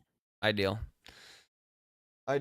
All was good until they said anything outside of the realm that is acceptable. Absolutely not. Yep. Yeah. Whatever your full name is, that is what is on this scroll case. Just like on a label, right on top, as if it was like made that way. He's gonna quickly do a quick look around because he's never told anybody his actual full name. Even on his like birth certificate, it's very like it's in the smallest corner in Thieves' Camp, so nobody understands it. Cute. I like that. Awesome. Cool. Except it's here. So he will kind of make sure, like, first look around, make sure like nobody else is there, then kind of go. That voice said it's gonna be harder to help if I open it, but they're like this is him thinking to himself, but we don't want help from them, do we? Like he's getting more confused and it's just like, fuck it, it's a book. I barely read anyway. There might be pictures, and opens it. There might be pictures. We fast forward time. Yes, my cat wants to say hello. He jumped off the window, and I knew he was going to come fucking scream. Hello. He pushes. Look, this is what he does. He screams at me, and then he's like, "No, don't love me. I'm a fucking asshole." Oh, cats. What a fucking dick. You hear me? I love him so much. You. We're gonna fast forward time. Yi opens that the important bit of that. Yi opens the scroll case and peeks inside. For the two of you, he opens a scroll case. He peeks inside. And he shrugs in a convincing way. This is nothing. And to the two of you, narratively, I'm not even going to worry about rolls. Yi throws it back on the desk, and the three of you turn to leave. But he had tied a little string to it and tugs it hard, and it curls back up into his sleeve. I'm not going to worry about rolls because that Yi is a thief, and he like this. It just narratively is what needs. That just sounds and pretty he badass how that's happening. pulls it. Oh you yeah, guys no, pull Yi would out definitely into do the that ghost. anyway with his sleight of hand. Perfect. I love it. You guys pull out into the main thoroughfare of this ghost town. Silence around you, save the whipping of the wind. You see You turn to Avi, who has caught his breath. He has seen this whole thing. He has somewhat mentioned that. Oh, we lost Elite. No! What an inopportune time. No! Damn. Alright, question. Avi. Where did he come from? I can't find Avi in my notes. Sorry, I keep saying... This is difficult because I switched two names early on that should not have been switched, and it is fucks with me because they are just normal NPCs that hang out and are on conversation all the time. And so now that I know I have switched them, it's difficult to get them right. Johan is the like dude that launches you out of the cannon every time from the moon. Yeah. And he is the dude that has also come down and landed in the desert to set up the cannon to launch you into the bubble the first time. Okay. Johan, not Avi. Every time I Avi's say the Avi, musician. Avi is the musician. Yeah. Okay. I Alright. literally He's the sheet just music swapped that those Yi two has names signed. from the actual story, and now I fuck myself up. So I Okay. apologize. Alright, cool. Johan That- is down here with you. That helps me yeah. out better. 100%. Johan has seen some shit, and he mentions that he has. This has been a lot for him, wicked more than he was expecting. By the way he lets on, he has witnessed this happen 2,000 times. He watched it happen while you guys were in what he mentions the span of about a minute. It like crosses through his brain that this has occurred. And so he is processing a lot, but he calls the orb down, and you folks get onto the orb, and head back up to the moon. The talk, there's some of this I'm going to zip through. Yeah, everything's fine, Beely. We. Also, all's good. I just am like more protective of what is on specific spaces. Yes. You guys are zipped up back up to the moon. The director's conversation is different because you don't have an artifact to turn in. But somehow the three of you, the director, or the three of you and the director know that the temporal chalice was taken care of long ago. When you placed the Phoenix Fire Gauntlet into the orb to be taken into the room, you placed a combination, not of just the Phoenix Fire Gauntlet, but of the Phoenix Fire Gauntlet and the temporal chalice. A much more powerful artifact than you could have conceived of when you went into that moment. We have a more powerful thing than the temporal chalice. Is that what we're? You destroyed you through the process that you always do when you bring a grand relic back. You put them in the ball destroys them in light, and then they bring the ball out and it's empty, right? Like that's what always happens. But you just know that happened, and that first time, what you destroyed was not the Phoenix Fire Gauntlet, but was a combination of the two, a piece somehow combined in a way that it to you in this moment doesn't quite make sense. But they are of one as they were destroyed or brought into that room and, pierced with light and destroyed. And it's a weird, silent moment because there isn't a lot to discuss. It was a ghost town. They died somehow. Like, what the fuck happened? You died 12 times somehow. Maybe. We're not sure. Time isn't sure at this moment. It's very confusing, this meeting. But all of you are sure that you have succeeded. And so, whether or not it feels like a success in the moment, in this silence, in this like awkward moment, you're still granted 1,500 gold pieces each and a token for the fantasy gashapon. And she shrugs and she says, I guess, I'm just curious before you go, did you use the temporal chalice? This question again. We absolutely did not use it. We didn't. I don't think we did not use it.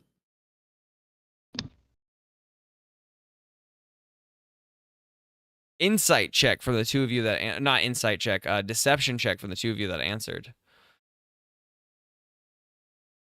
My deception is pretty good. 15.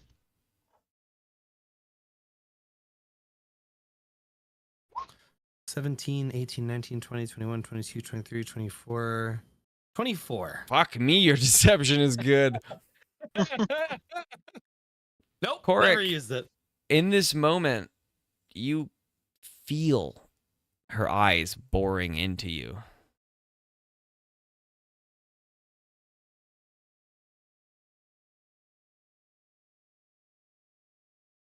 Are you sure?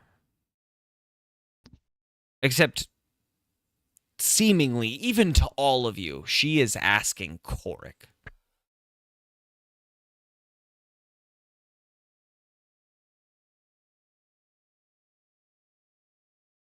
Is he frozen? Corrick, you there? I'm here. I think he's Oh, thinking. okay. Yeah, I saw some minor movement. I think he's Yeah. thinking. He is frozen, Okay. sure. I was just Frozen being- I in was just being- thought. I was just being quiet, letting them two answer, and just like kind of being in the background. You're right. She No, was I mean asking she you has now. that. She's That asking is the you. point. Yeah. I will say in that moment, ye failed hardcore, but Tim succeeded hardcore. So she is in a bit of a bind right now, and she's asking you directly. She says, "Are you sure?"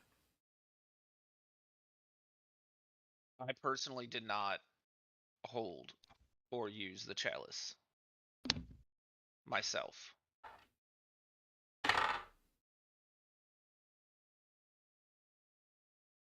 Okay. Do I have to roll a check No. with that? Well, technically, you're telling the truth, so. She rolled a check with that, I'll say, and I will let that sit as she says, please, spend your earnings.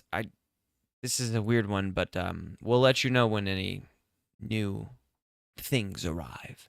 And you exit the director's office. There's not a feeling, at least to me in this moment, you have, I will say you have succeeded 100%, but the way the timeline sits, for your characters in this moment, I don't think that there is as much of a feeling of success. You haven't done the thing. Something has gone different. You did the thing, but blah, blah, blah, timeline, blah, blah, blah.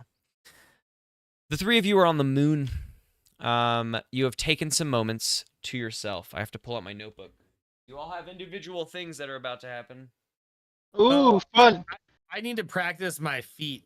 I remember I was working on a spell sniper feat. Yeah. I got to do that, and then I also would like to do the Gashapon thing before we. Definitely, we will hit the Gashapon thing. Let me just find the page where I. Nope. Wait, Yeah, I'm what trying about to my figure out feat? what I was Dealing? working on. A feat, Not FEAT, not FEAT picks. FEAT picks, feet, FEAT picks. not foot, not like foot, like FEAT. FOOT picks. What do you mean? What does no feet mean? What are you guys? What is that? Foot picks. Foot picks. B word's foot picks. That's what. Where the fuck is the page?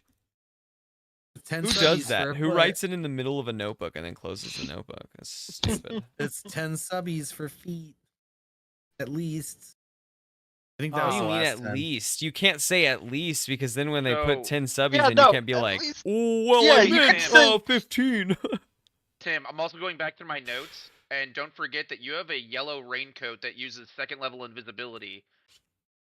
Yeah, I know. once I've per got that. long rest. Okay, I just want to make sure. I think right now I'm attuned to the little gem that lets me get spell slots back. I'm attuned Yeah. to the portal wand, and I'm attuned to the raincoat. I think those are my 3 items currently. Okay. Page by page. I know I fucking wrote it down. There it is. Okay. That was tough. I'm going to say like half of my shit in my notes did not happen. We did things differently. But we returned to the moon. All right. Few different scenes here. First, I'm going to start with Korik. Korik, you're alone. You find yourself alone. It is in the dead of night a few days later. You are laying on your back on the quad. Grass waving in the wind around your body.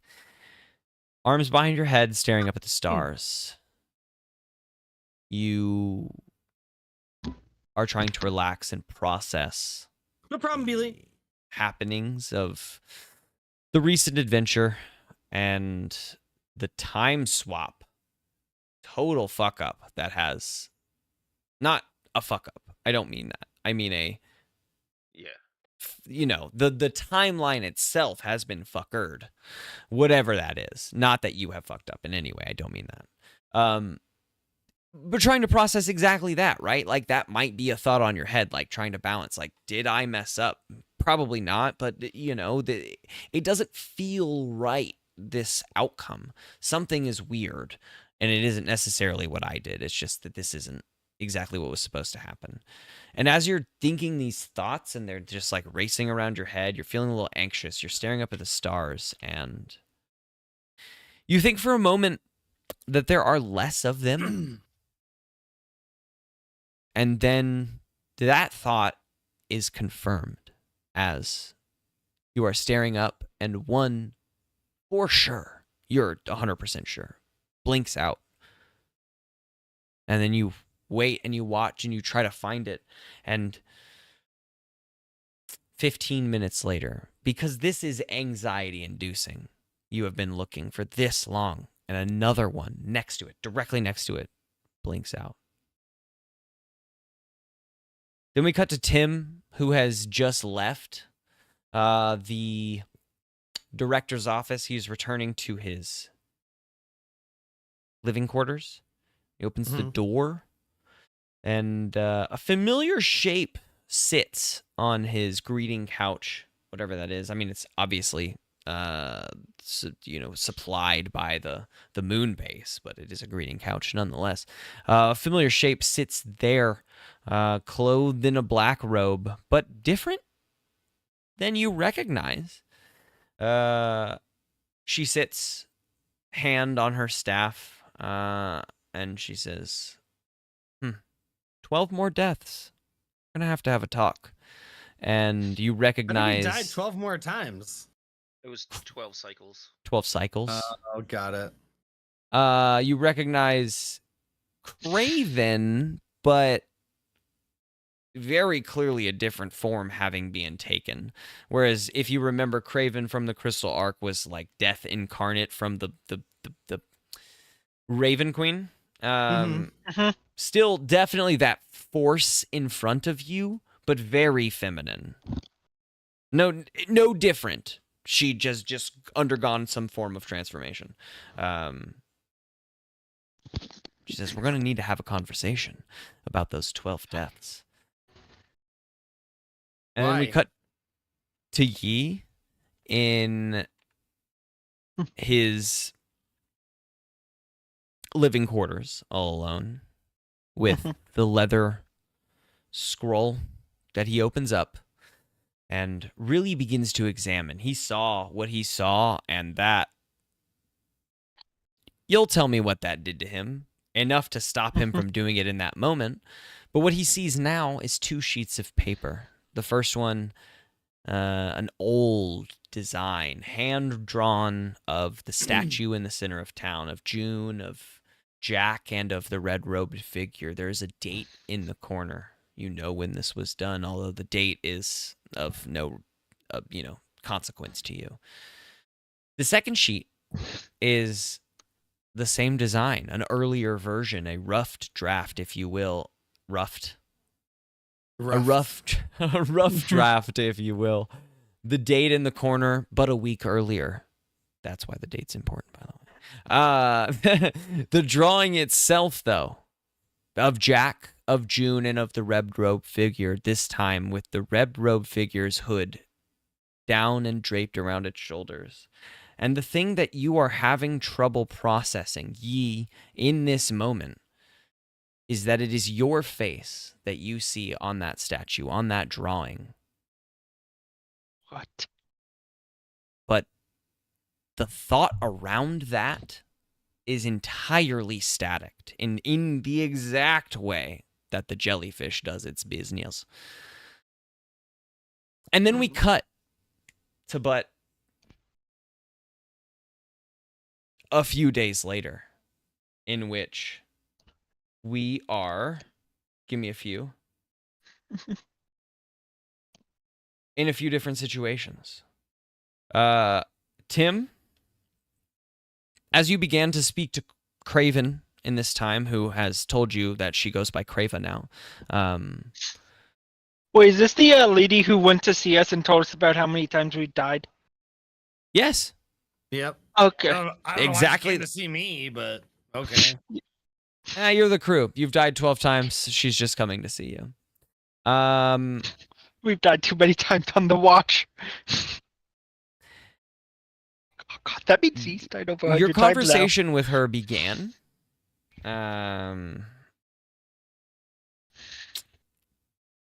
Give me an insight check. All these Tim. things that I'm not good at. Wait. For self-professed ladies' man, bad at insight checks. I've Yeah. died 105 times. I rolled an 11. It's not about Oof. who's... Yeah. She has her eyes trained on you the whole time that she's in here. In some ways, seems kind of amusing to her. But before the conversation can really kick into effect, she has to leave. She is called away by the Raven Queen, and She tells you, leaves with you a way to contact her through the Stones of Far Speech, that she will be back in contact and would like to have a meeting about what is to occur with the souls that died 2,200 times, and your own, who you swore would not be dying anymore, have died 12 more times, and she's just at a bit of a loss, she says as she teleports away into the realm of the undead. But you have her contact, and in the next week or so, you have set up some sort of meeting so that this talk can facilitate. What kind of meeting, Tim, have you set up with Crava, Death, to have this conversation, this meeting? No booty calls. Come on. This is really deep. I don't know. Like, I don't know. Like, I know. That's why I just feel free to take a moment. Feel free to think about it. No, it wouldn't be that. It would be something. It would be Silk more serious sheets. than that. Tim just like, hello. Yeah. I hear you're a she now.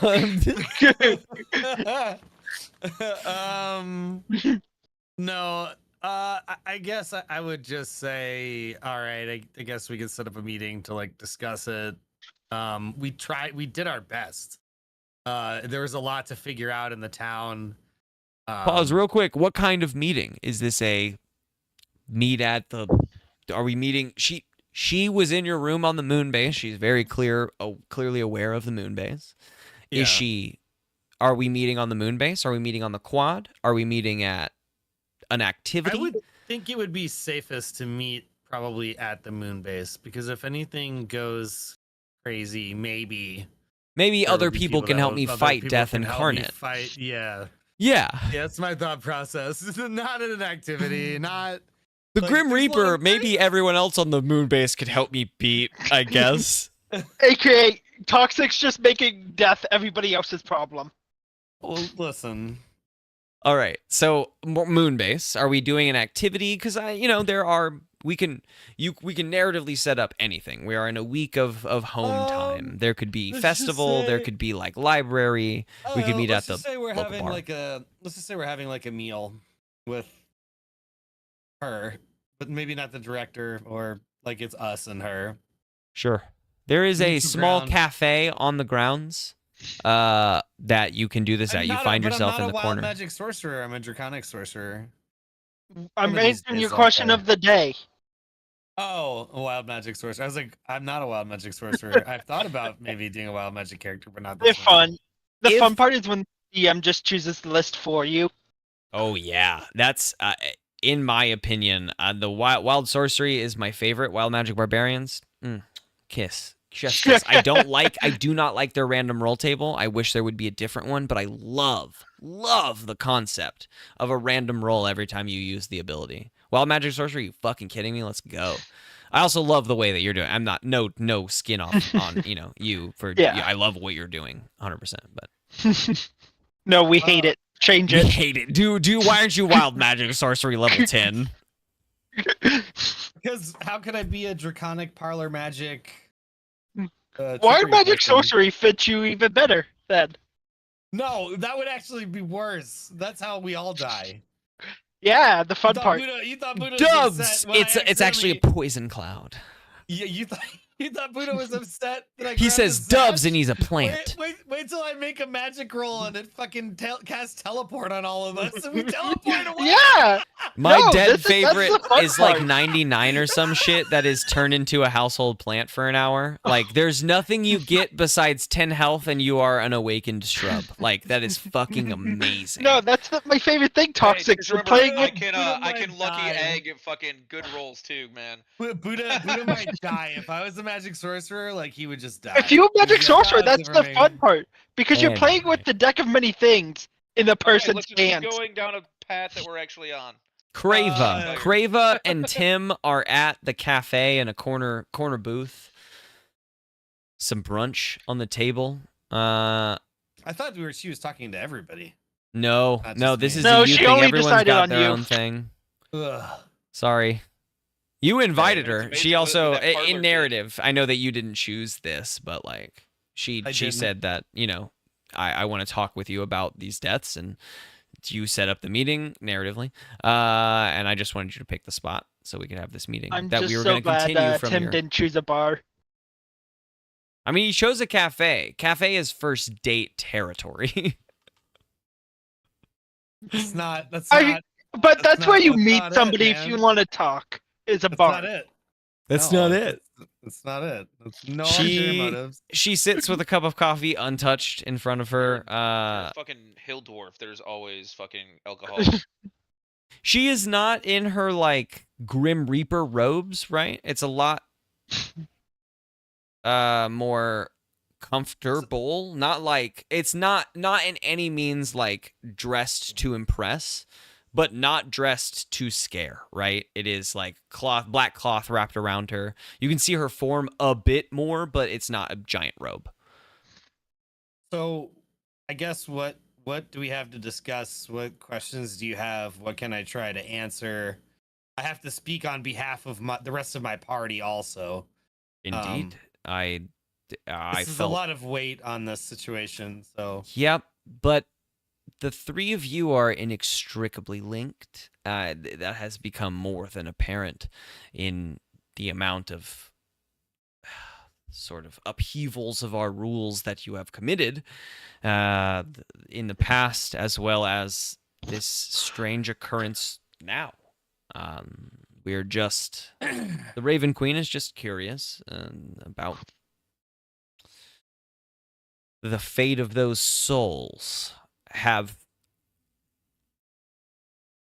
a soul that escapes the Raven Queen's grasp at any death is generally held accountable for those actions, she says. now are you talking about the town? Because we saved the loop from happening? Like, I guess. I sort of been talking about all trying of to- you. Okay. You and your companions died 12 additional times. The town's souls died over 2,000 times. That is 2,000 different occasions of not being reported to the Raven Queen. On their Yours- individual souls, on yours, it is 12 more on top of the numbers we have already discussed in the past. We were stuck in a loop trying to save that town. We had to figure out with each passing day how to get the temporal chalice out of that town. So, you know, while you say those deaths were not reported or whatever, there was a point to them.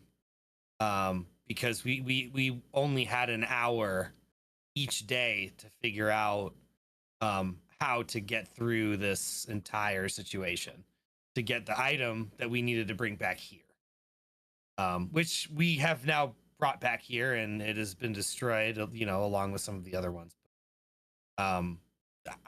There's no way we could have figured it out in one go. We tried, we really did, but it took us 12 days of learning. Or it was 12 days, right? It took us 12 days of learning. Essentially, let's just call it 12 days of 12 learning. deaths of learning, yeah. Yeah, but I just mean we're technically it's a day each time. We're just reliving the same An day, hour. 12. Yeah, not even a day. It's an hour of a day. We were reliving the same hour 12 times. And each time we would get a little further. But I wish I had a better answer for you, but there's a lot of things that happen that even being a knowledgeable of magic that even I don't understand, right? Why it took us that many times, or why, we weren't dilly-dallying. It just took us a lot of time to figure out how to get rid of that worm, so that it can be made right, which we've now done.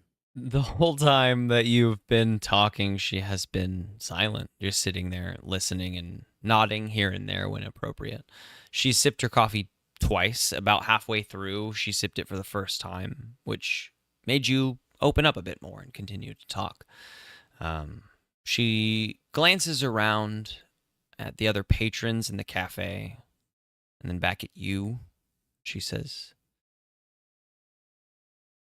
how many lives, forget the deaths, how many lives are you aware of living?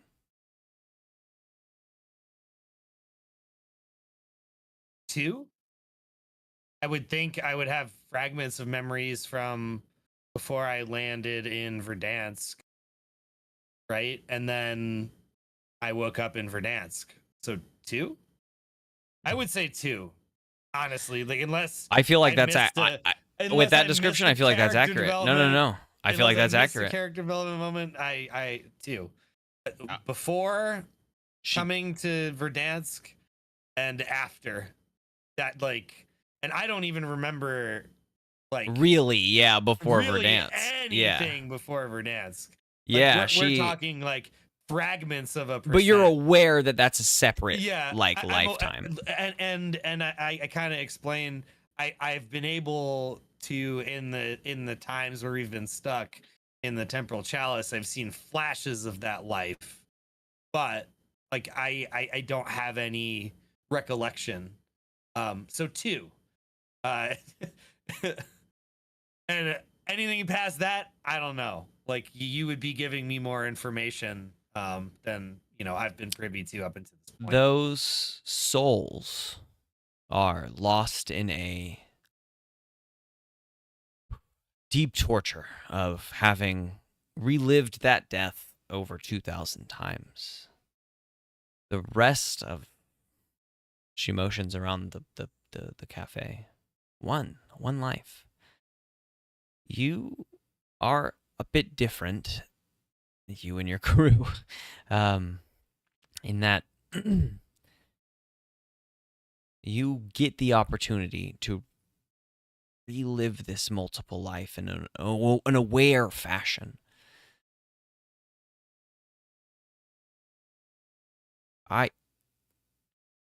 We're gonna treat them as if they have perished once. We will hold off any sort of punishment on yourselves and yourself and your allies for deaths occurred. I will argue about the side event occurring. But she stands up, her coffee having been finished. She picks up her, scythe that had been leaning against the booth the whole time. She swirls it around herself, and her cape appears, as well as she starts fading. And as she does fade away, she says, "I would like to see you again." And she fades away into the air. And we go to Korik. Korik. Wait, every now and then, my love interest now, because I feel like she came on to me. Every now and then, she's a smoother talker than Tim. Wait a minute. Tim has been smooth talking all these NPCs, and now he gets smooth talk. Just a quick little nudge, and he's like, "Hold on, hold on." He's like, whoa. Wait a minute. Who flirts with me? No. I do the flirting. That's not allowed.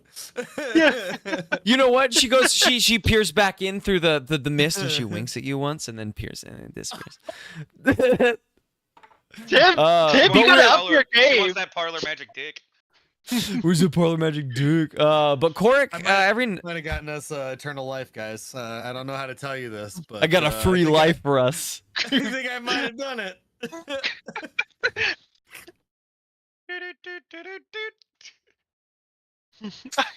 I'm just straight up leaves. Well, this has been an interesting session, everyone. For those of you that have not been here the whole time, I highly recommend you go back and watch the VOD, because this shit's been wild. Yep. We became Doctor Strange with 3 times the power.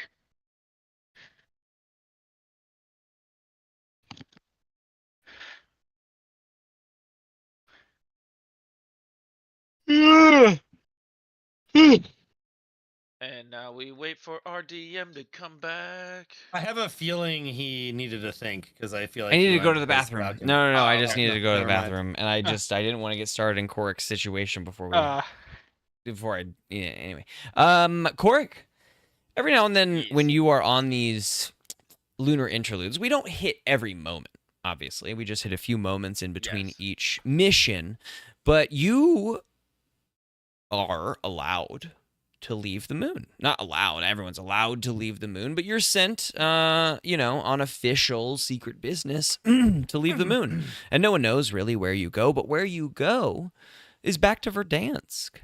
You enjoy home life here and there for a few moments.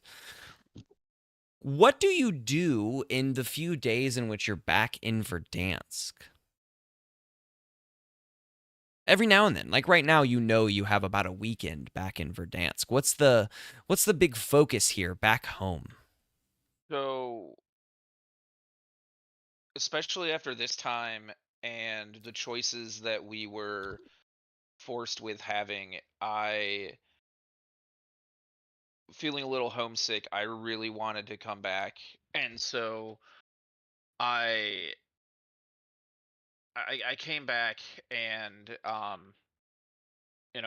go to my bedroom and I go to my foot locker, and in my foot locker is a small carved wooden walking stick that my father gave me when I was a young child.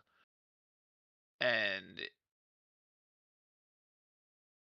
he would whittle them from time to time to help pass his time being one of the village elders.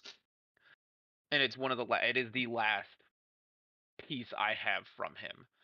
And so I'm just kind of like sitting on the end of my bed, holding it, thinking about him, and just knowing in my mind that I did make the right choices, and thinking about the past and what we've done, and just knowing that I really believe that I've been making the right choices and going down this path. And I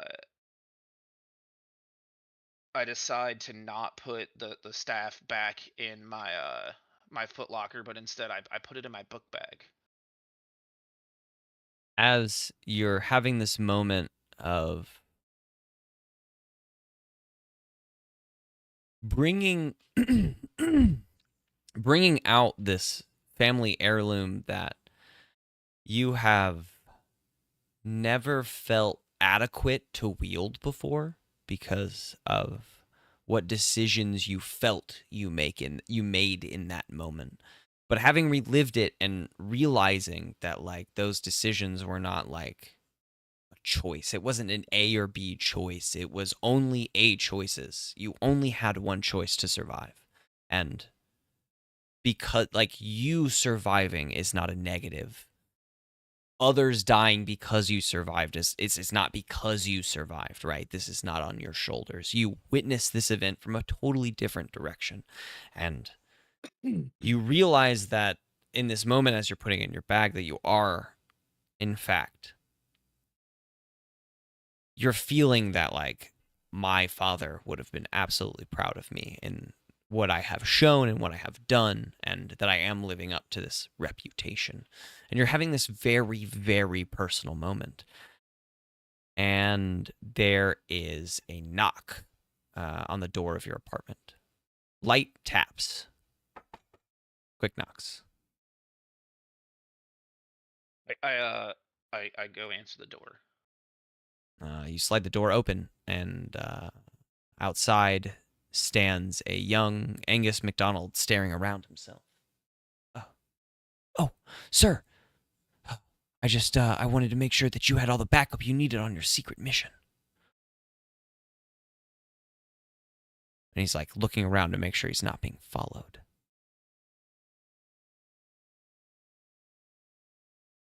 I invite Angus inside. And he creeps inside. He says, "What? I don't actually know exactly what we're doing, But you keep going on these secret missions, and I thought that it would be a good time to train. He's like in total mission mode. Like you guys are like on site right now. Like he wants to train me, or he wants me to train him. He thinks that you're in the core of a mission right now, that this is not your apartment, but that he is. Like currently he's peeking through like books and shit on the shelf. Like you guys are investigating this apartment. Okay. He thinks you're on a secret mission. I asked him, be like, Angus, what have you found out? Well, he's peering through some books.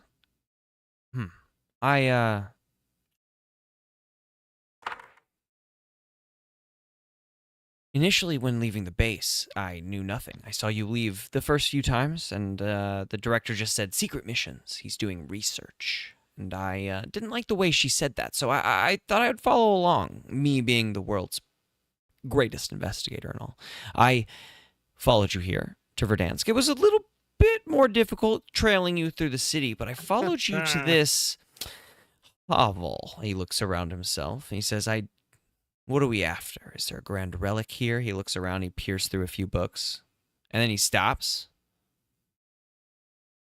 and he pulls a picture out of you and, we'll say, like, one of the kids from your, like, the one or two kids that you did child services with. You have, like, a picture left.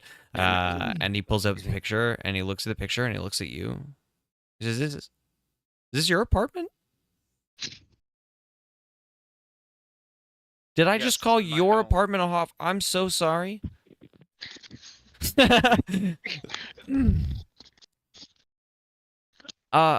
Why, sir, not to intrude, why are we here? What is the secret mission? Excuse me. I just come back in between missions and relax. Oh. Huh. I thought the director was very secretive about what you were doing here. I'm very sorry if I am imposing. I can definitely go back if you'd like.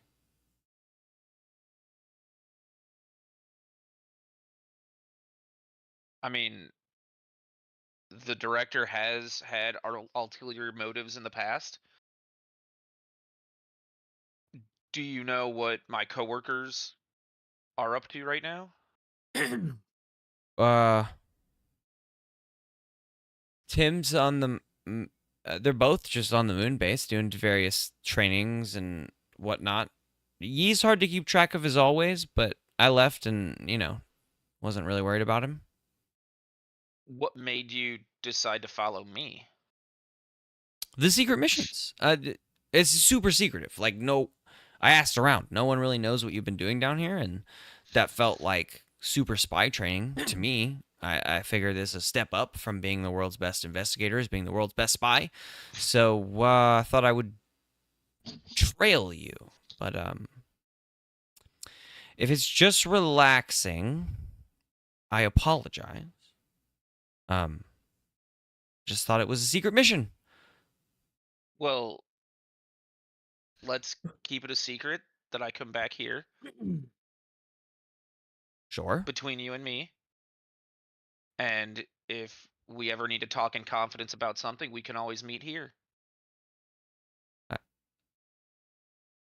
Yeah.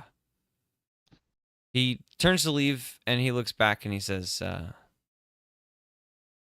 thanks. I saved the moon base. There's not been a ton of places that aren't a ton of people that really invited me in.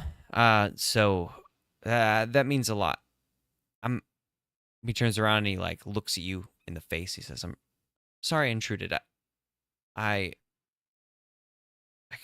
should do better at investigating." And he leaves and closes the door behind him, and you're left in your apartment with your father's staff that you've just placed into your bag, and a weekend off to sort of process the occurrences of now.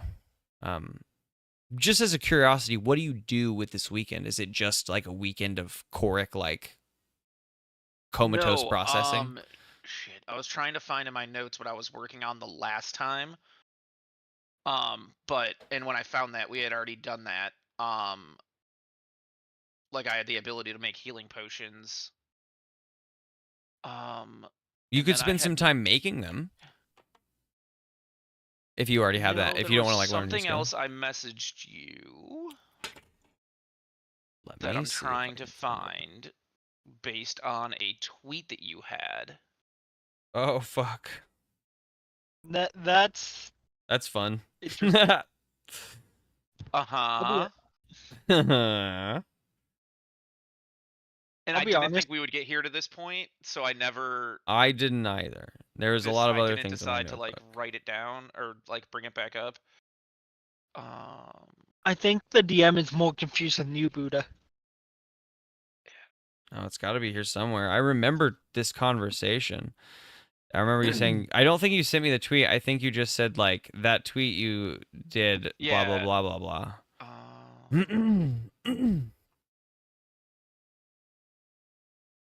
It's my backstory, so it's sooner than that. To the Twitter. I feel so weird typing x.com. I still call it Twitter. LOL. I'll never call it X. X. X Yeah. who?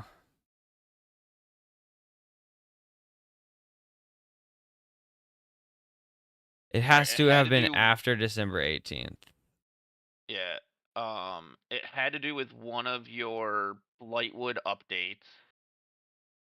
It was a poison item. Oh, Oh, this man, I remember. Okay, the little dagger I sent you. Okay, hold on. I actually drew that one, so I remember. I was like, even we're closer. going back 6 months to try to No, find no, no, something? no, no, My no, no, God. no. I just No, wanted this to. was It was closer the to, like, Thorn April. Lance that I sent May 25th. The idea was it was a lance, and then it had the ability when you roll a 20 on your attack roll with this lance, the target must succeed on a DC 16 Constitution saving throw or be paralyzed for 1 minute. Maybe? That was like one of the only thorn items. Oh, no. The nettle slicer. On a successful hit, the target must succeed on a constitution saving throw where the DC is 8 plus the damage taken. On a failed save, the target takes an additional 1d4 slashing damage at the start of its next turn. It is like a little dagger that causes the damage and then causes some damage again at the start of their next turn. I think is the one you actually messaged me on. I think, yeah, it was a dagger. And it was something about, like, I wanted to figure out how I could maybe, like, weave that into one of my abilities already, but, like, somehow, like, elevating the poison. Okay.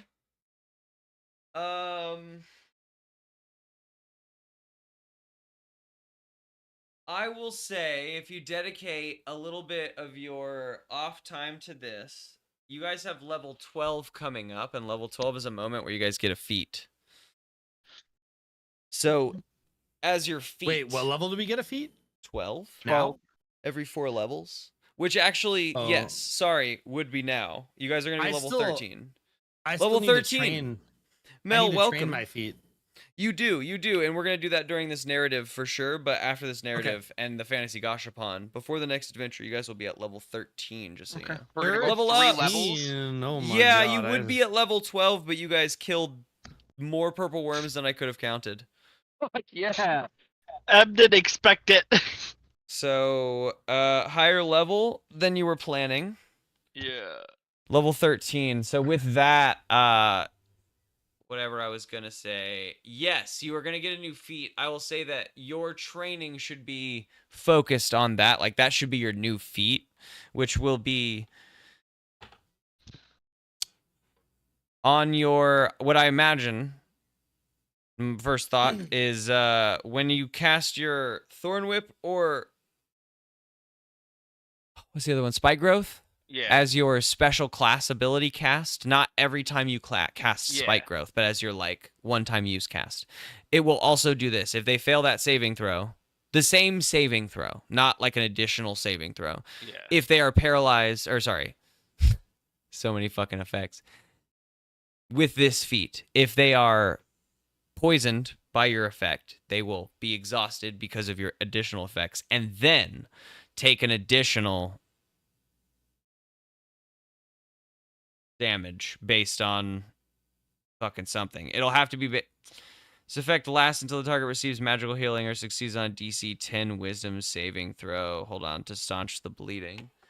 Okay, then what it will be, if it is a continuous thing like that, it will, when those effects cause your, when they actually take the damage, to take your fucking, so many different P words, exhaustion and poison, they will also receive this effect, which is that they take 1d4 damage at the start of each of their turns until they receive magical healing or succeeds on a wisdom check to staunch the bleeding.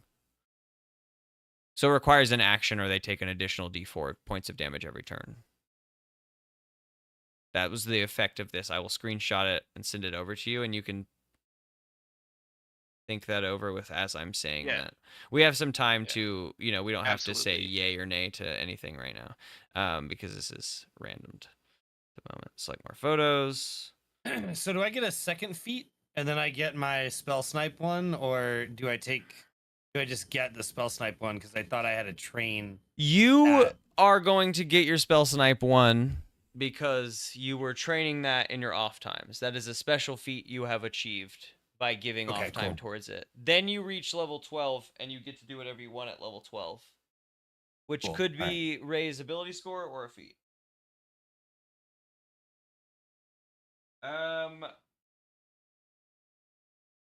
A couple more things that we're still gonna do. I think that takes care of. Okay, so Buddha, you're gonna spend time the rest of these days on your off time, like practicing with your thorns, trying to improve them and increase their like potent stabbing ability. Yes. Cool. We will discuss the feats, the like mechanics of that feat in post, because it is not necessary for the moment. Let me just find a hair tie. 1 second.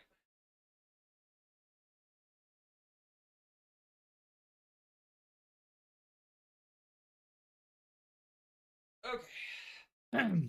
So now every time I cast a spell that requires an attack roll, the range is doubled. Neat.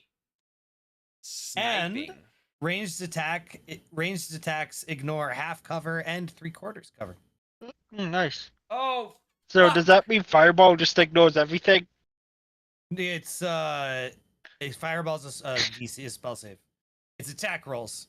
All my cantrips, anything that requires an attack roll, it's double range. I have a thing. Oopsie doopsie. As Crava dips her head back in to wink at you. It's a sort of bullet time moment for you, Tim, because I forgot a thing. Thank you for reminding me. Crava dips her head back in to wink, and as her eye closes, she can't see you for a split second. And you feel the pull of your umbrella try to rip towards her.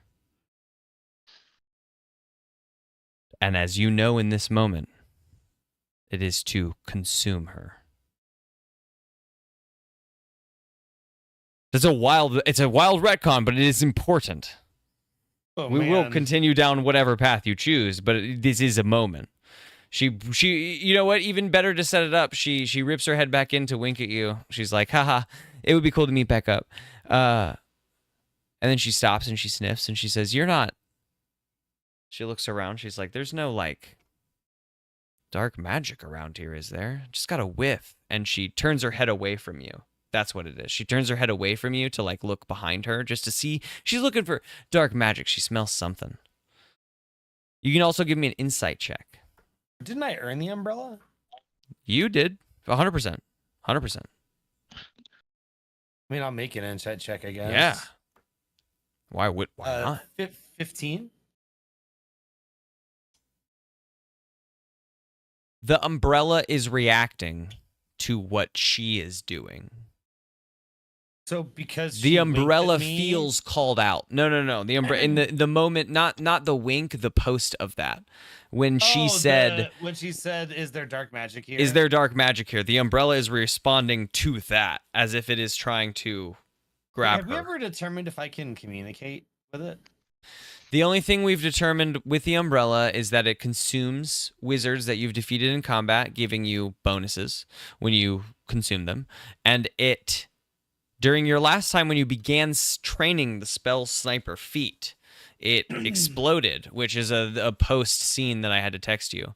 Like the reason you were unable to properly aim that is because it took over and spelled out LUP on the wall. And then went inert. You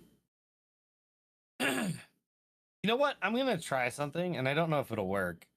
I'm gonna think in my mind, like not her, like leave her alone, but I'm not gonna say it out loud to see if I have any type of bond with this item at all. Because I've never explored that. Yeah. So I honestly don't. I have no idea. Charisma saving throw with advantage. The advantage is a huge key point, not a bonus I'm giving you. This is a story thing you have.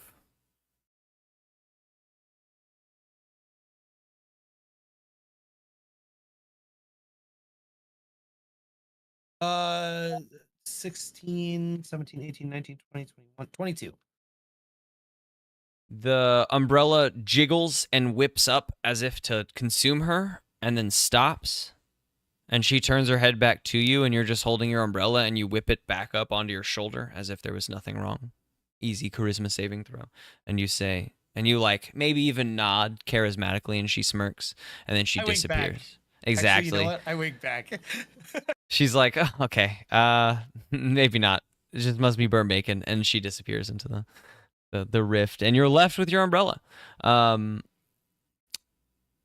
Yi, okay, the two of you have had your biz. Yi, you alone also in this couple weeks. You have found yourself wandering the grounds of the quad and of the moon base, and where you find yourself in this moment is down in the Voidfish's chamber. You've spoken to Avi a little bit, and he's left. You've said, I can watch this over, and you are widely trusted here. So it's not like what are you gonna steal the Voidfish? No. Maybe.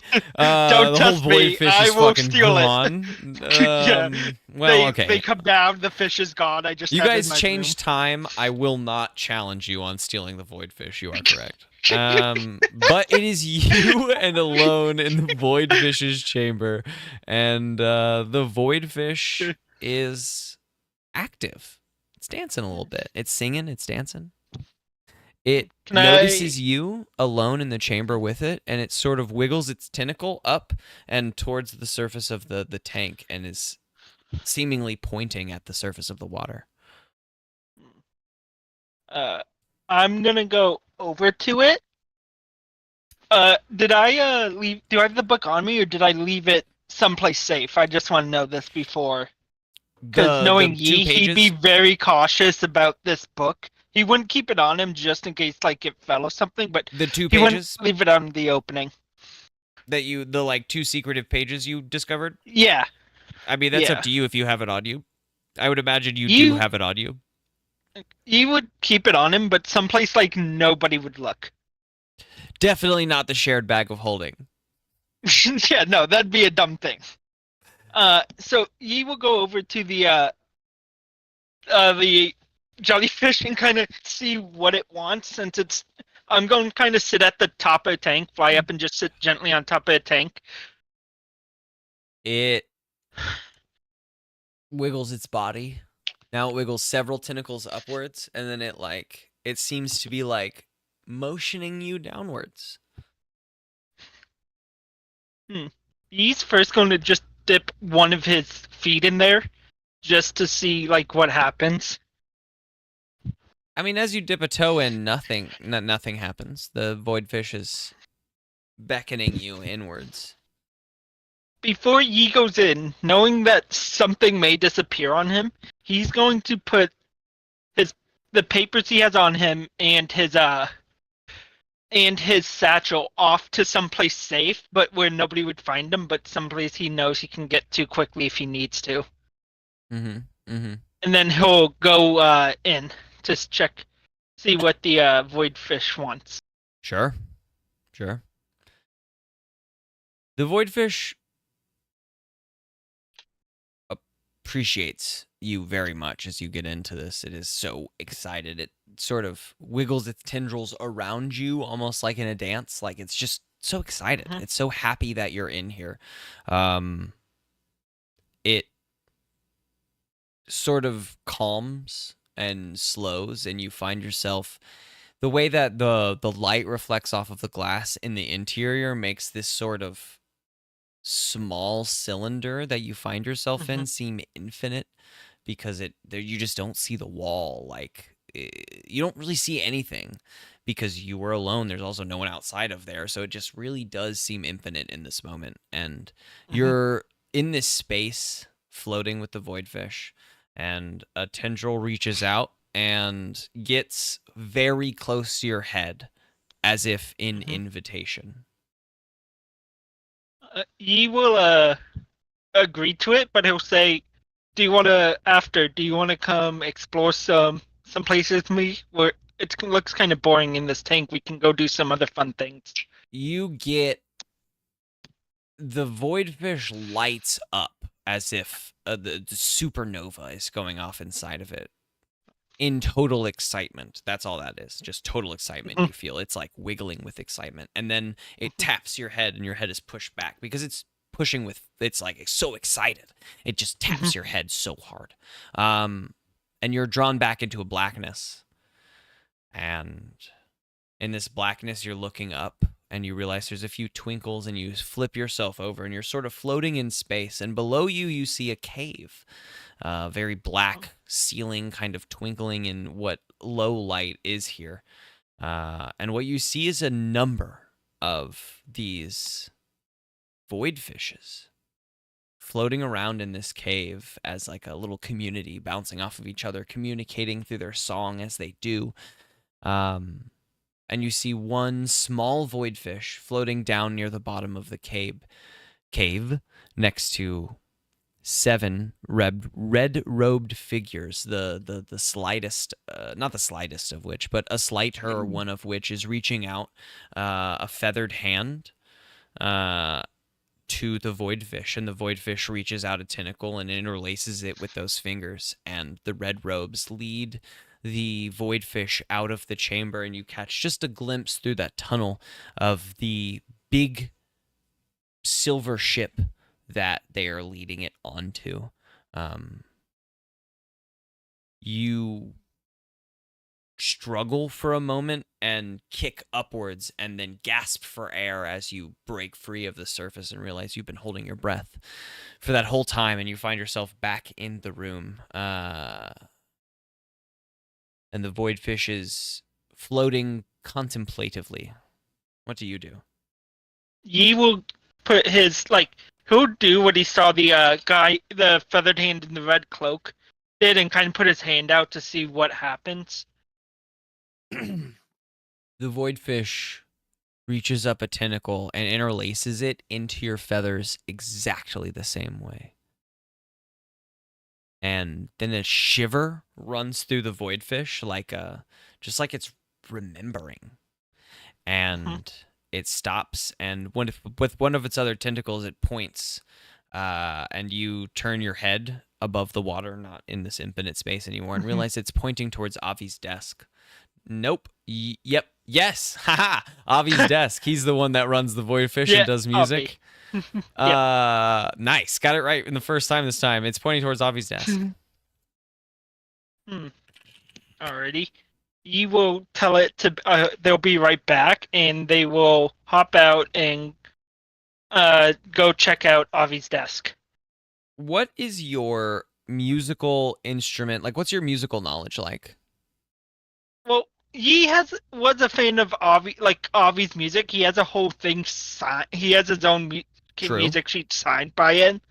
So I'd say he has a pretty good, well-versed knowledge of what is music and everything. He may not be good at playing an instrument as much, depending on what instrument. Okay. But that's why he got kicked out of Bard School. He was horrible with winds. Sure. Not great so- at reading music, but okay at playing. Yeah. You're digging through this desk, and there's just track after track after track, or whatever. Sheet music after sheet music after sheet music that Avi has written lovingly. And there is He's one home piece that pocketing you other sheet music. Sure. One from the middle, one obvious like deep cut of obvious. But there's one under that deep cut that you go to pocket and you look down at the pile that is left, and what it is titled is The Voidfish's Lament. A very short song compared to any of the other songs you've flipped through. And looking at it from your point of view is different from a musician's point of view. A musician looks at the scales, they look at the music being played, and they attempt to play it maybe in their mind or whatnot. But what you do is you explore it. You investigate this piece of paper because it's obviously something important. It feels connected. And as you dig through this, what you realize is that the notes, 7 notes throughout the whole song, simple, repeated time and time again. E, G, G, rest. B, A, B, E. Can you repeat that? E, G, G, rest. B, A, B, E. Okay. He will bring the sheet over and hop back in with it and kind of hold it out to our space friend. It shakes its bell vigorously and points its tentacle at the piece of paper, being very careful to not touch it with its tentacle. Was it a happy shake or like a no wrong thing shake? Yes, like yes, Okay. and pointing at the paper. Okay, you will kind of hop out after getting that confirmation, looking around if there was anything else that looked similar to what that paper said, or like if the words could be rearranged into something else. Give me an insight check.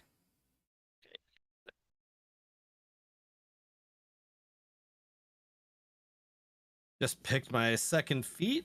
I'm gonna take the mobile feat. 23. Oh fuck yeah. Nice. That was a 23 for you. You swim up to leave, and the voidfish wraps one of its tentacles around your ankle and kind of pulls you back gently, not like forcefully, just gently. Yeah. Don't leave. You get the sense. Yeah. It points vigorously at the piece of paper. And you don't have time to think about what other words these could be, how we could rearrange these letters. Egg. Baby. It points again. Egg. Baby, you think. And then it hums those notes, and you hear it as it hums those notes. Egg. Baby. And then it points at itself. And points out into the infiniteness around itself.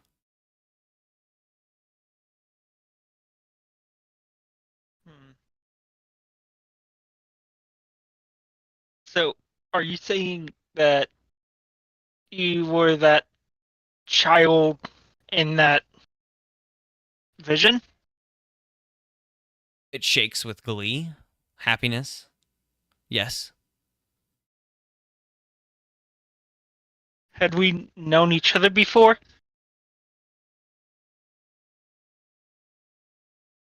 It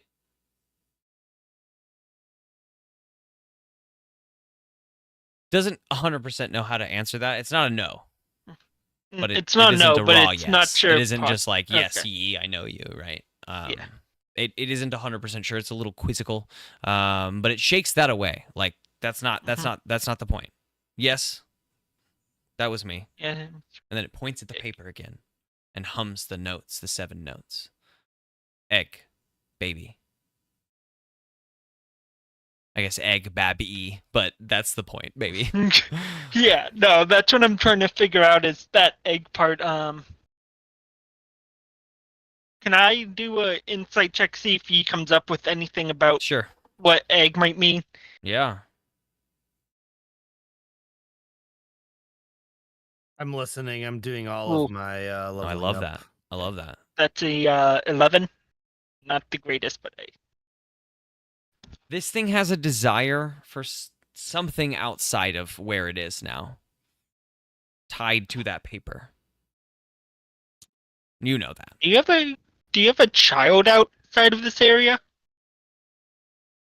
And the moment that you say that, a small light in the bell of this void fish that has a swirling cosmos of stars inside of it that we've seen. A new light clicks on and twinkles. You know for a fact you spot it in the center, dead weirdly in the middle of all these other lights.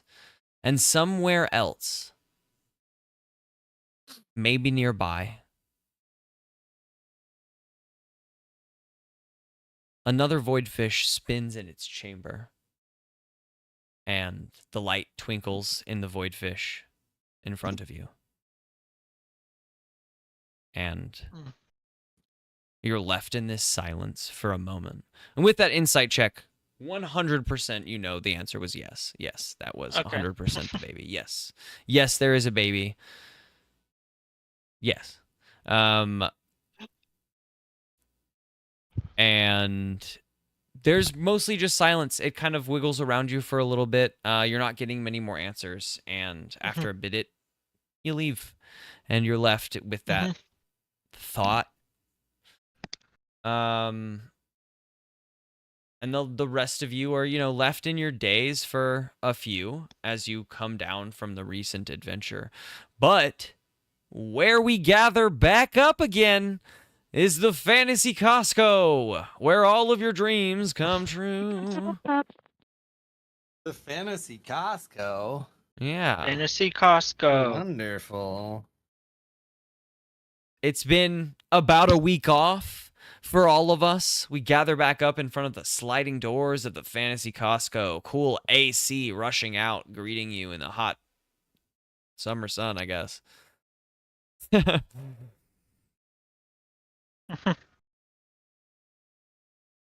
I'll go first, I guess. Yeah. You wander in, you put your token into the Fantasy Gashapon. What do we get? Roll me a d20 and tell me your class is a sorcerer. I don't need you to tell me your fucking class. I know what it is. Hopefully it's not an item I already have. If it is, we'll re-roll. 5. Fantasy Costco, where all of your dreams come true. What the fuck is this? Okay.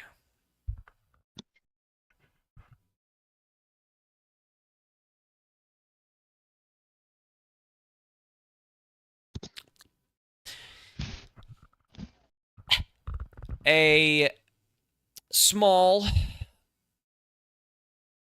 circular pouch slides down the prize shaft of the Fantasy Gashapon, and Tim picks it up and opens it up. And what is inside is a small circular bracelet, silver, woven bands of silver wrapping around in a circle. And Garfield explains that this is the band of projected thought. It does not require attunement, but while wearing it, you can fuck, that word is always fucks my brain up. Teleport? You can communicate telepathically with any creature you can see within 45 feet of you. A single creature at a time. Whenever you connect to a new creature, the old creature can no longer hear you. But it doesn't require attunement, so you can just at any given point mentally communicate with another creature, and it is full communication. I So, think that It's called the what? The band of what? projected thought. If you don't share a language, unfortunately, there would be a struggle there. But beyond that, like, you know, that would, you don't have to talk to do that. Can communicate telepathically with any person, Any creature any creature. within 45 feet that you share a language with, we should Any tack onto that. creature you share a language with.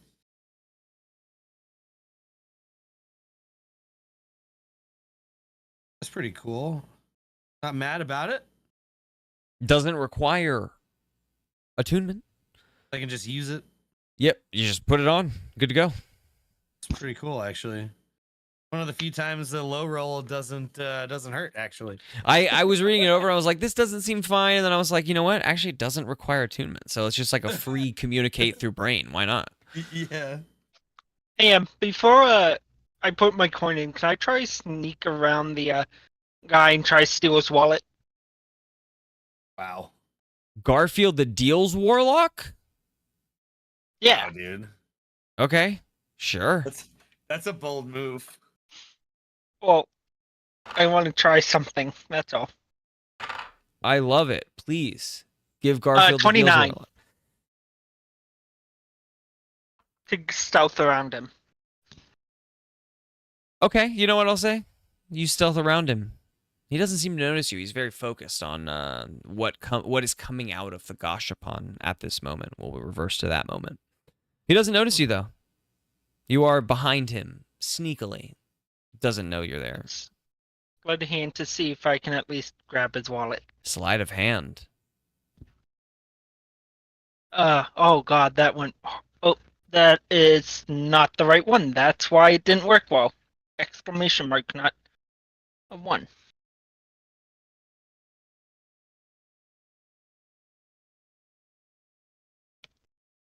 That is an 18.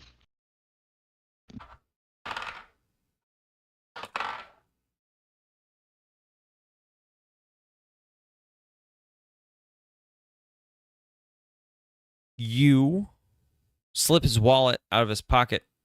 Don't really know how wallets work in this, but it has a pretty hefty amount of gold in it.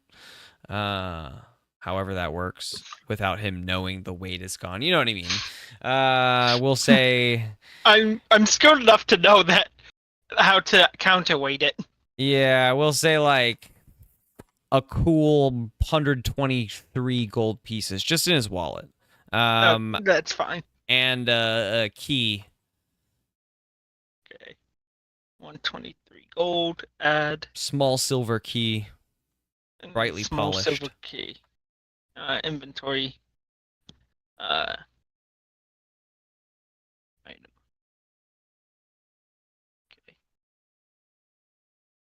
Whoa. No. I will. And he steps forward as you pull that from his pocket.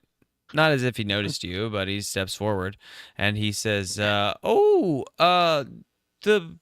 band of projected thought. Yes, communicate with anyone nearby. A lovely device, especially because you don't have to attune to it.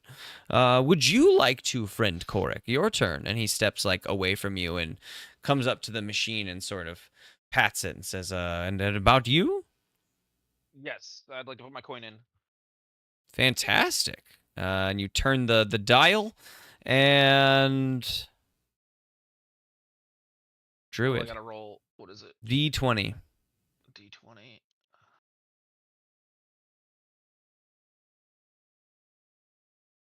There we go. It is now at the keys. Now added to my. 19. Oh, fuck. What was that? That was... Okay.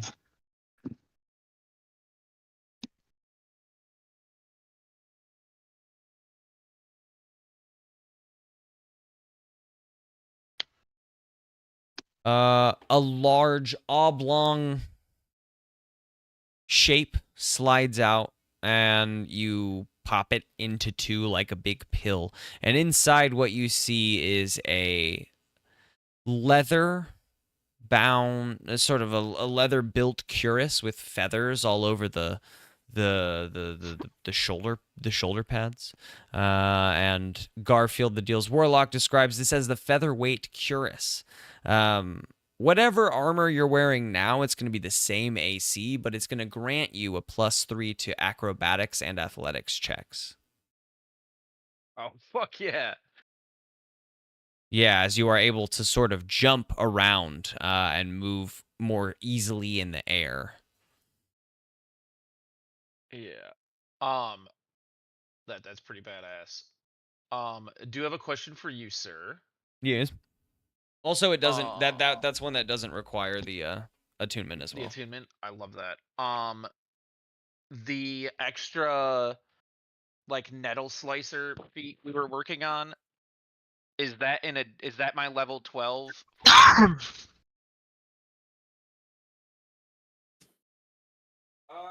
Or can I do a feat or 2 ability points plus the extra?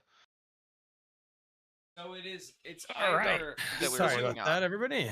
because you haven't been working on it. I'll say that you can either begin work on it this time and, work, Yeah. achieve it next time, and take whatever you want as level 12. Or as your level 12 feat, you can just take it because you haven't done the work on it in like story past, right? Okay. Yeah, I You just can spent the take weekend the feat starting on raw. it.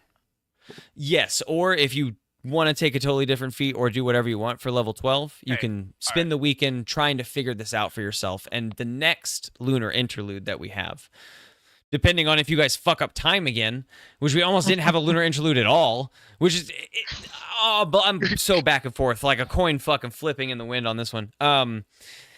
Anyway, next lunar interlude, you spend your bonus time on doing that, then yeah, you will have that. All right. And before I go, can I sneak his wallet back into his pocket? Sure. Did you take all the money in the coin? Or in the Yeah, okay. the key, yeah. You can give me a sleight of hand check.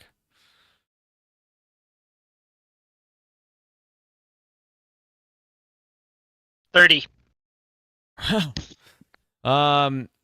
Yeah. Korik grabs his thing, he explains it, and then he pats the machine again and says, all right, Yee, you're up. Ready. He will use his coin. Yee, roll me a d20.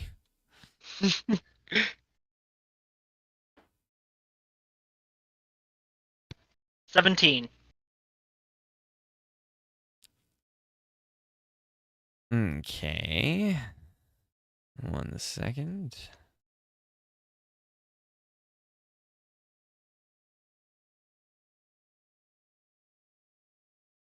Whoa. It's down here. Chop. Oh man, I'm between 3 spells for my 6th level spell slot. I just took Heal, Hero's Feast, Wall of Thorns, and I have one more. I don't know if I want to take Disintegrate, Mental Prison, or Chain Lightning. Mental prison would be fun. I mean, Yee. Mental Prison is definitely a good one. Chain Lightning is nasty though. Mhm. Are we leveling up to 12 or 13? 13. Okay. I want to make sure. Yeah. A small silver box comes bounding down the fantasy gashapon, and Garfield looks at it quizzically. And he says, I can't believe it. I've been waiting. I have been waiting for just this moment. And he reaches back and into his pocket and pulls out his wallet. And he says, I can't believe you got it. And he opens up his wallet, and there's nothing in his wallet. Oh. And he says, oh gosh, I must have, oh shoot. Well, next time, huh? And he goes to put the silver box back into the fantasy gashapon at the top. That's funny. Does he do it? Wait, do you let him do it? He I was gonna. He won. No, his I'm gonna money. say And he I'm- stole He it wanted the already? key. He wanted the Yeah, key. he wanted the key I took.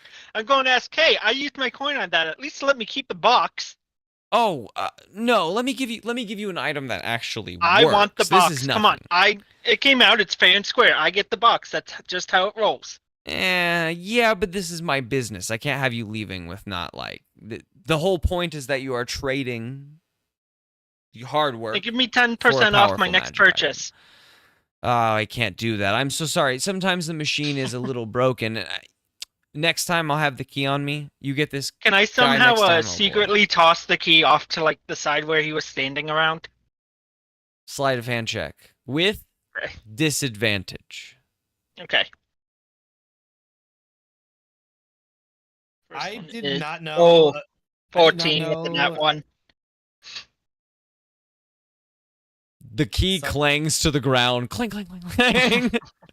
Everyone Yeah, sees No, it. no, no, no. Question: did we long rest before this? Because I'll lucky egg that. Let him roll it again. 100%. Oh, did we? I mean, Oh, yeah, yes, yeah. yes, It's yes, been yes, it's we been have it's rolled been it well again. over a week Okay. since our adventure. again. Yeah, yeah. 24 for the first. Okay. Second one is 18. It doesn't clang, clang, clang, clang, clang. But it you drop it to the I'm so ground. disappointed. Um, I go, is that the key, the thing you're looking for? Kind of pointing at the ground. I need you to make a perception check. Or yeah, perception check. Perception? Okay. Yep. I get it.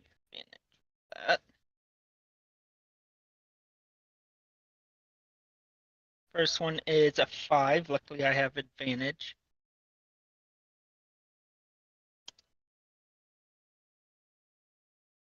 $13.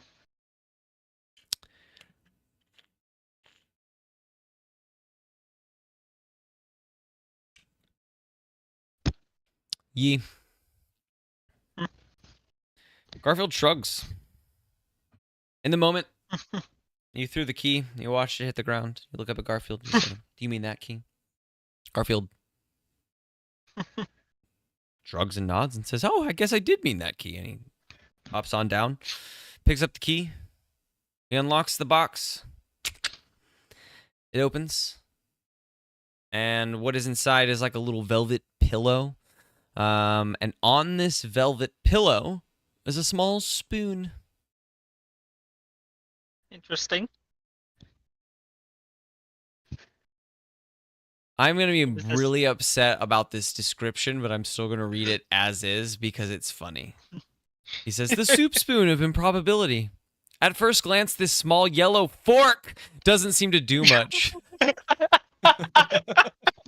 What is Fuck the me. information on the fork? Fuck me. Because it's a spoon and not a fork. Yeah, that's why I had to read it exactly. Merely having it with you, however, emboldens you and gives you +1 to strength checks and +1 to dexterity. Hold on, I have to scroll over. Checks. Once per day, the user may attempt to drink a liquid using this item. Absurd, it's a fork.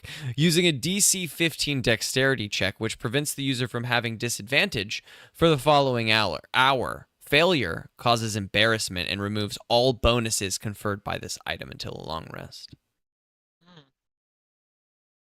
I'll just screenshot it and send it to you. Don't worry Yeah, about it. I was about to ask, could you send that to me? I'll need to add it. Oh, that's cool. Do I have to tune to this?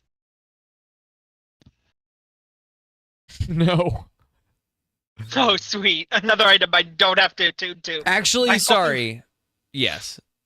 In your Okay. case, yeah. He noticed you, I will say. I tried. Unfortunately. You did try. You tried a lot of different times in a lot of different ways, but he did, I will say, notice you on some of your first dexterity checks. So all of it was trying to make up for the fact that he had watched you steal his wallet. Yeah. I figured he'd see me, but oh well. That's okay. I'll say in leaving. Well, yeah, you turn around from the fantasy gashapon. We'll say that this is at the end of your item buying that you're about to do. If you guys want to buy, like, you know, gear and shit. But at the end of your this is like the end of your time in Fantasy Costco, and as you turn around as you leave, you go to wave goodbye at Garfield the Deals Warlock, and he's holding another silver box in his hand, as if he had switched them out. And he winks at you.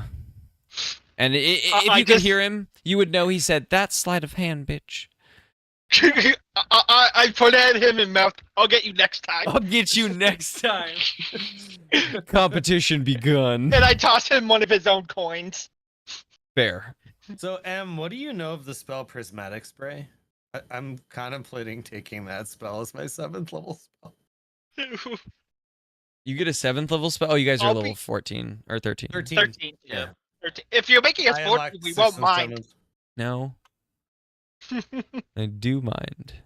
I'm between Prismatic Spray and Finger of Death, although I gotta say, Prismatic Spray seems like it's fun as fuck. I'll be honest. Prismatic Spray is cool because it is kind of right in the line of like why I enjoy Wild Magic Sorcerer, and that it gives you some randomness to what you're doing. But so like, what if you're shooting it at one target? Does it have to make 8 deck saves to see what beam, or is it 1 and then you roll a d8 and it's dependent on how many targets there are? I'm trying to understand based on the wording. Oh, that is tough. Each creature in a 60-foot cone must make a dexterity saving throw. For each target, roll a d8 to determine Okay. which color ray affects it. So only one can hit one thing. Yeah.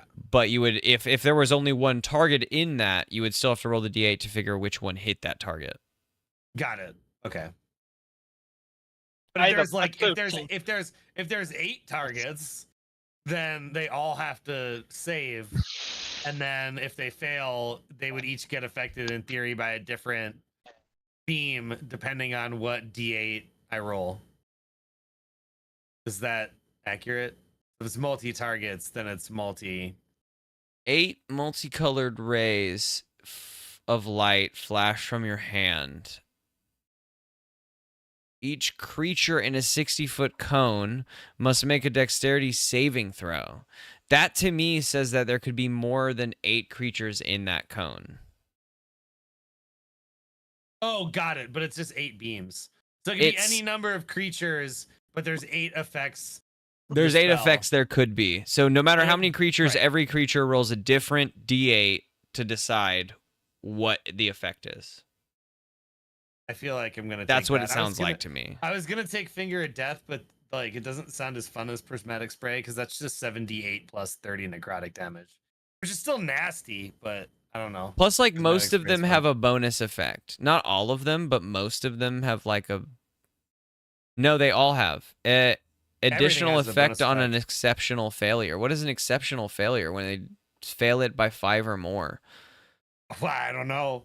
It just says special reroll. See page 267 is what it says. Wait, I what don't the know if that's in fuck? there. Hold on.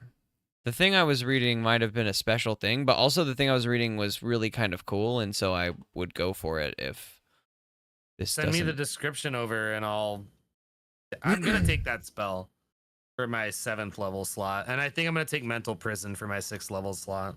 Actually, yeah, their version is kind of boring compared to this other version that I found. D&D's version. D&D's version is kind of boring compared to this homebrew version I found, Well, which I mean, is damage-wise the same. It's just gives you one additional effect, which to Prismatic Burst. Nope, this is a different spell. Ignore me. Sorry. Okay. I still like Prismatic Spray. Still really cool. I like that it's just random damage and has some extra cool effects here too. okay, so it's not the same thing. No, but I will send along this spell if anyone wants to take it, if anyone is able to, because this is a cool homebrew spell, and I like it. Artificer, Bard, Cleric, Sorcerer. So only you would be able to take it anyway, but it's a first level spell. What, the Prismatic one? The one you It's just called said? Prismatic Burst. It's the one I found just now. It's a homebrew spell. Hmm. While I was trying to look up Prismatic Spray, it's just a side thing I noticed. Anyway, I like Prismatic Spray. Really cool. There is, if you want a new first level spell, I would totally allow that. Okay. Send over the Prismatic Burst and I'll look at it. I might swap something out. No doubt. No doubt.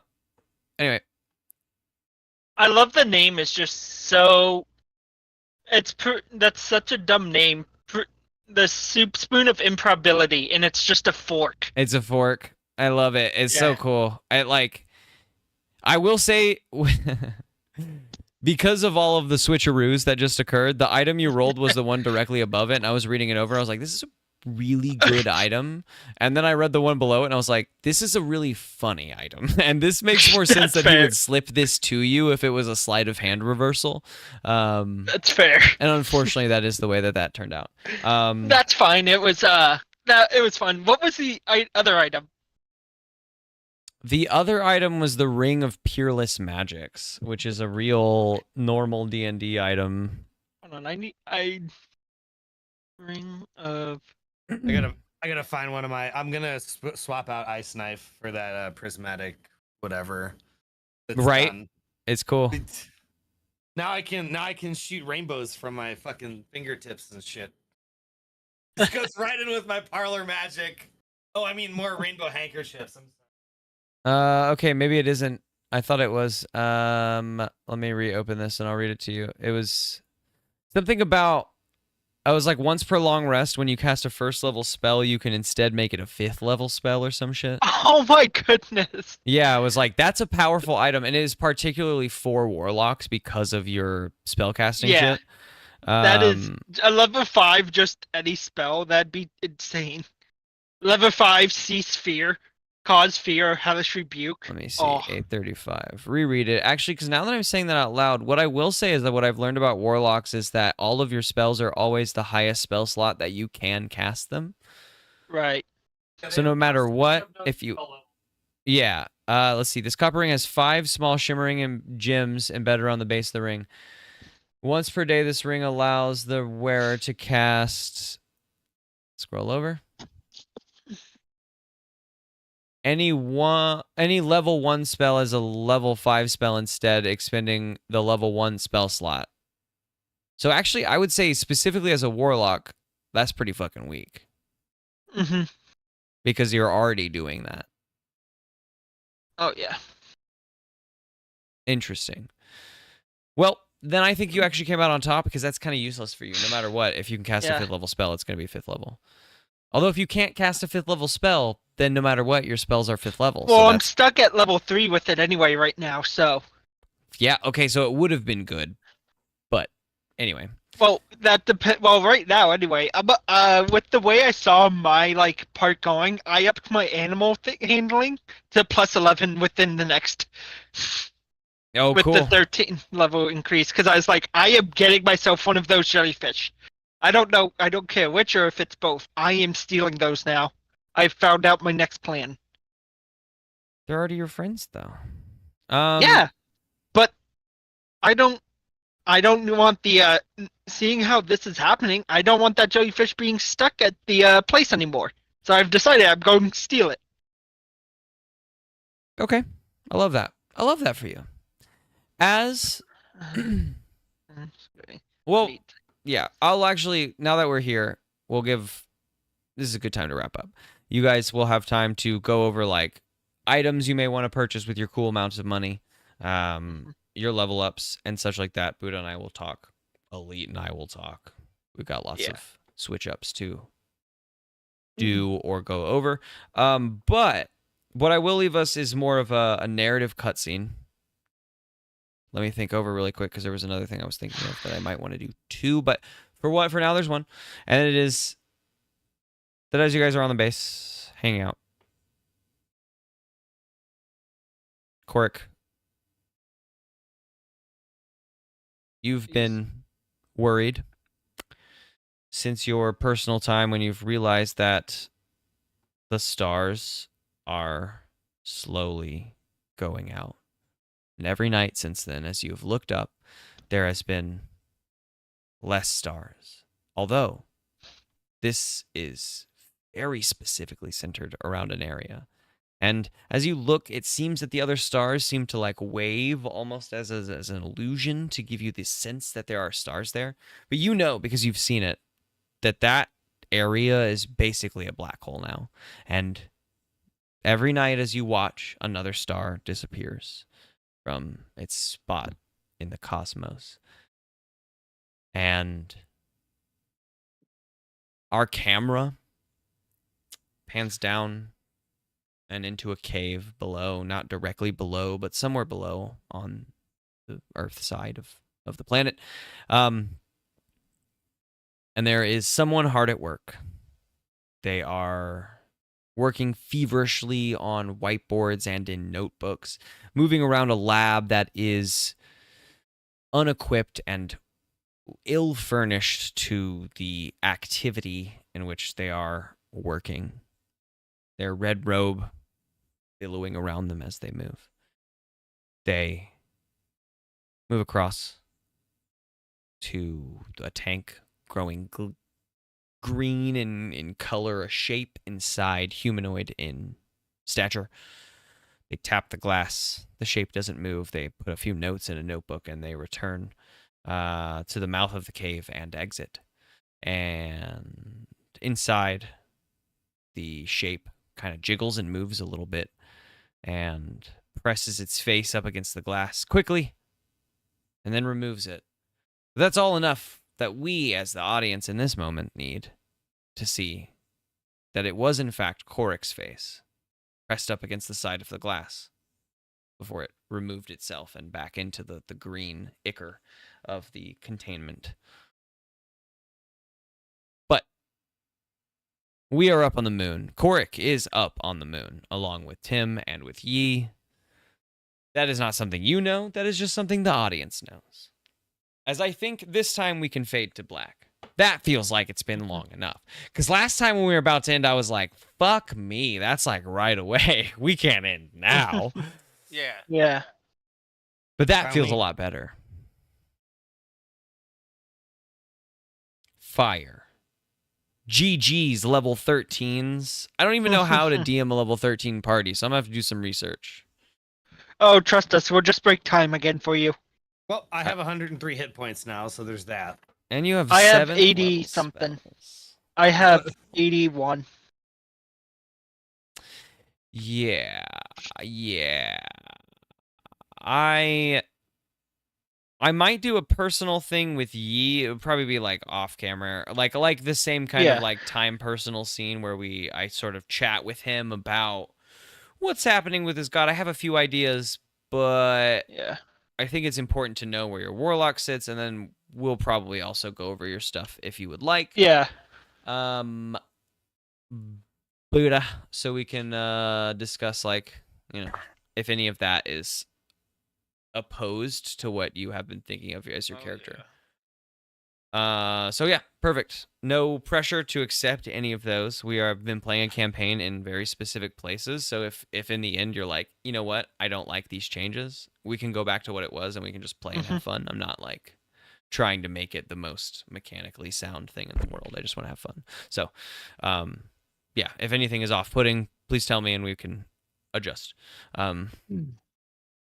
Perfect. But for now, good gaming, guys, and yeah, great. And I cannot believe you took the time change, and then I can't believe I was sitting there reeling, trying to figure out how I could narratively force us back. Like, 'cause what if we went back to Verdansk? What do you do next? The story is continuing on from the point at which the place should have died. There would have been such a seesaw. Sorry, what? You're welcome. No, I'm just looking at sub-rigs that he might have, and I found one. Huh? Well, The you still guy. guys are talking, I'm gonna wrap my stream, and then Yes. if you want to talk more, Yeah, that's fine. I'll be right For sure, back. for sure. I will return as well. I'm gonna mine will be kind of short. Oh, good. As for everyone here, appreciate you guys joining in on this extra long D&D stream. We finished our arc. We did our lunar interlude, and we're gonna come back next time to begin the next arc. Which, if any of you are listening in, you're gonna fucking hear that it's called the Suffering Game. Really excited. Anyway, love you guys. We'll see you next time for some more Dungeons, Drive-Ins, and Dice, or video games, whatever we